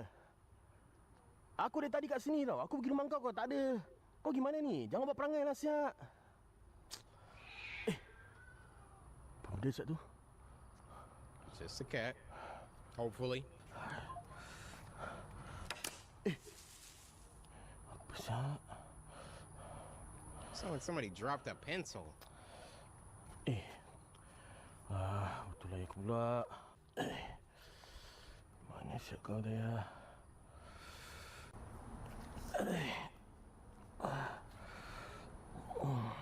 Is it a sitting area? Wait, what? Oh, this is an app. Oh, that's WhatsApp.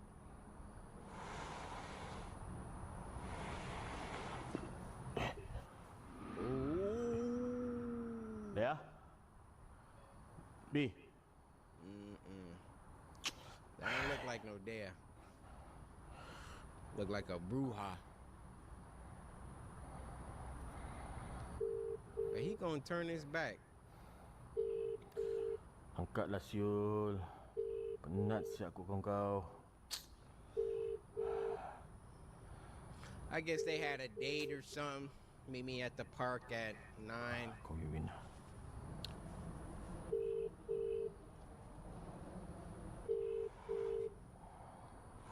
Bro, I'm getting real nervous. Kau pun tangan telefon?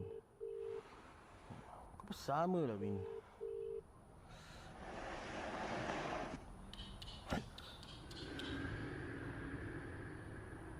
B? Babe? What? Daya. You know dang well I wasn't no babe.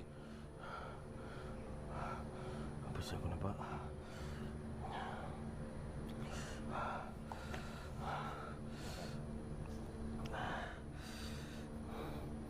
Bro, get up and leave. Go home. Why are we still sitting here? Got Pepto-Bismol? Jatuh lah. Nah, you threw that down.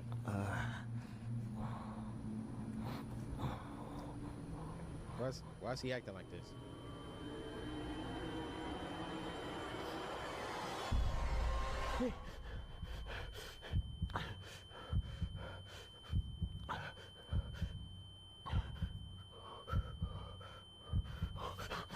Yeah, thank you.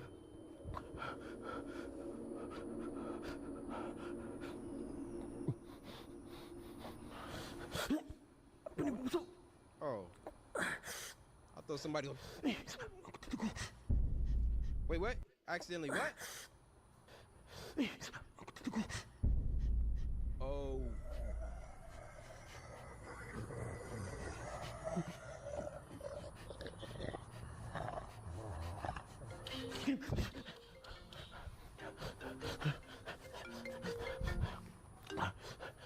Hello, Win.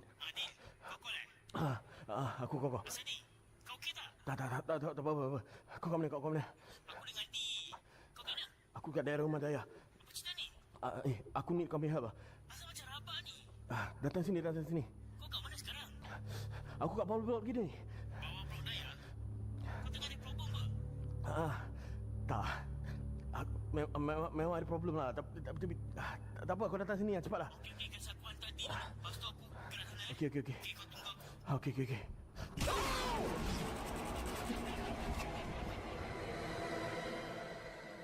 I wasn't expecting that. They always get you.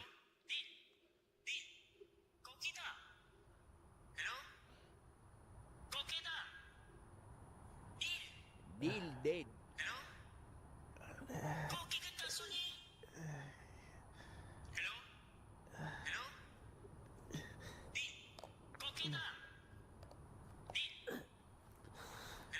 Hello, Win.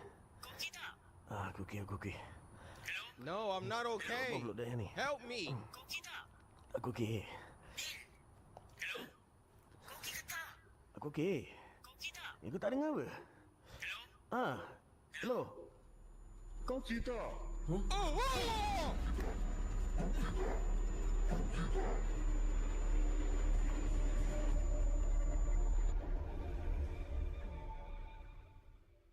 You got me with that one, Pierce. You got me.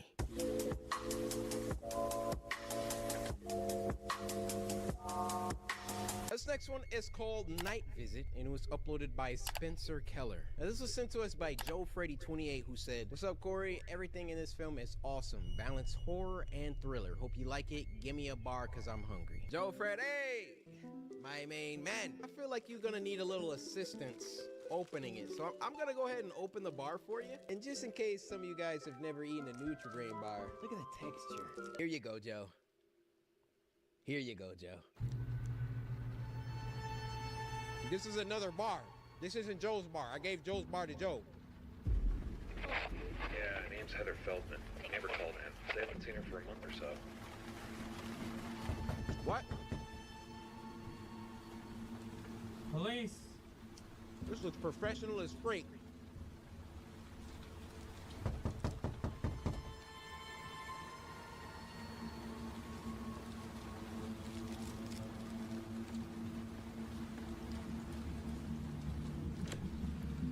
Uh-oh. Not a good sign. Hello? Police.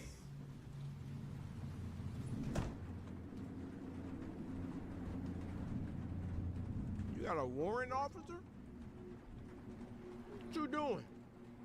You're in private property right now.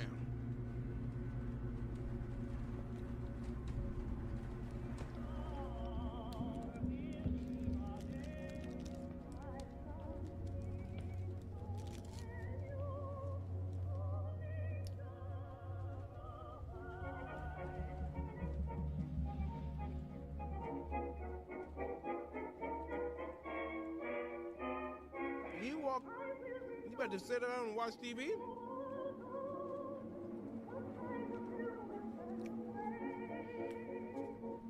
Your pretty smile will always linger on, though you are many miles away. Got this Fallout 3 music playing. Is this your house? Mrs. Feldman? All right, he obviously been there before, or I don't know.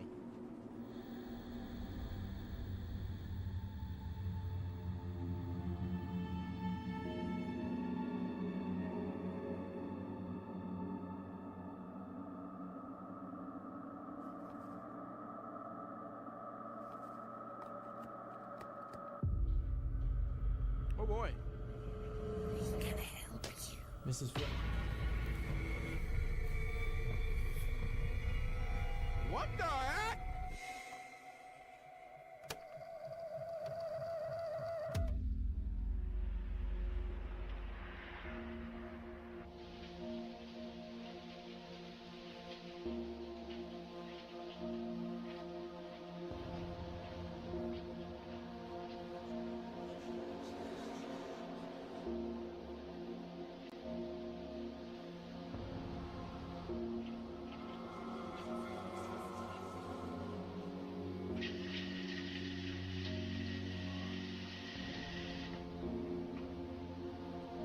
Who recorded them guac? Who's recording?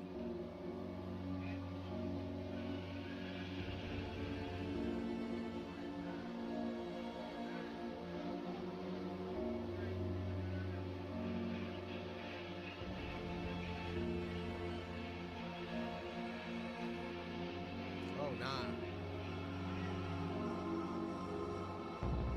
Oh nah. What's wrong with him?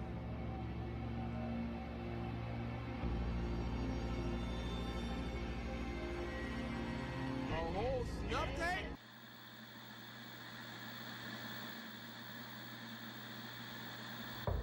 He wasn't even restrained? This dude is under some freaking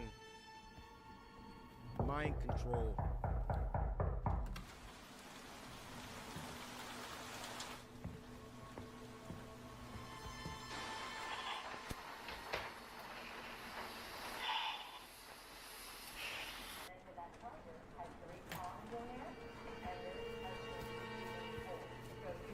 Long day?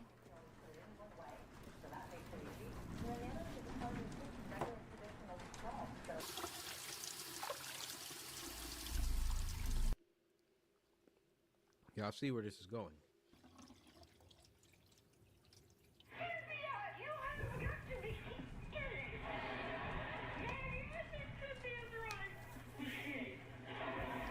What do you want to watch? Whatever you want to watch, babe. The Russian blockade of the Black Sea has made it impossible for Ukraine to deliver. The readings are shifting around so much I can't make heads or tails of what's out there. Captain, this is 7 of 9. Please report to Astrometrics at once. The Borg has been... I'm immersed. No commentary because I'm immersed, which I want for me.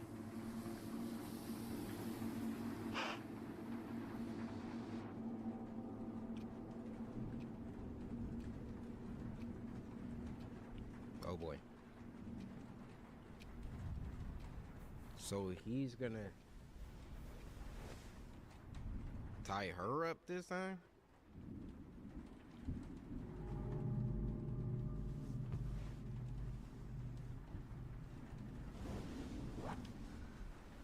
Phil?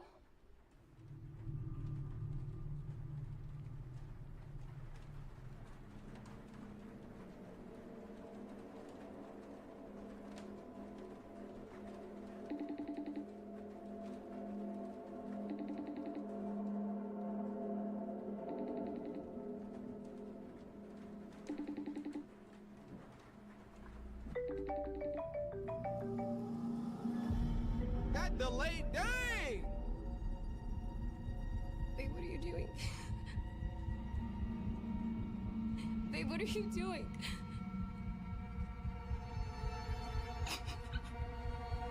Oh my, this is sad.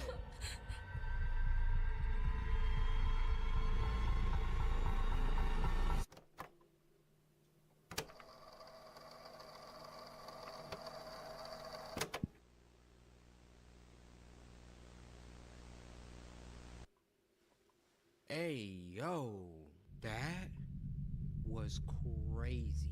Her acting at the end right there? No, both of their acting. Look at that face. I felt like I was actually watching this happen in front of me for real. Whoever that person is with that camera, they got some freaking voodoo mind control. That was insane.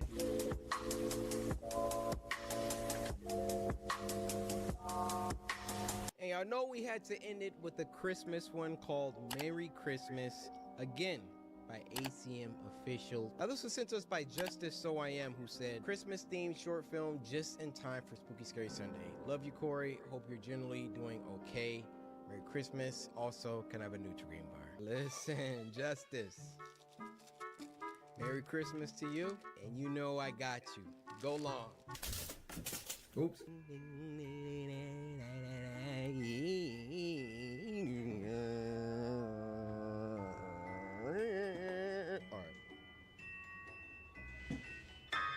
Hello? Is someone here? Oh my goodness! Someone's jumpy. That was a good jump scare. Got my Santa stuff when I was done packing. I noticed. You're bringing down the tree? Before Christmas? Mm-hmm. You know that's a bad omen.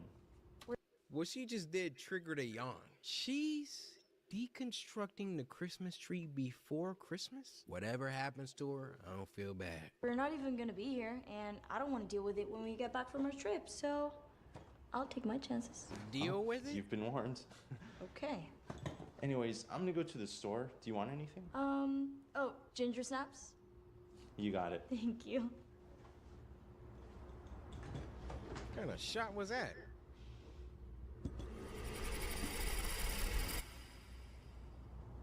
Oh boy. Oh boy. Taking down the Christmas tree early, huh?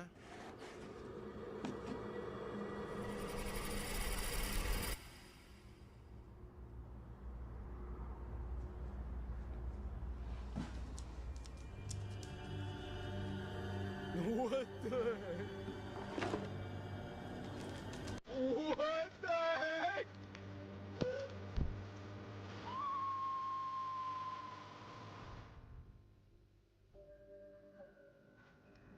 I'm back. They didn't have any ginger snaps. Christina? Are you here? Oh my goodness. I thought we weren't doing presents this year.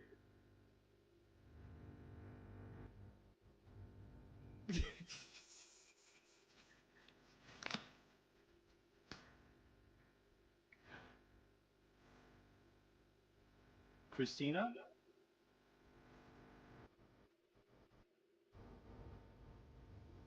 Oh, I'll just have a quick little peek.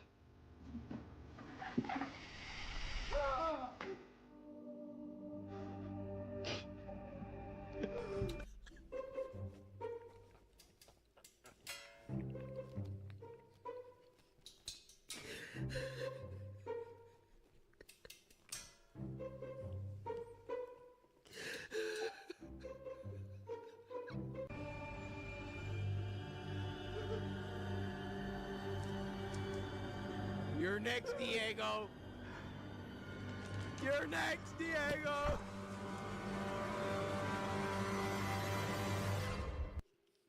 Yo, my dude didn't even scream. He just saw it happen and it just laid down. Look, look. Alex, you have created the perfect film. Well, all right, you guys, we're gonna end this very merry, spooky, scary Sunday on. Democrats in Congress are ensuring Ohio's workforce remains competitive and our families stay financially secure. They're fighting for better wages, comprehensive job training, and long-term job security for our workers. Democrats keep Ohio working. On that note, I'm either feeling a 9 or 10 this week. But you know what? Because it's Christmas, I'm in a holly jolly mood. I'm gonna give y'all a 10. So you go ahead and give me that like button. What do I want for Christmas? Y'all already know. Samurai, slice that like button. Before you go, just one more time, I want to wish you guys a Merry Christmas. If you're gonna be driving around, you know, visiting family and stuff, be safe. Roads is icy and snowy. Well, certain areas. I mean, it might be warm where you are. Still be safe though. I'm gonna go spend some time with my family, and I will see you guys next Spooky Scary Sunday.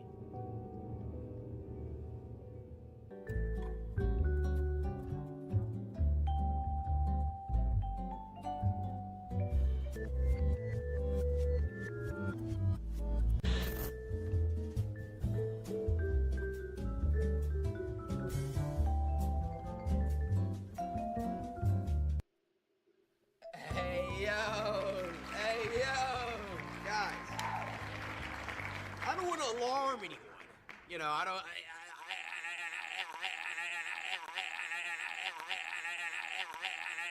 I'm not trying to make a big deal out of anything. We just hit 15 million samurai. Samurai, stand up! Sit down. Let me sit down. Because I don't think some of y'all heard me. I said, samurai, stand up!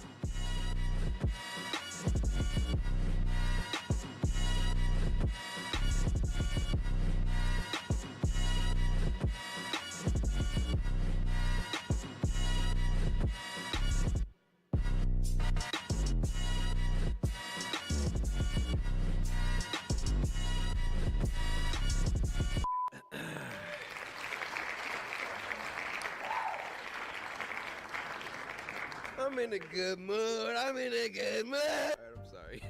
That's enough. 15 million. I'm not gonna lie. That's kind of crazy. Yeah. Hold on. Can I get mood lighting? Can we do that today?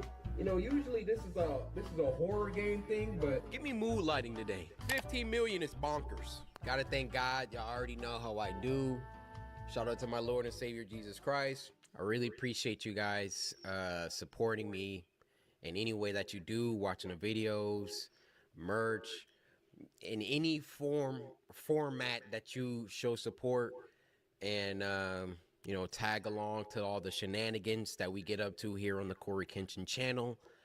It means the world to me. So, Spooky Scary Sunday. Hopefully, y'all suckers are in uniform. CoreyKenshin.com. Some of y'all don't know how to get to the Spooky Scary Sunday hoodie. So actually, I'm gonna show you that first and foremost. All right, so here we are on my spectacular website, if I may say so myself. So people get to this page and they're like, yo, Corey, where's the Spooky Scary Sunday? My brother, my brother. All you have to do is click on Shop Core. We get some of the designs that were so good that these are permanent now. However, they can still sell.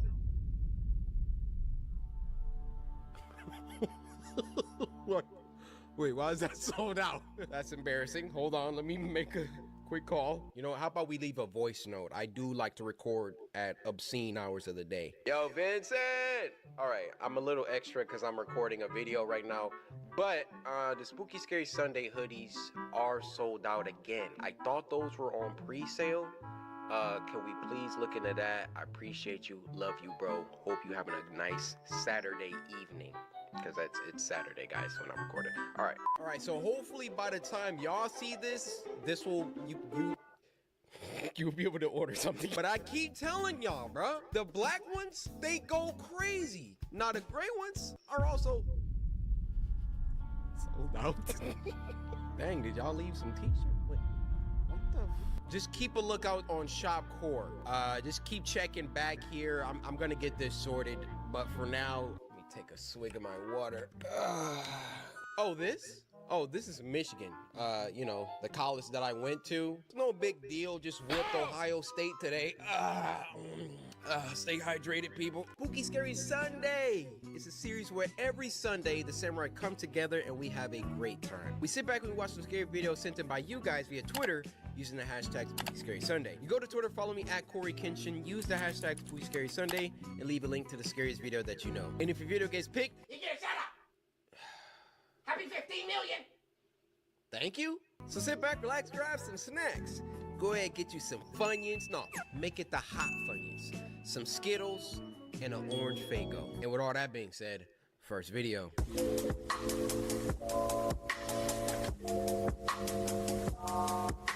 The first one of this week is called Eye of Creation, and it was uploaded by Lone Visionary. Now, we reacted to one of their shorts before. I'm seeing they at 83K subscribers. Let's send 17 over there, round that out to an even 100K, please. Now, this was sent to us by Lone Visionary, who said, I'm thankful for Corey and all the samurai for the love of my last short. I'm thankful I'm able to bring y'all another one. Lone.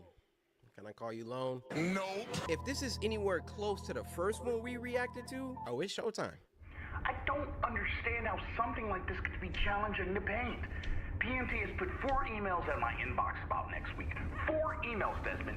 My reputation is on the line, and I'm not going to be on the cover of Pastel Journal magazine saying that the manager of the region's second most prestigious art gallery manager does not follow through. If you can't get this piece Your back boss by talking to you like we're gonna have this? to cancel the event, which will be on your accord, okay? This you. All right, okay. Look. What? You do what you gotta do. I'll finish it.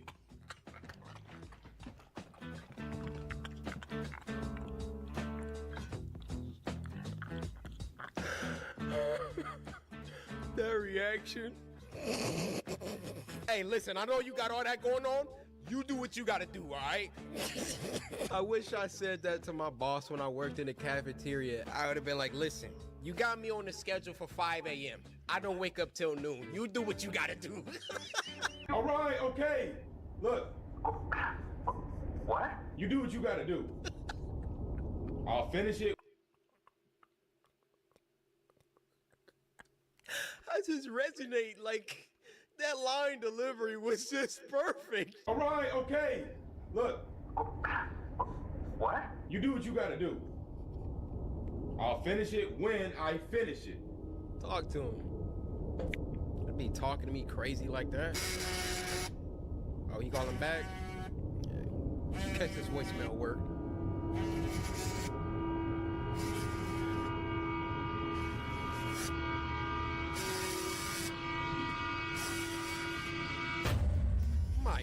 goodness.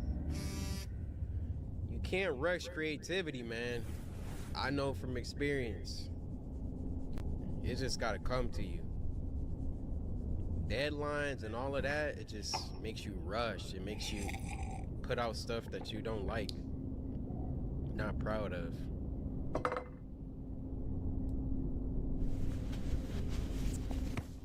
My dude going through it.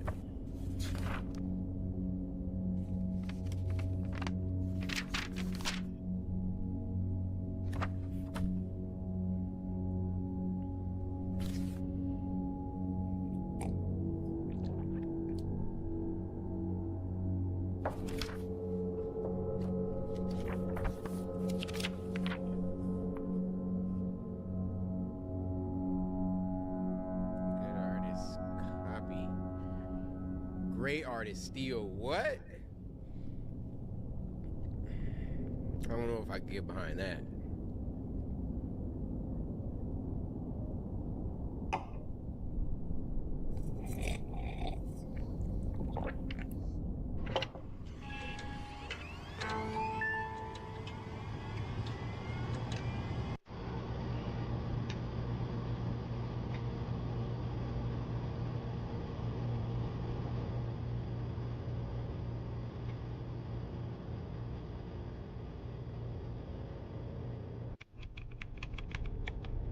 AI art. Oh no. Y'all been hearing about them AI art generators? Bro. The future about to be looking real crazy. AI can just do anything, dude.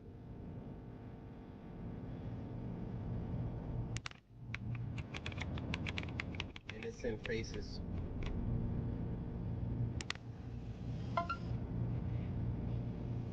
Literally print that out and turn it in. Like, are you serious?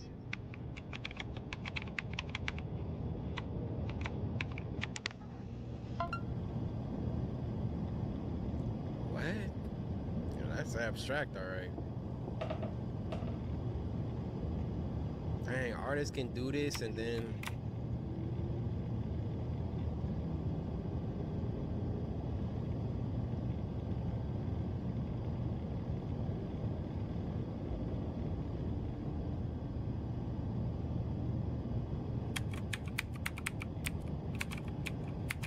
Eye of creation.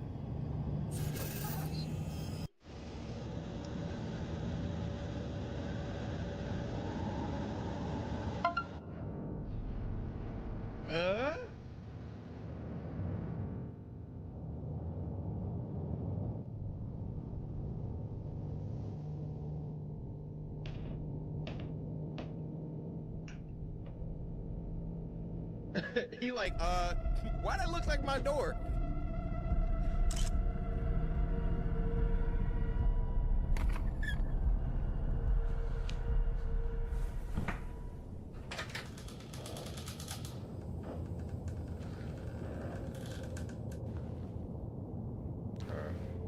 What the freak is that back there? Nah, what's under that sheet?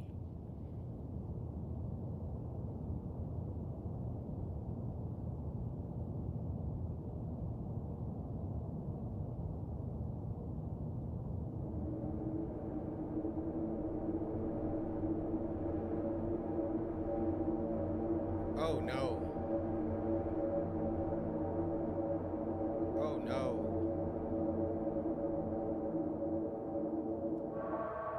Oh no.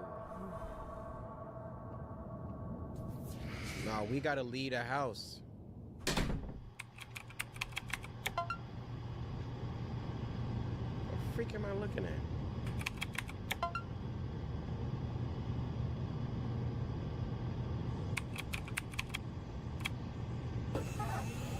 It's gonna be closer. Oh, it changed.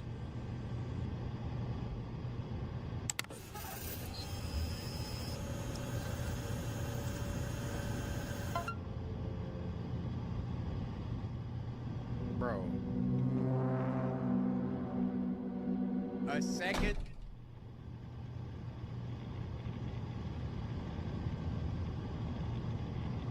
like I'm throwing up the peace sign.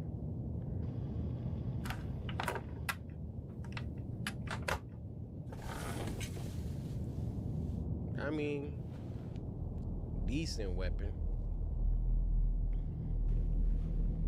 I'll use that stool.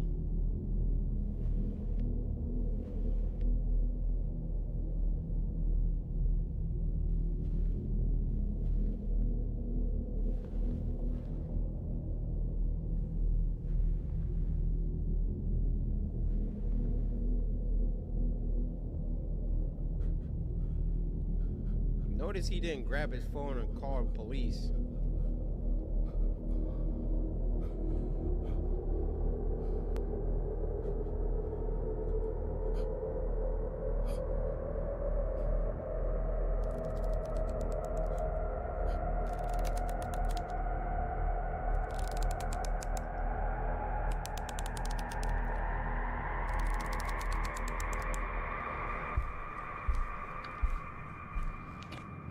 It's invisible?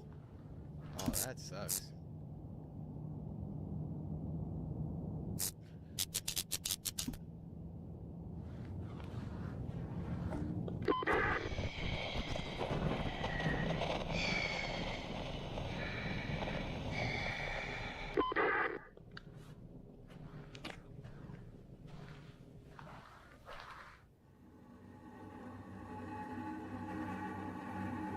Oh, what's happening?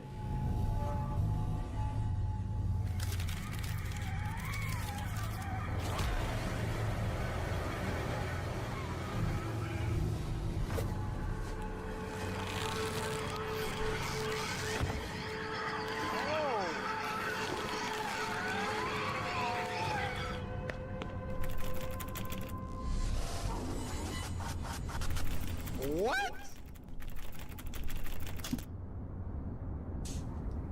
Bro, you can't get out your own house because it's electronic locks?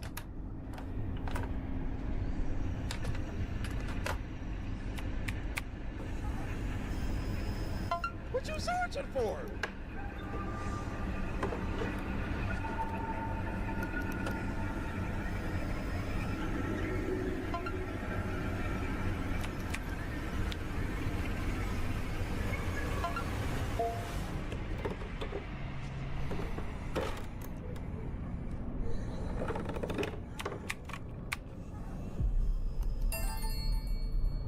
What?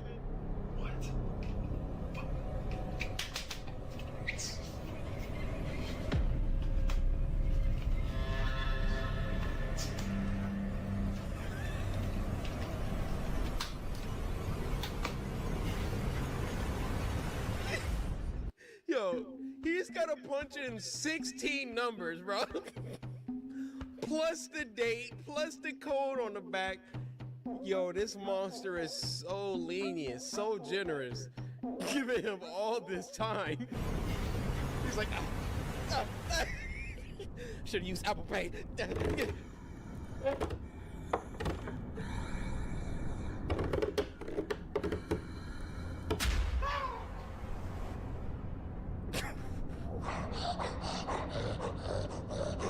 It turned into a dog?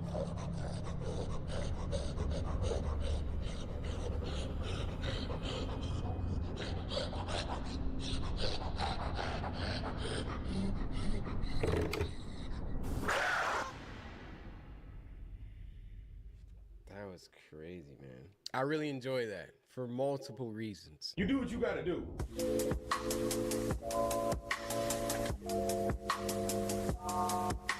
Now this next one is special to me. Why is it special to me? Your boy might have a little cameo. This was called Dr. Death and it was uploaded by the GOAT's Social House Films. Now this was sent to us by Mir Sayin, who said, hope you like this video. Corey, can you say...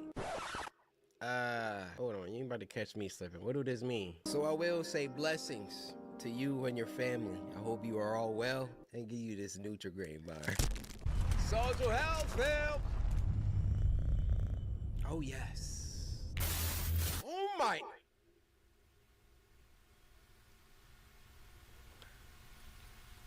I see you, Aaron. I see you.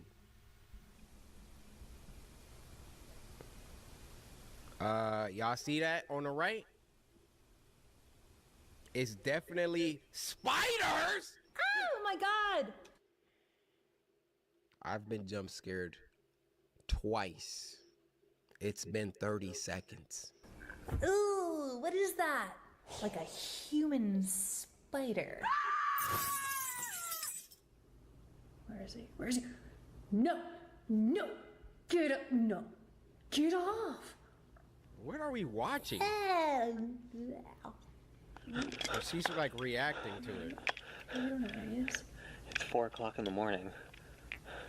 I swear I just heard something. What is that? Our next video is brought to us by Dr. Death, and it's simply titled Mage's Smile. So let's check it out. This is so like meta. She's a reactor in the film that we are reacting to. It's layers to this. Corey, do like some type of layer edit when you say that. Okay, this is already disturbing. Dr. Death, I presume. Oh, okay. We might Ooh. censor that. Ooh, I don't like it here. Yeah, they're doing some stitching of the lips. They were actually. I gotta sneeze. All right, reminds me of the dentist. Typical Thank you. cleaning. Okay, taking some teeth out. That's you. That's you. Whoa, whoa, whoa, whoa, whoa, whoa. Yeah. Instantly became problematic, huh? Okay. I don't know if this is real or some kind of deep fake, but That's you. This is not okay. That's you.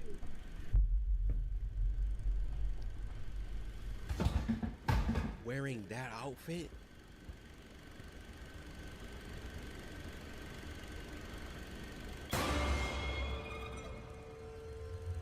Whoa. Turn around. All right, hold up. We gotta get up. If he's still on the shot. Dude, don't just stand there. Don't sit there. How are you doing that?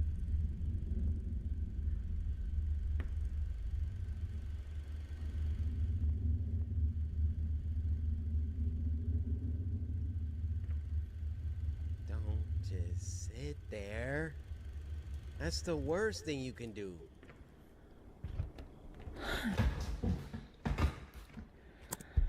Okay. Honestly, I'm feeling a little creeped out right now. Yeah. No, I don't think that someone was actually in my bedroom watching me while I was sleeping. But, yeah, I guess the whole video kind of reminded me of The Ring, except I'm not getting a phone call. Ooh. Spoke a little soon there. They gonna call That me. was weird.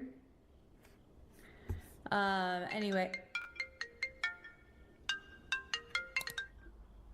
7 days. Hello? Hello? Hello?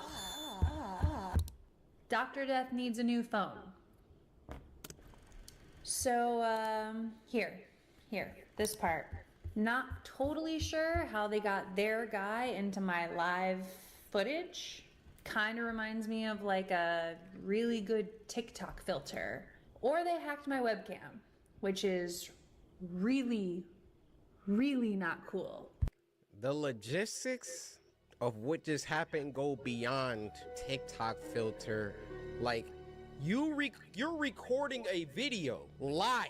You react to something that's already been on the internet for you to react to. How did that footage, how?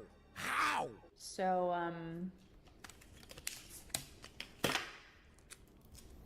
bye-bye. It's see-through tape.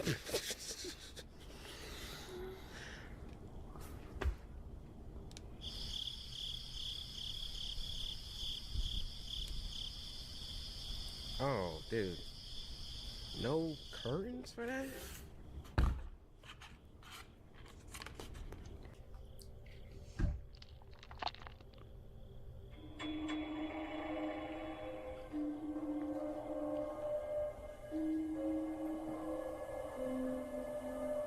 I'm spitting it all out. Whatever it is, I'm not pulling nothing out. I'm spitting everything out. That's disgusting.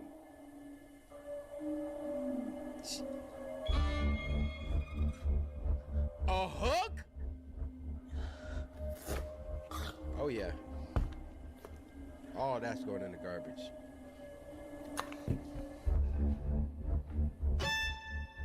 Oh.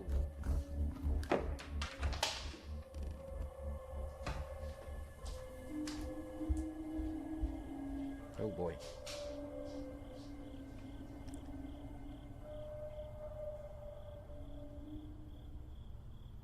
Oh. An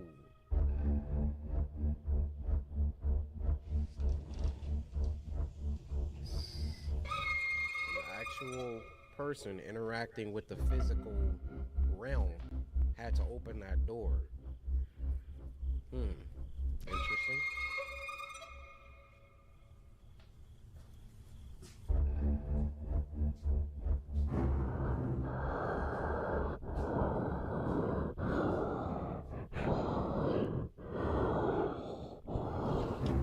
All right, Vader.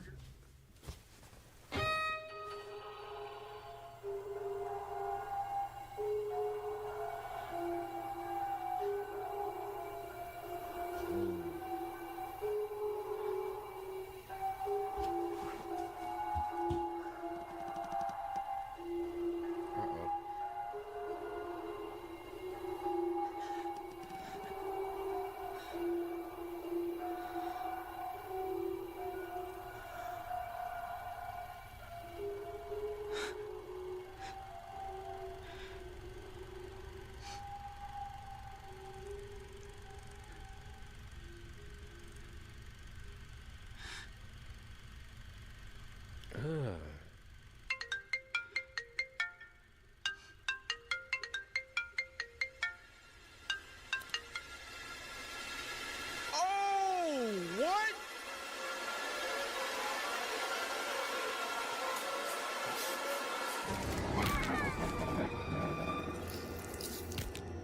Why?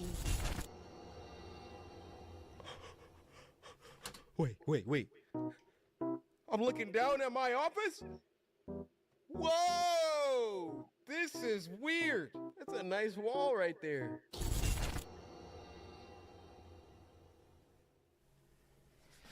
Let's get it. All right, so this next video is sent to us by Dr. Death.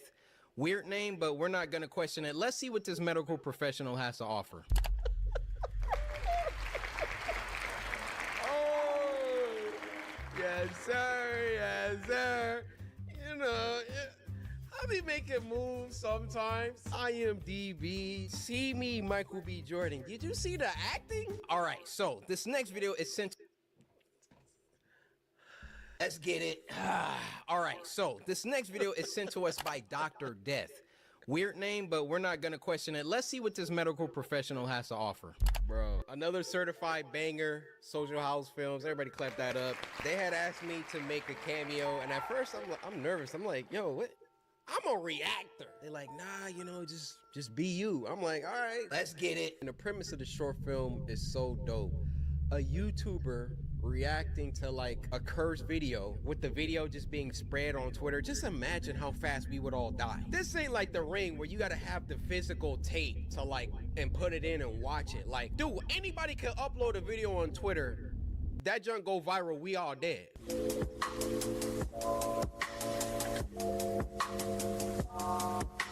This next one is called Out of Order POV, and it was uploaded by True Horror Stories POV, which means, yes sir, we gotta get those lights off.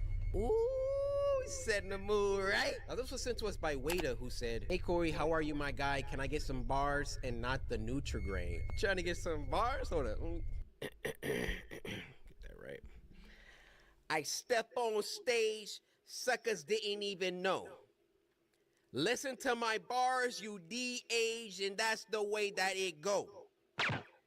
De-age mentally means you going back. I messed that up, but we going back in time like my name is Hugh Jack.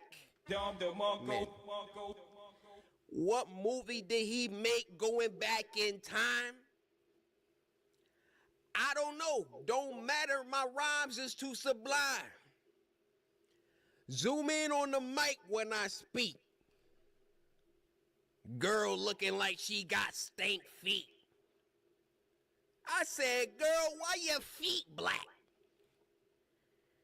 She said, sir, I have no shoes. I said, well, your feet look whack.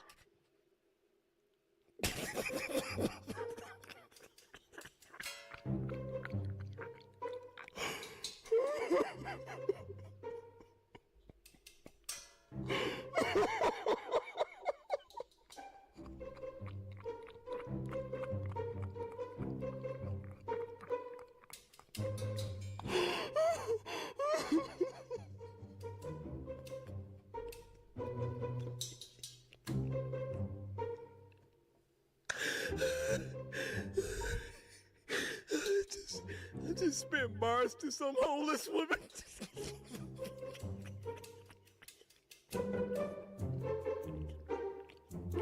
It's just a woman. It's just a woman. Just a woman outside. Just walk up to her, just start freaking. It should be illegal how easy I can make myself laugh. Gitu juga. Kau seorang ya? Seorang, Ji. Aku punya. Biasa dia tu. Macam tak tahu pula. Bergayut. Malah kan tunggu. Kau lagi mana ni? Kau cuci kat mana? Ni awak dia dah rosak. Alamak. Air penuh? Kau nak cuci, kau pakai aku. Baik. Ini kalau kat rumah kan senang. That floor look nasty as freak, bro. Dah. Cukup. Ni macam aku buat kat dalam je lah. Boleh membuang sekali. Sialah. This is where we're doing laundry? Next to the toilet? I don't know about that one. Ini pun boleh patah. Bodoh betul lah.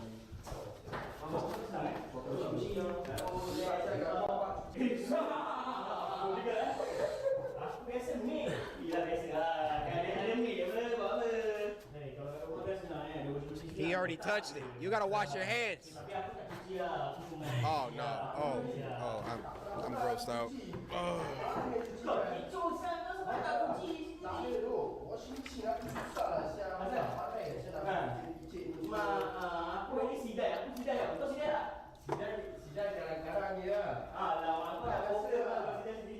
Oi. Korang nak gerak? Win. Rabat siapa tak tunggu aku? Nope. Bastard, bodoh. Such baskets.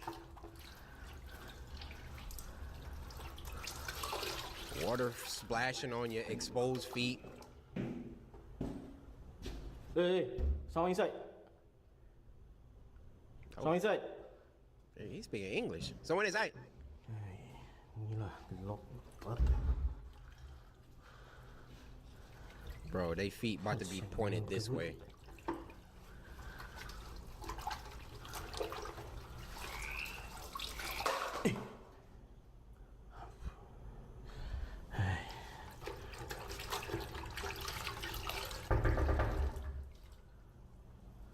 I said, someone inside. Oi. Oi, what? Tissue. Alamak, say lah you want tissue. You knock so hard for what? Bro, they got like it's like half English. I remember my Chinese roommates, they would do that too, where they be talking amongst each other. Obviously, I don't know Chinese. But they sprinkle in, a little English. And I'm like, oh, y'all talking about that? Not gonna hold you though. That just reignited this memory I had. I used to play basketball daily up at IM East, which is a rec center in the East neighborhood of MSU. And I played against a lot of Chinese people. Back in my heyday, I was nice with it. Had the little crossover, take it to the rack. Tell me why my friends, my Chinese friends, told me the other Chinese people was saying some racist stuff. Ever since then, people speaking foreign languages around me, you're calling me a racist term. All right, I'm just projecting some of my insecurities from past traumas. I'm just gonna... You knock so hard for what? Eh, return back ah. Here got no more tissue no. Bro, my dude slid his hand under there like he was at a drive-through.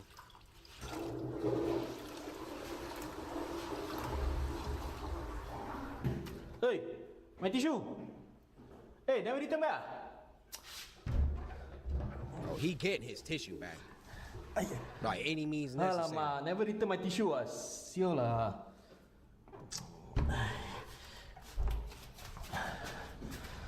All right. The sink is open now. Can we stop doing our laundry by the toilet?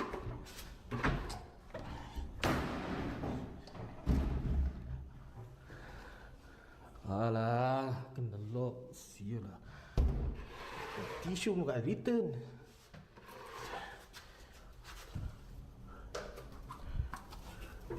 Eh. What you want? Soup. Alamak. Eh, Mas Ethan ah, you guys cannot talk meh? Talk lah, say you want soup. Yo,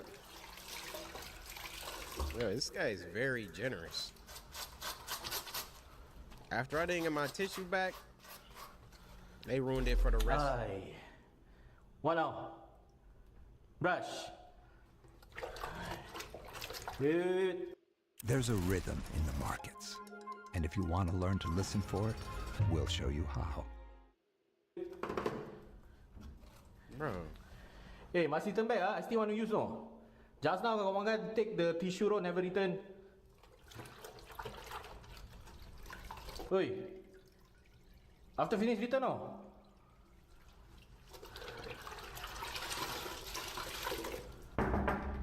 You hear not? Oi. Bro, at this point, I'm peeking over. I'm getting on the toilet, I'm peeking over. Give me my stuff. Frogs mad aggressive this time of year.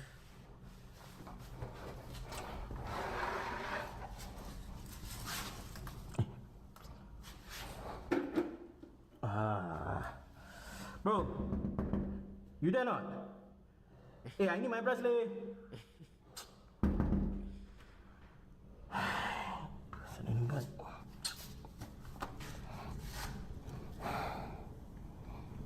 Oh.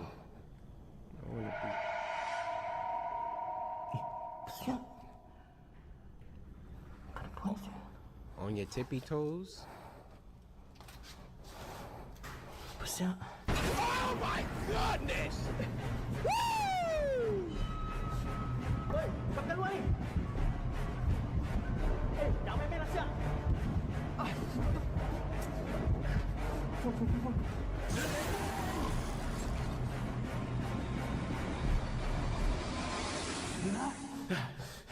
S tier jump Aku tak scare. kacau kau. Kau jangan kacau aku. What? Pergi.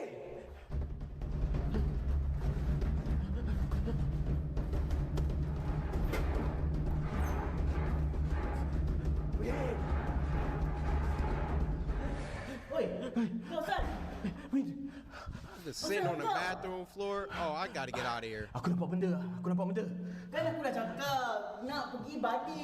Kau ni jantung tupai keras. Kau masih nak seorang-seorang. Eh, tolong aku. Tolong aku. Aku angkat barang aku. Problem ah. Masuk. Look where his hand is at. Okay dah. Get out of here. Get out of here. That was fire. Dang. That turnaround was lethal. And this is why I say true horror stories POV built differently. This week, I was about to give you an 8, but I'm gonna give you a 9. I'll give you a 9. On top of me being in a great mood because we just hit 15 million. Clap it up. With that being said, I don't remember the last time y'all got a 10. Y'all just, what, y'all don't care about Spooky Scary Sunday no more, yeah? I need the best of the best. We need peak horror. I will see you next week, hopefully, with a 10 rating. Spooky Scary Sunday.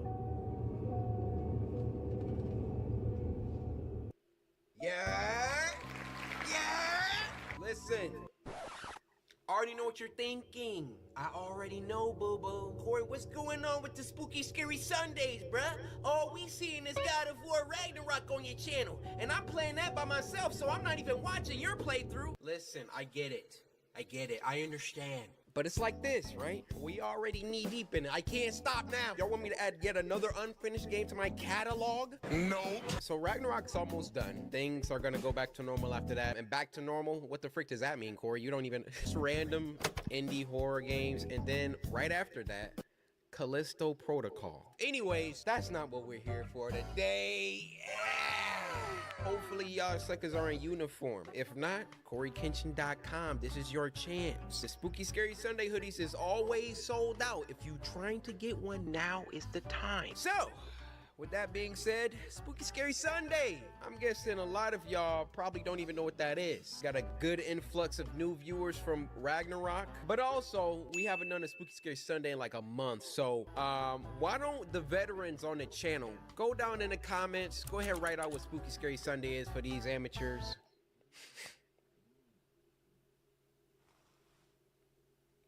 You just gonna stare at me. You're not writing anything. I can see you. Oh, okay, so you feeling lazy today. All right, I got it. Spooky Scary Sunday. For those who are new, it's a series where every Sunday, get your jokes out. Every Sunday.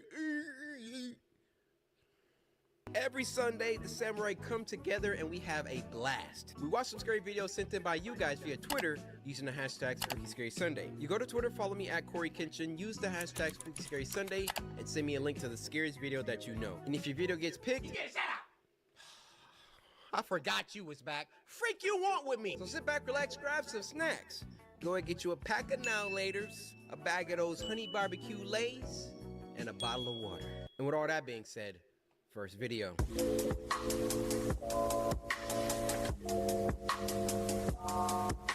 Now the first one of this week is called Unlucky Charms, and it was uploaded by Chris E.T. Something's Awry. Lucky Charms is one of the most goated cereals of all time, and one of my personal favorites. Now this one was sent to us by Chase, who said, me and my friends love watching your videos, and I would like you to see this one. Chase, shout out you and your friends. Hey, I appreciate you guys for tuning in for the monthly episodes of Spooky Scary Sunday. Let's get it. Ooh, 3D animated. Nice try, Leprechaun. No magic munchos for you. Hey. Magic munchos. Part of a Magic Munchos?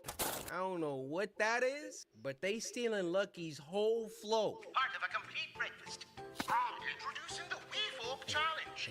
Find all 3 of the Leprechaun's friends in boxes of Magic Munchos and win a big prize.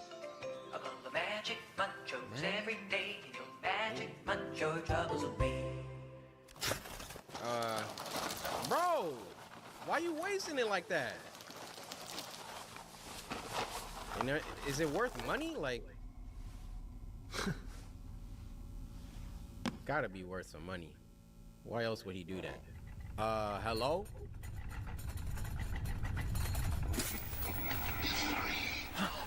Of his kin. At last, the cage opens. Uh-oh. They folk go hunting. Uh-oh. His world again. This is kind of crazy. I will be leaving the premises.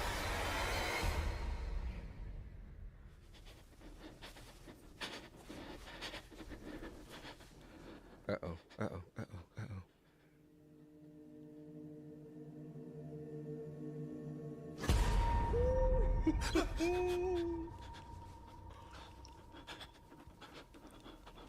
Okay, we're fine, we're fine. Where's your phone? Call the police.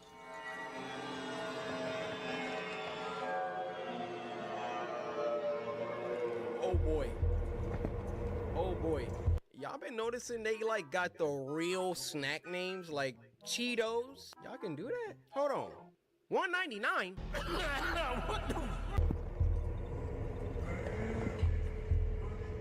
Oh boy. Alright. Just give him a pot of gold. Nah, you ain't gonna make that door, Chief. You gonna have to throw something at him.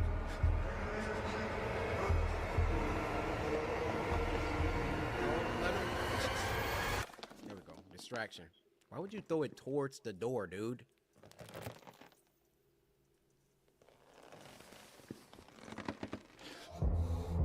This is tense. Come on, man.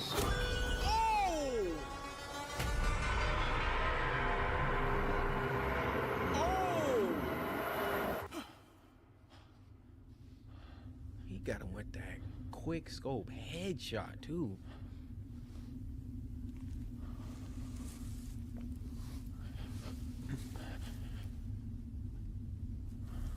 Alright.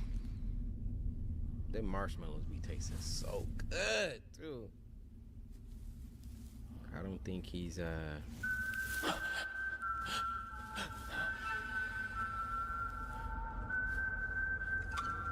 Oh boy.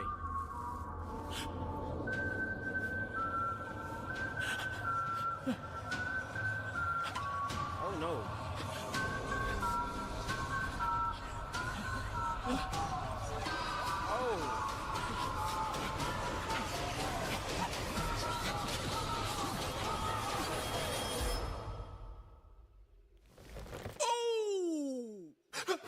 Oh my goodness. That is insanely scary.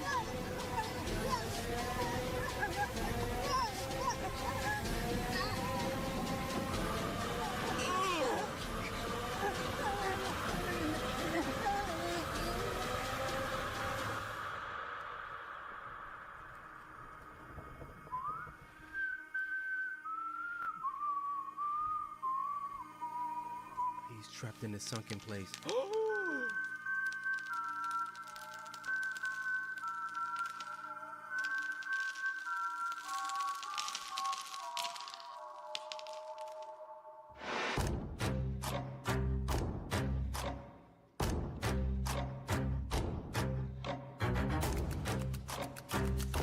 Yo, they freaking killed this.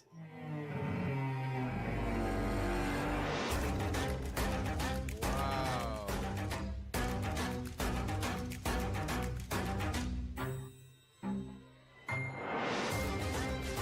Dang, look at all the work that went into this.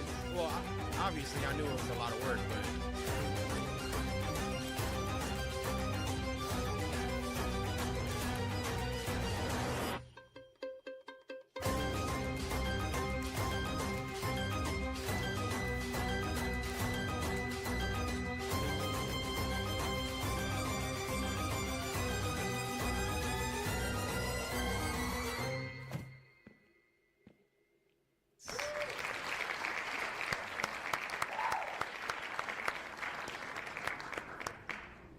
fire. Fire. You know what I was sitting here thinking too at this part right here? I was sitting here thinking like, this is so beautiful. How they CGI'd like all the individual cereals. Most of them have motion too, look. Amelia Sykes lets illegals skip the line, but that's not all. Amelia Sykes wants to make sure they stay with free housing and the right to vote. Amelia Sykes. Illegals skip the line, Americans get screwed. The NRCC is responsible for the content of this advertising. Like, bruh, being completely ignorant on how 3D CGI works, besides that little snippet at the end, this was beautifully done. Guys, this channel has 15K subscribers. Y'all cranking out masterpieces like this with only 15K? How many should we send over there, y'all? I'm thinking we need to get them to 50K. I need y'all to go handle that. Let's get it.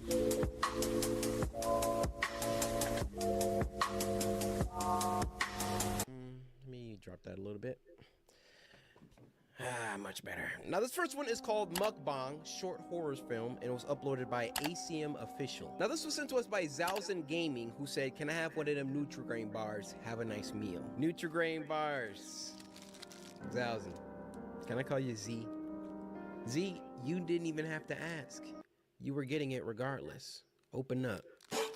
Hi guys, it's me, Carly, and today we're doing the Korean Fire Noodle Challenge. My goodness. In front of me is 20 packs of Korean fire noodles. Oh my. That's Carly, who edited this? You're going too crazy with the effects, all right? noodles. That's 10,000 calories, 10 pounds of food. Whoa. The current record, 15 packs in 10 minutes. No, who got the record for that? Matt Stoney? Yo, out of all the YouTube eaters, yo, Matt Stoney, that's that dude right there, man. Calories, 10 pounds of food. The current record, 15 packs in 10 minutes. Whoa. I've got my timer ready. Okay. In 3, 2, 1.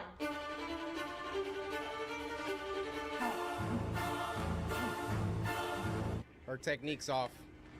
She needs a cup of water. Use her hands. That's how you get the post a record. new food challenge video? Yep. Already has 10,000 likes. Wow. Congrats. All right, last time I paused. Notice the stark contrast. Hey guys, my name's Carly. Today we're gonna be doing our food challenge. Right after she got done recording, posted a video. Yep, already got 10,000 likes. Low key, that's me. What? Soon as the camera turned off, I'll be like, smash that like button, subscribe today to Jordan Samurai. And until next summer, brothers and sisters. I'm so tired of this freaking job. Guys, that was a joke. I freaking can't stand this. You post a new food challenge video? Yep. Already has 10,000 likes. Wow. Congrats. Thanks. Dang. Whoa. I know you cheated. How you know? Hey, don't even text him back. Wait.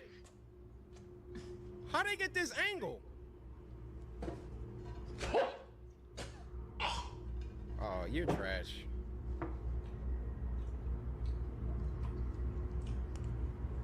That's a lot of work.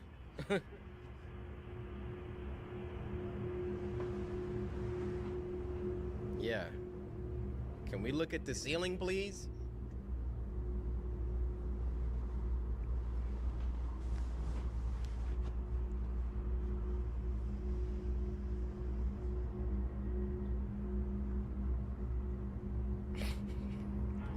How can you not tell where that's coming from?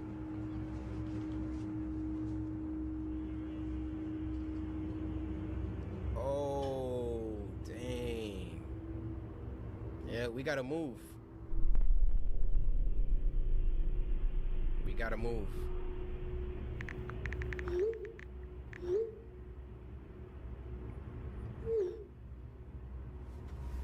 Leak the footage. Oh, shoot. Now you're about to get canceled on YouTube.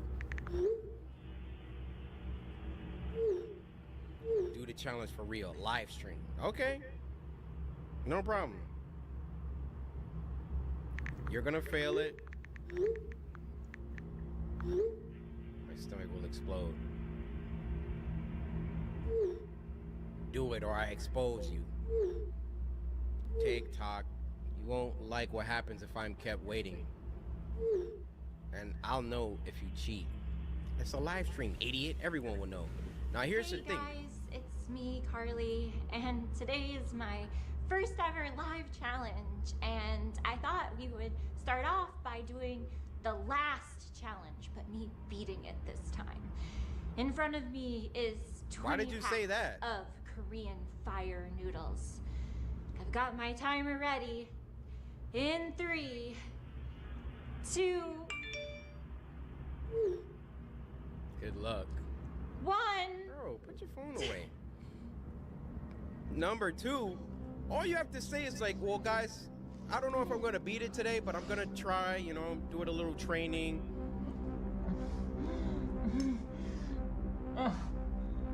She's literally not swallowing anything.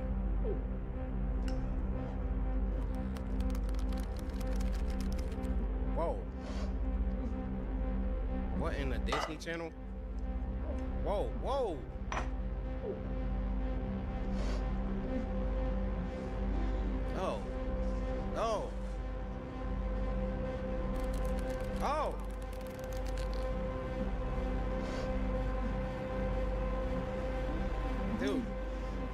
Stop. Take a... Dude, she's literally about to blow up. Oh, she got milk in the noodles?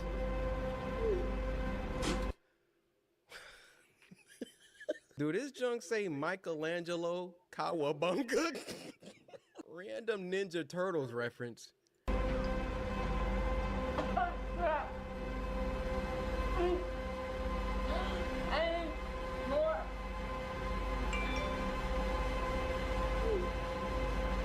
Keep eating or else. Just...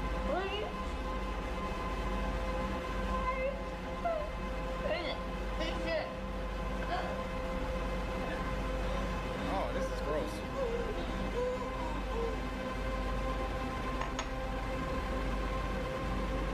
Oh! Oh my! Oh! Oh!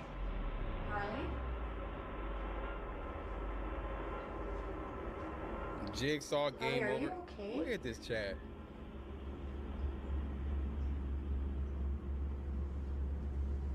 What Well, the? it looks like Carly bit off more than she could chew. What the frick? Were you in? She was the one texting.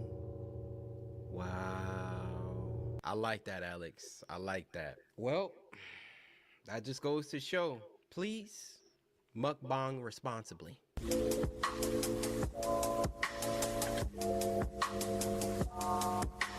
This next one is called Fiona, a Shrek horror film, and it was uploaded by Locust Garden. Quick side story about this one. The director of this short, Andy Chan himself, reached out to me a little while ago and asked me to react to it. So Andy, I'm hoping this is about to be fire. Now this was sent to us by Asia, who said, "Hey Corey, you've been my shogun for over 8 years. Love you to the moon, dude. Hope this gives you a good jump scare." 8 years! 8 years officially makes you an OG. I mean, you've been watching me for 365 days times 10, okay? 3,650 minus 365 times 2, which is 730.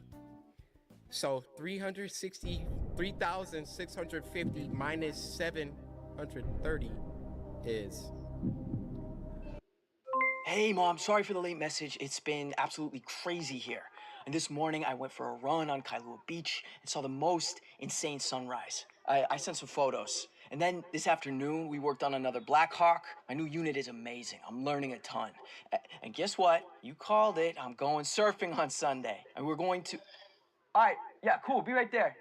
I gotta go. I'll see you next week. I love you. Learn how you can be all you can be at GoArmy.com. 2,000.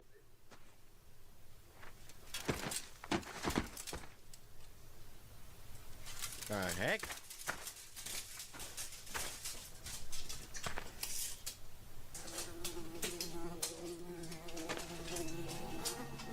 What the frick?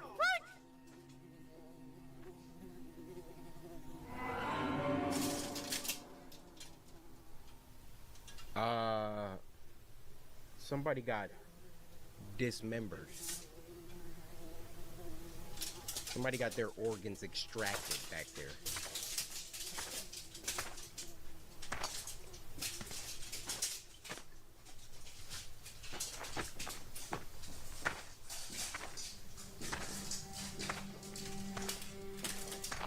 Okay. Pretty professional so far.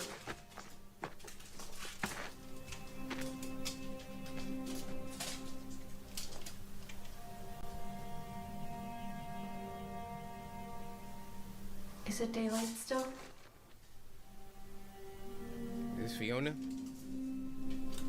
Are you Princess Fiona? Has the sun gone down? I'm Prince Callum. I've come here to rescue you.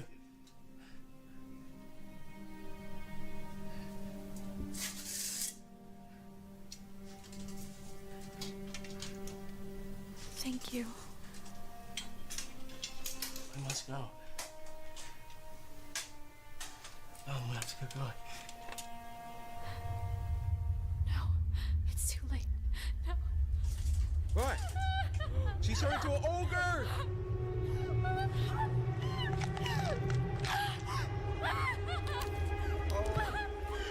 Bro, run! Run! Run! Bro, he's still standing there?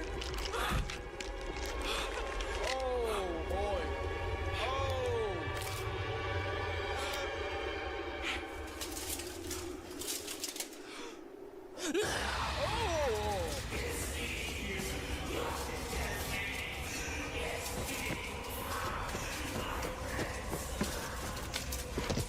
Oh my god. This sucker done tripped. Bruh. Come on now. Are you still sitting there? Oh.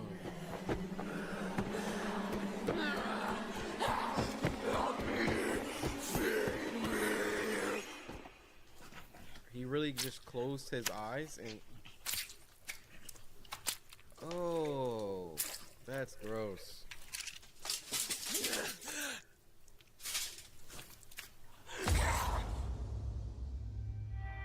Basically, dude did everything wrong you could possibly do if you ever find yourself in a horror film. You literally stand in front of the monster as it transforms. You run away, and while you're running, you trip. You stay there on the ground instead of getting up. And the biggest violator of them all closed his eyes as he's being ran up on by said monster. Get him out of here.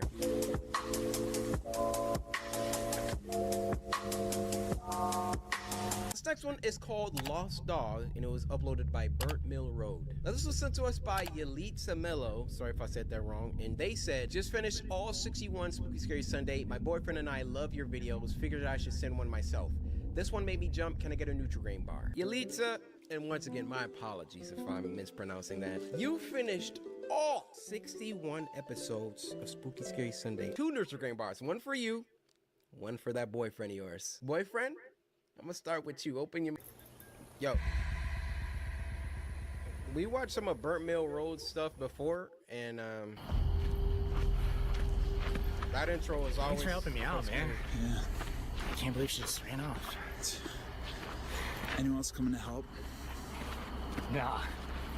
You're the only one who responded. Lucy! He's lying. He's lying. Mega! Lucy! Lucy! Let's go down there. She always liked to be down there. She always liked to be down there. First of all... How'd she even get down here? Why do you need help? I mean, yeah. Lucy. But if they sticking together, what's the point of getting more help? Wait, what the frick is going on?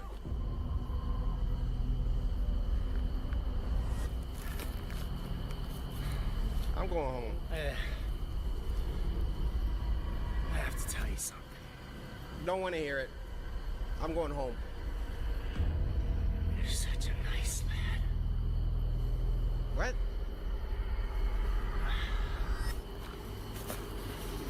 Bro, why are you just staring at this dude tweak out? Run! Turn to a freaking werewolf. I don't have a dog. I am a dog. I've never had a dog. Oh, you're too nice, though. You should run now, lad. Before it's too late. Why did you bring me out here then?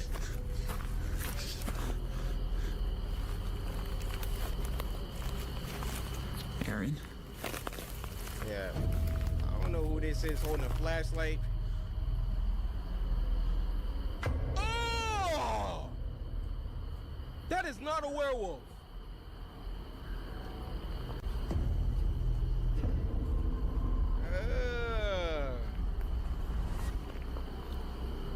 Cameraman has no reaction, just staring at him. Ugh.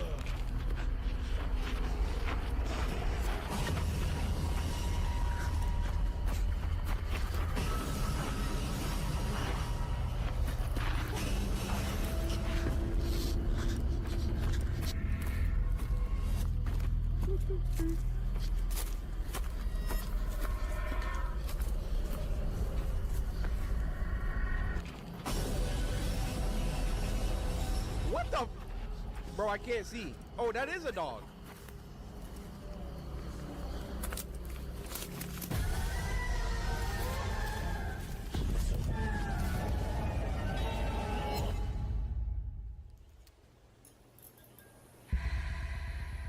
Not gonna hold you. Jump scare at the end did get me.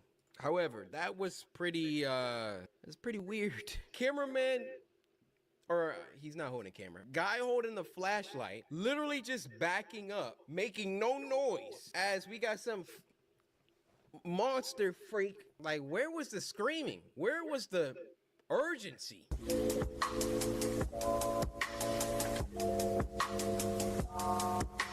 Now this next one is called Two Birds, and it was uploaded by our friends over at Alter. Now this was sent to us by Weister Games, and they said, I'm new here. I just want a Nutri-Grain bar. I ate a lot. I ate one bread slice. That's a lot, right?